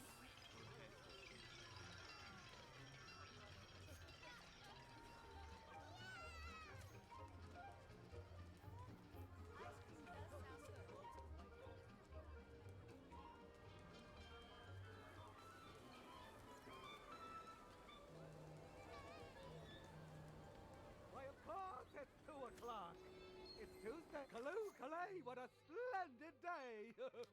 No teapots left unfound. Thank you, I most gratefully say. And to give you this, I'm bound. Off so soon. Well then, farewell. Oh, I'm so excited. I don't know when I've ever been so excited. How dreadfully polite of you to wait, my dear. But please, what else?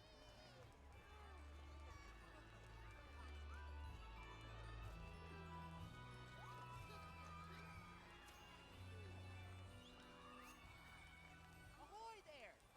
Nice to see you. Ah, glad to see you back again. You can't stay away from the store. I like that. You'd look wonderful in a new hat. Speaking of which...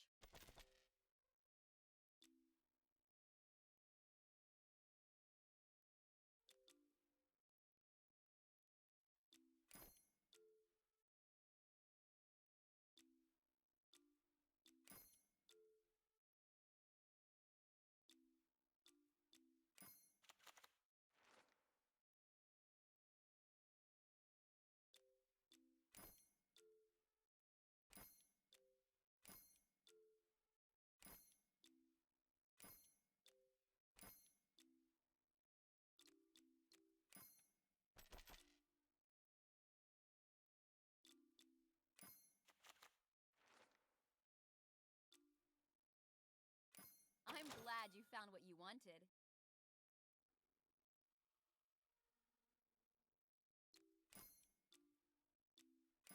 That really was the perfect choice for you.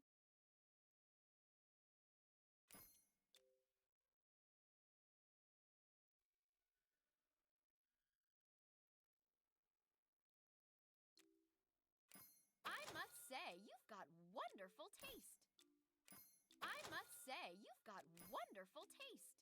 It's always a pleasure to meet someone with good taste.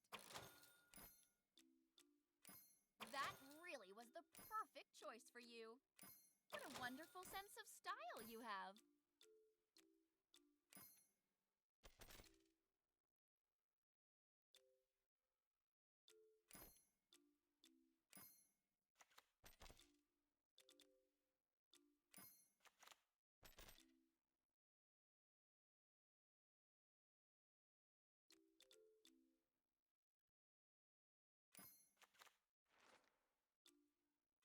I hope you found exactly what you wanted.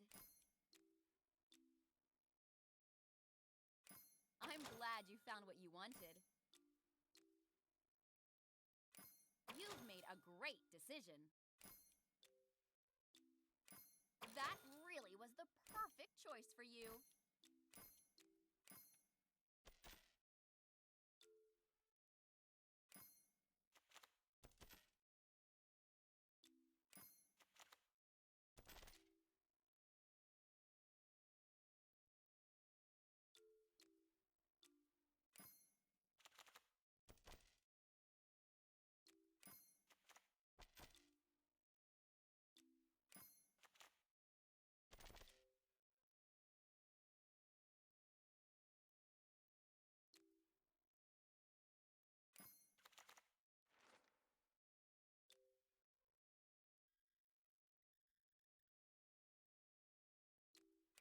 What a wonderful sense of style you have.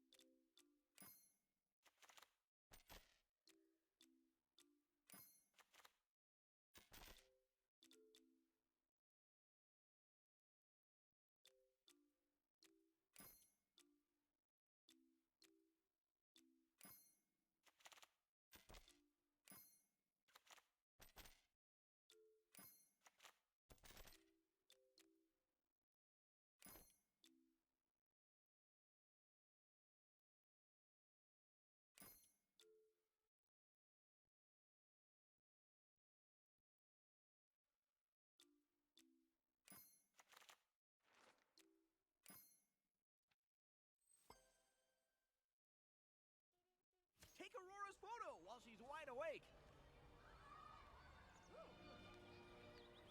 Which of you is brave enough to join me, Crow?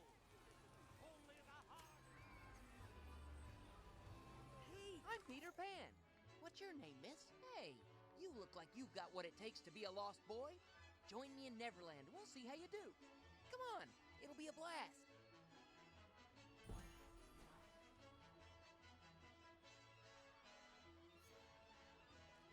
So long. Hope to see you in Neverland. Aw, you're not shy, are ya? The monorail back to the hotel. Hey, Buzz has a blaster for you.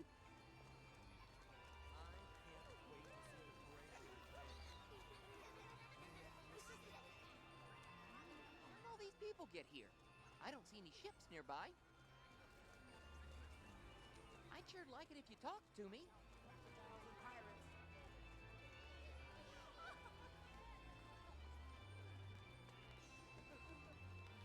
Aw, don't be shy. Gosh, there's lots of people walking around. Aw, you're not shy, are ya?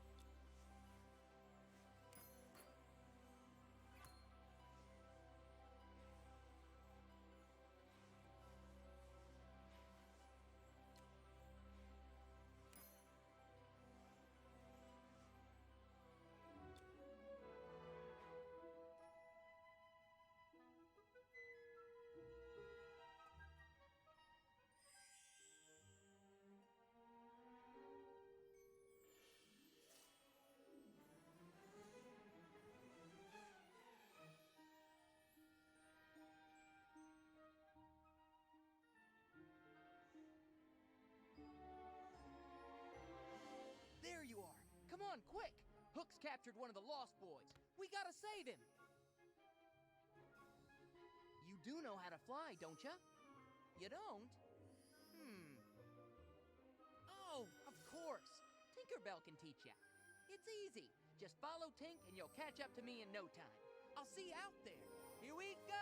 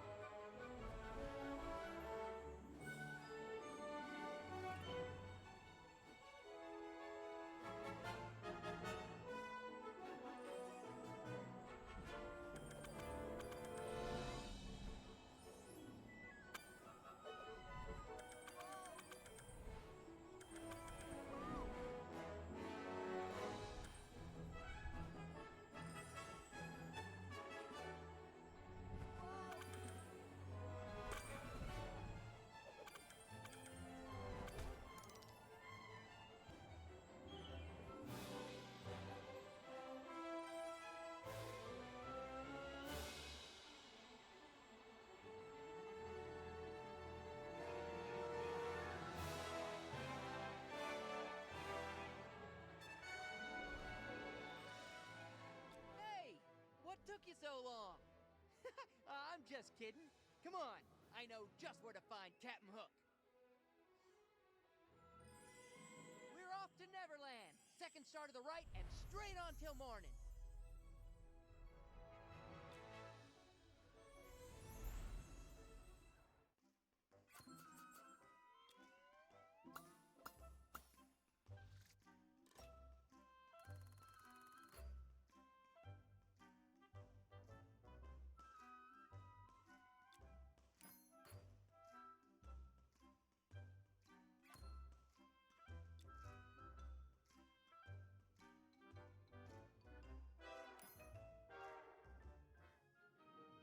There's Hook's ship. Follow me. We better hide. They'll never see us up here.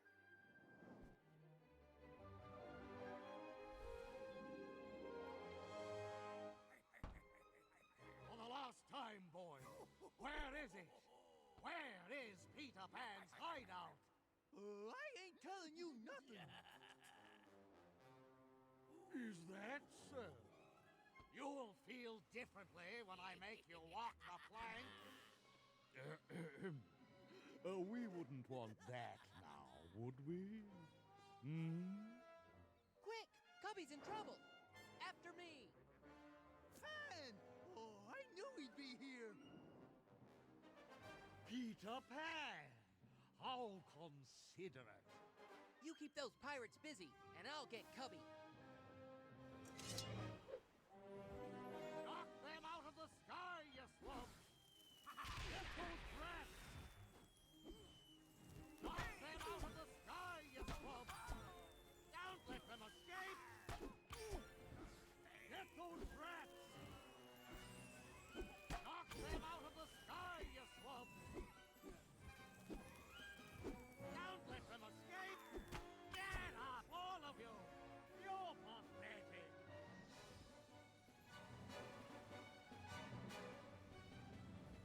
Bring them down! I'm over They're here! not moving that fast! Don't worry, Get Cubby. them! I'll be right there.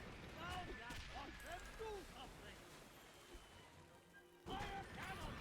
Blast them out of the sky! They're not moving that fast! Get them! Help! Half time's over, you swamps! Blast them! Trying to miss them! Take aim, you nitwits! Hit them! Now just watch them do Come something! on, Pan! You can do it! Open fire! Get up, all of you! You're pathetic! Fire cannons! Blast them out of the sky! Bring them down! I gotta get out of here!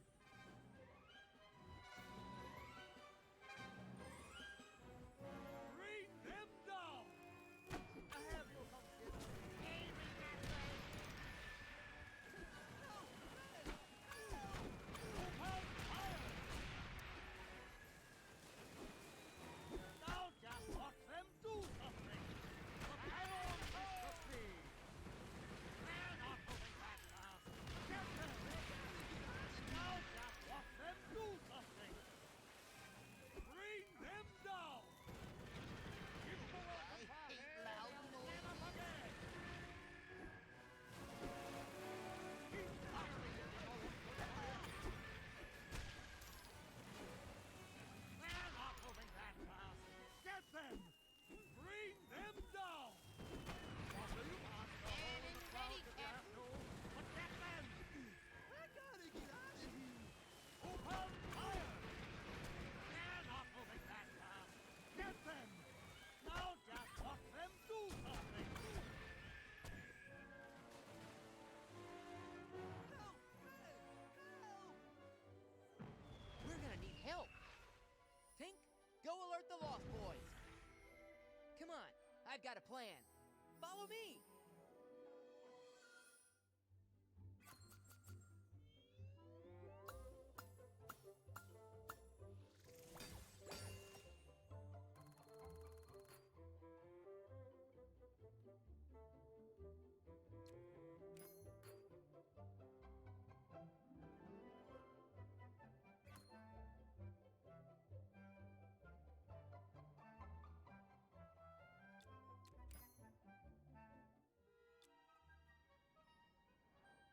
You ready? Here we go!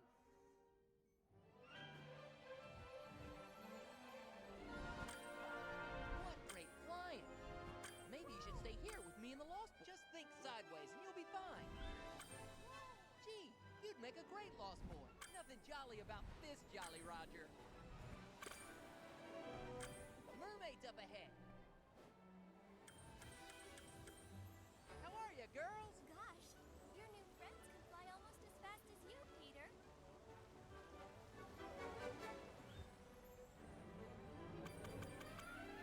There you go.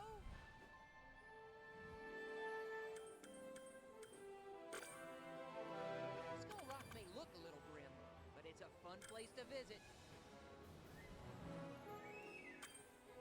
What great flying! Maybe you should stay here with me and the Lost Boys.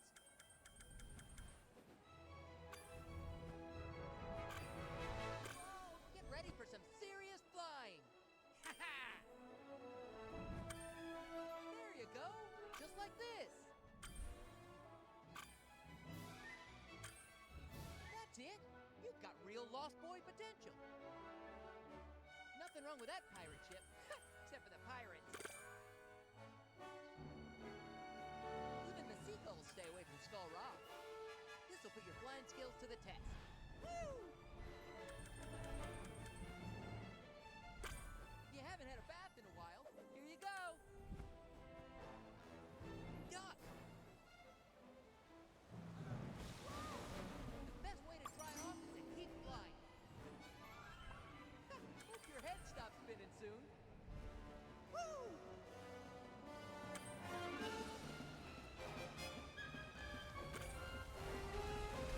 Looks like the sky's falling. Too bad. Woo! And down we go! Let's go teach that old codfish a lesson. Careful, even these pirates can make a lucky shot sometimes. Woo! You must have flown before.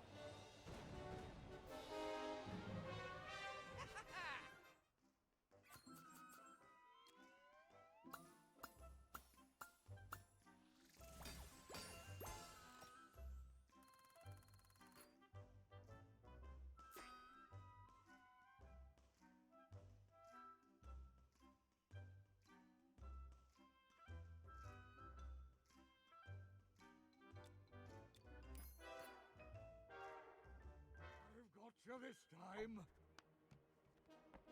Wait, you're not Peter Pan. Yeah, that's it. Go get him. On guard!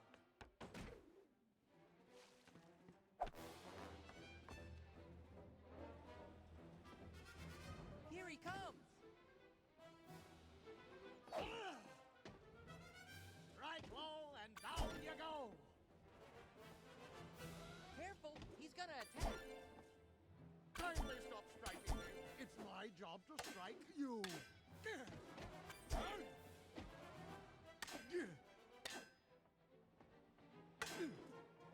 comes Hook.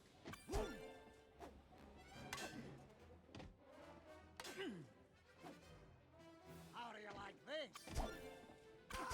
How dare you? I'll cut you down to size.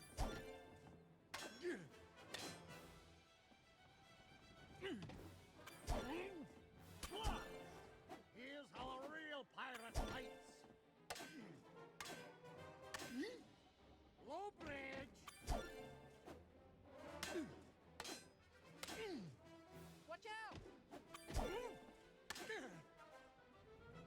Here he comes.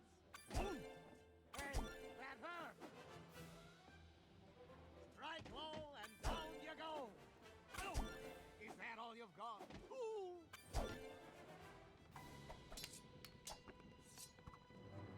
Ah!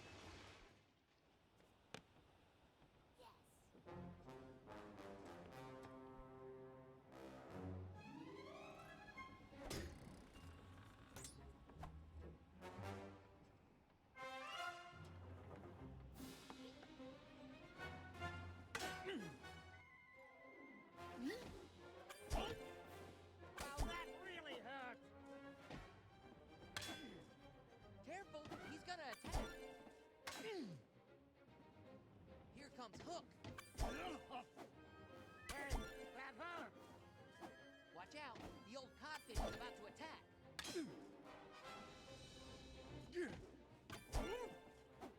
Kindly stop striking me. It's my job to strike you.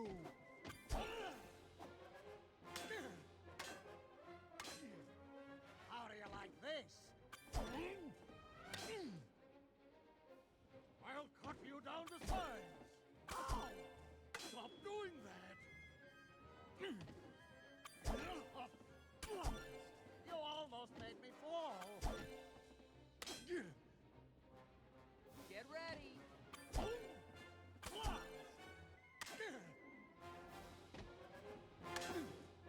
Here's how a real pirate fights.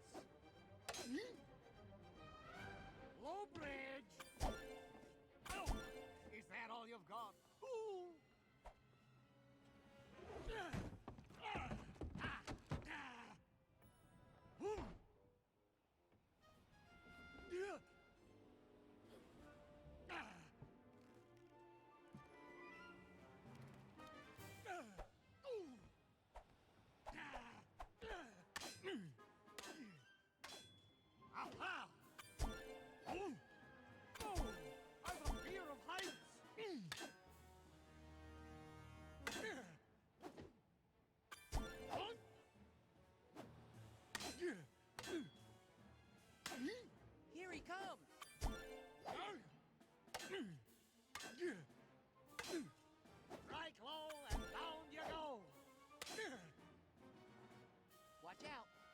catfish is about to attack. Oh, is that all you've got?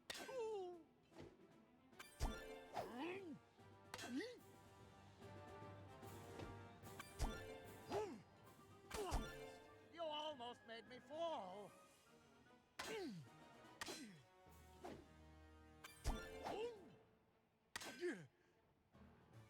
Careful, he's gonna attack. Oh, that really hurt.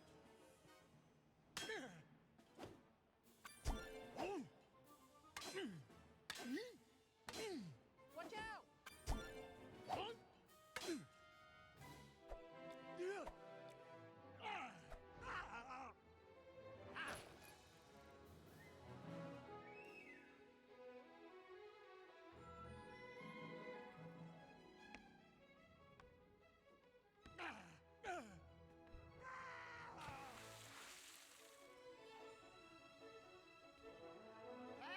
Oh, Captain!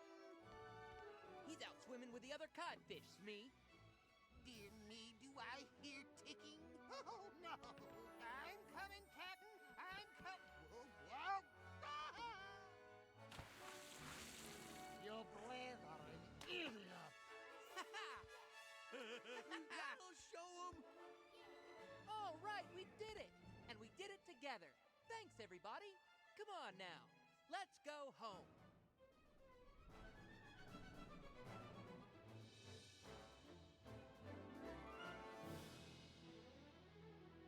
Get away from me, you overgrown lizard! No! Faster, Smee! Faster!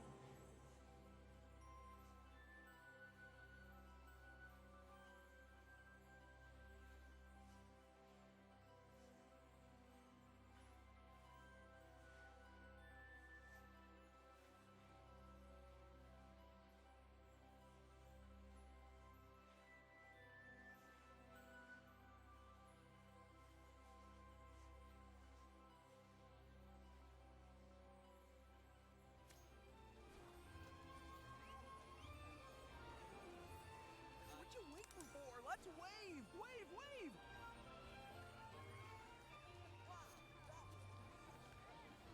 I knew you could do it. It's easy as pie. You still don't look like a real lost boy to me. Maybe you could find some different clothes. That would help. Goodbye. Don't forget to find yourself some lost boy clothes.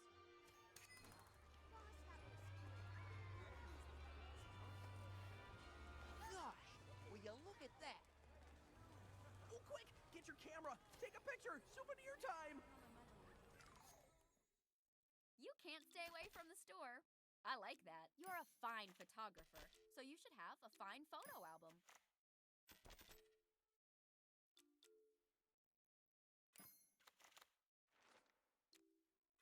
I must say, you've got wonderful taste.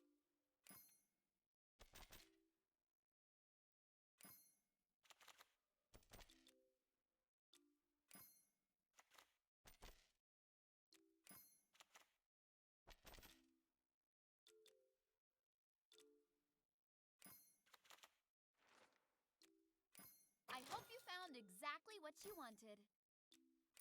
What a great choice you made. That really was the perfect choice for you. What a wonderful sense of style you have. I'm glad you found what you wanted. What a great choice you made. You've made a great decision. What a wonderful sense of style you have. What a great choice you made. It seems like you really knew what you wanted. I hope you found exactly what you wanted. I'm glad you found what you wanted. You've made a great decision. I hope you found exactly what you wanted. I'm glad you found what you wanted. What a wonderful sense of style you have. I must say, you've got wonderful taste.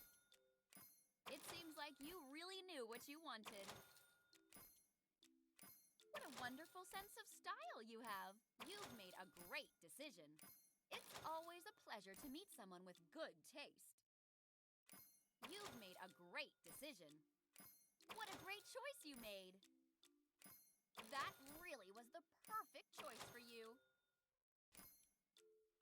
Thanks so much for shopping with us. It's always a pleasure to meet someone with good taste. I'm glad you found what you wanted. I hope you found exactly what you wanted.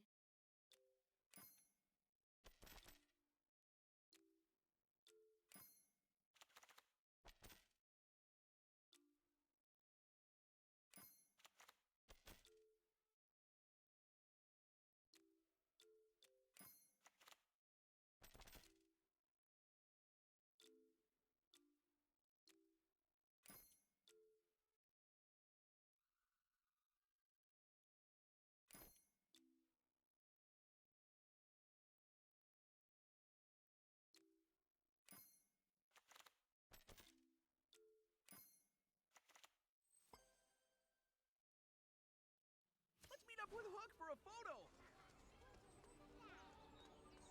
Well, if it isn't Captain Hook in the... Of course, this is my real hair. How dare you get up. Hey, that looks great. Almost like a real lost boy. Do you think I could tell you a secret? I lost my shadow. I don't know how, but it's always getting away. Would you help me find it? I know it'll be easy for somebody as smart as you.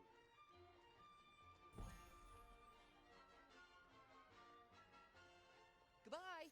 Oh, and don't forget to look out for my shadow. Level 4, you're going.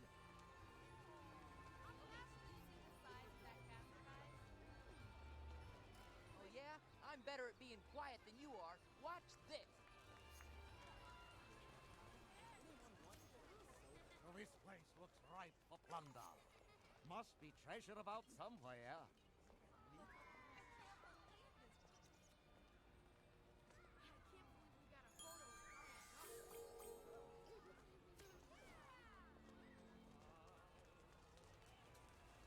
Oh, quick! Get your camera! Take a picture! Souvenir time!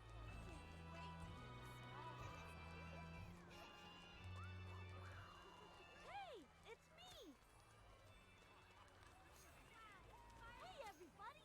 I'm Pinocchio! Having so much fun.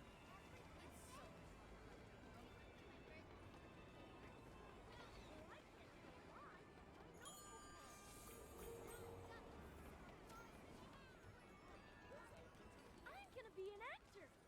That's what Mr. Honest John says, anyway.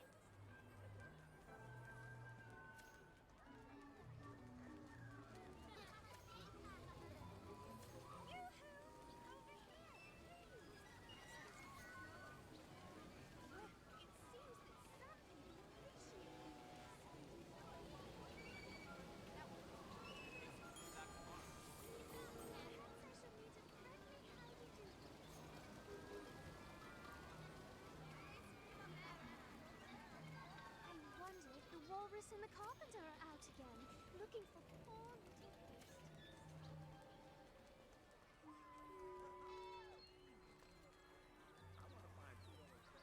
Figaro wants to go to school too. Let's get some more autographs. Doesn't anybody here know how to fly? Congratulations! I hereby welcome you to the Lost Boys. But remember, my shadow's always getting away, so keep an eye out for it. I think my shadow's still playing tricks. But hey, I bet you can help me out, can't ya? So long. Don't forget to try and find my shadow. Hiya!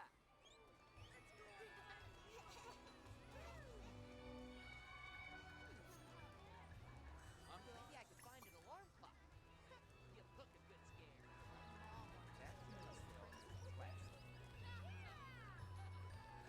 Hey, Buzz has a blaster for you!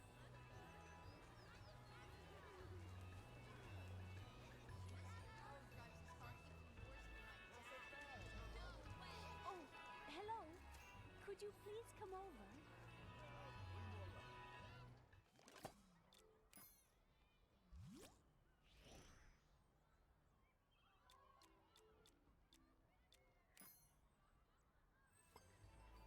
Everything here is so lovely. Hello, dear.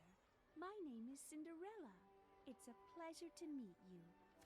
Hello there. My friends the bluebirds told me you've been quite busy. Well, I have a surprise for you.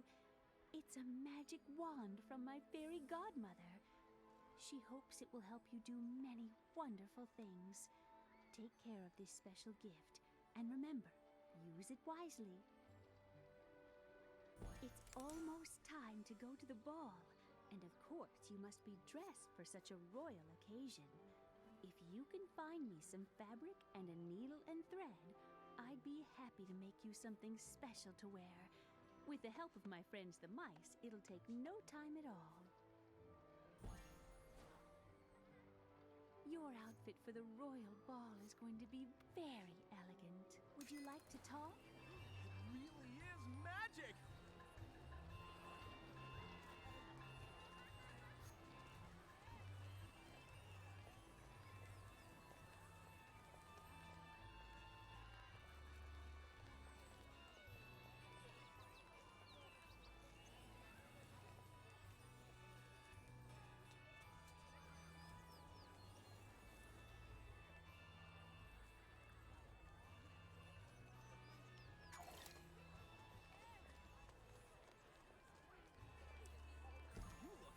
Magical! Now, look for something to cast a spell on. Something sparkly that catches your eye. Just do this! Abracadabra! Look at that! Just like Mickey and the Sorcerer's Apprentice! Without the brooms. Let's go find more things to spellify.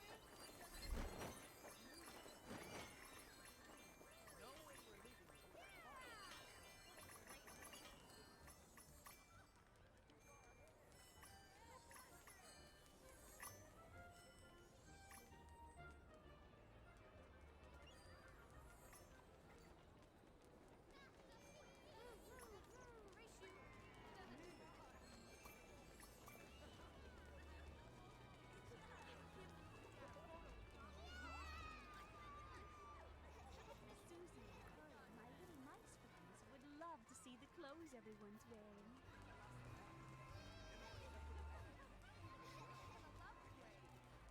Where are you going? Sometimes stuff gets hidden up high. So if you spot something sparkling up there, use your wand to pull it down.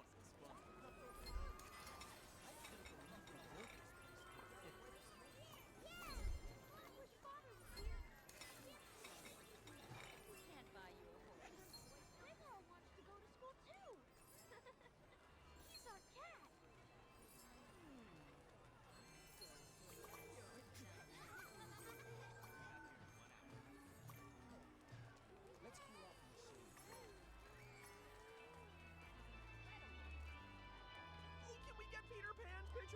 takes off. Hi, it's me.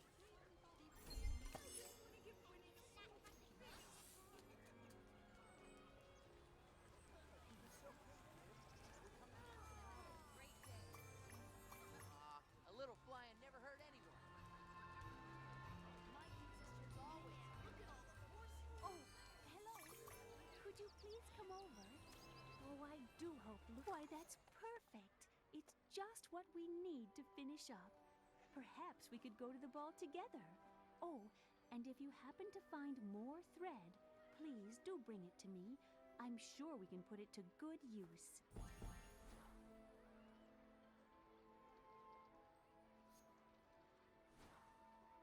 Did you remember? Any thread will do. We'll need quite a lot for all the things we've planned. Hello, I'm Cinderella. Oh dear, I guess I forgot about everything, even the time. But perhaps I could stay just a little. Gee, I'd sure like to. Gee, you must be a real girl. Well, my name's Pinocchio. Gosh, I never had a toffee apple before, and I sure am hungry. Do you think you could find me some? Please, I'd pay you back.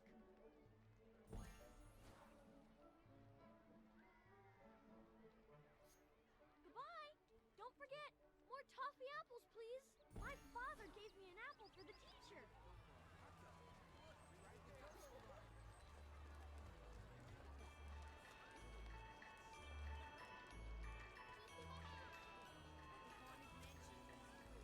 You're getting a baton from Naveen. Cool. This most certainly isn't Neverland, but it does have an Would you come enchantment. to see me?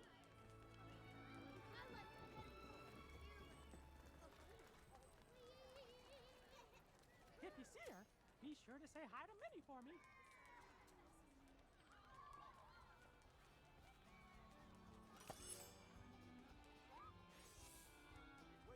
This is going to be a special day.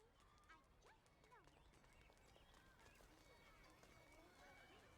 Anybody want to go on the jungle cruise with me?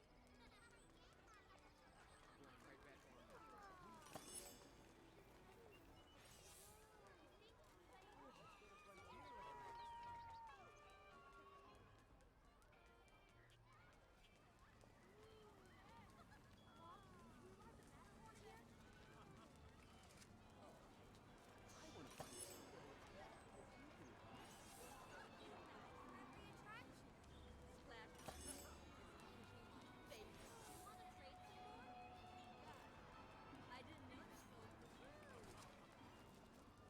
was Let's go find someone to take our picture. Well, hello again. There's lots to see on Main Street. Let's go on the Matterhorn next. Would you look at that? Hey there, pal. Oh, quick! Get your camera! Take a picture! Souvenir time! I think I shall take a walk in the woods tomorrow. I love to visit the Up there! Look! Use your wand to collect that one. Are you a real girl? Oh, I just thank you for the toffee apples. Only, I lost my spending money. Gosh, I'm sorry. I want to pay you back. I promise I'll think of something. I know. Father says if I do some chores, I can earn more money. So, if you help me find his missing wood chisels, I can do the cleaning up. Then all my chores will be done. Would you look around for Father's chisels, please?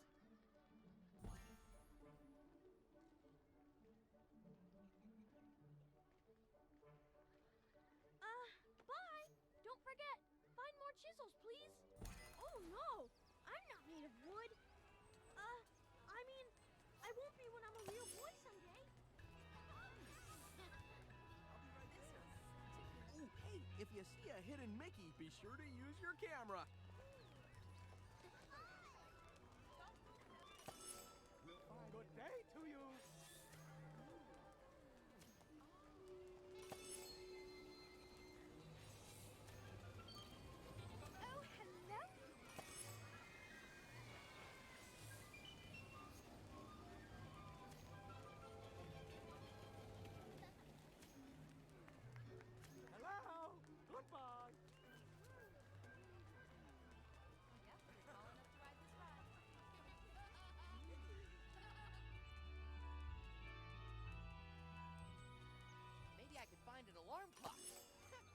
look as good. That wand must work like pixie dust.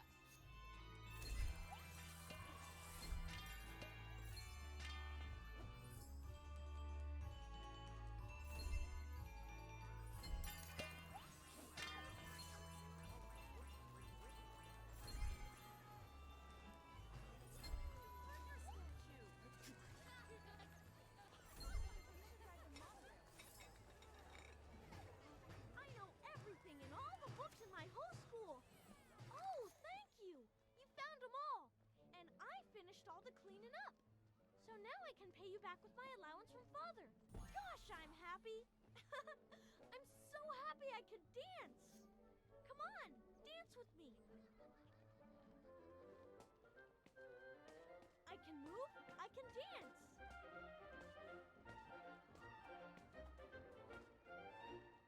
Gosh, you sure are fun. Oh, and thanks for all your help too. Gee, I sure would like to get enough toffee apples to share with all my schoolmates. Did you find any more? Could you keep looking, please? So long. Oh, and don't forget toffee apples. Gosh, I wonder where everybody's going. Gee, I sure would like us to have some fun. I really want to check out the haunted mansion. I always like to come with you, right? You can hold my hand in the haunted mansion if you want. Got it. I bet we've seen at least 10 princesses today. It really would be fun to be able to fly like Vivian.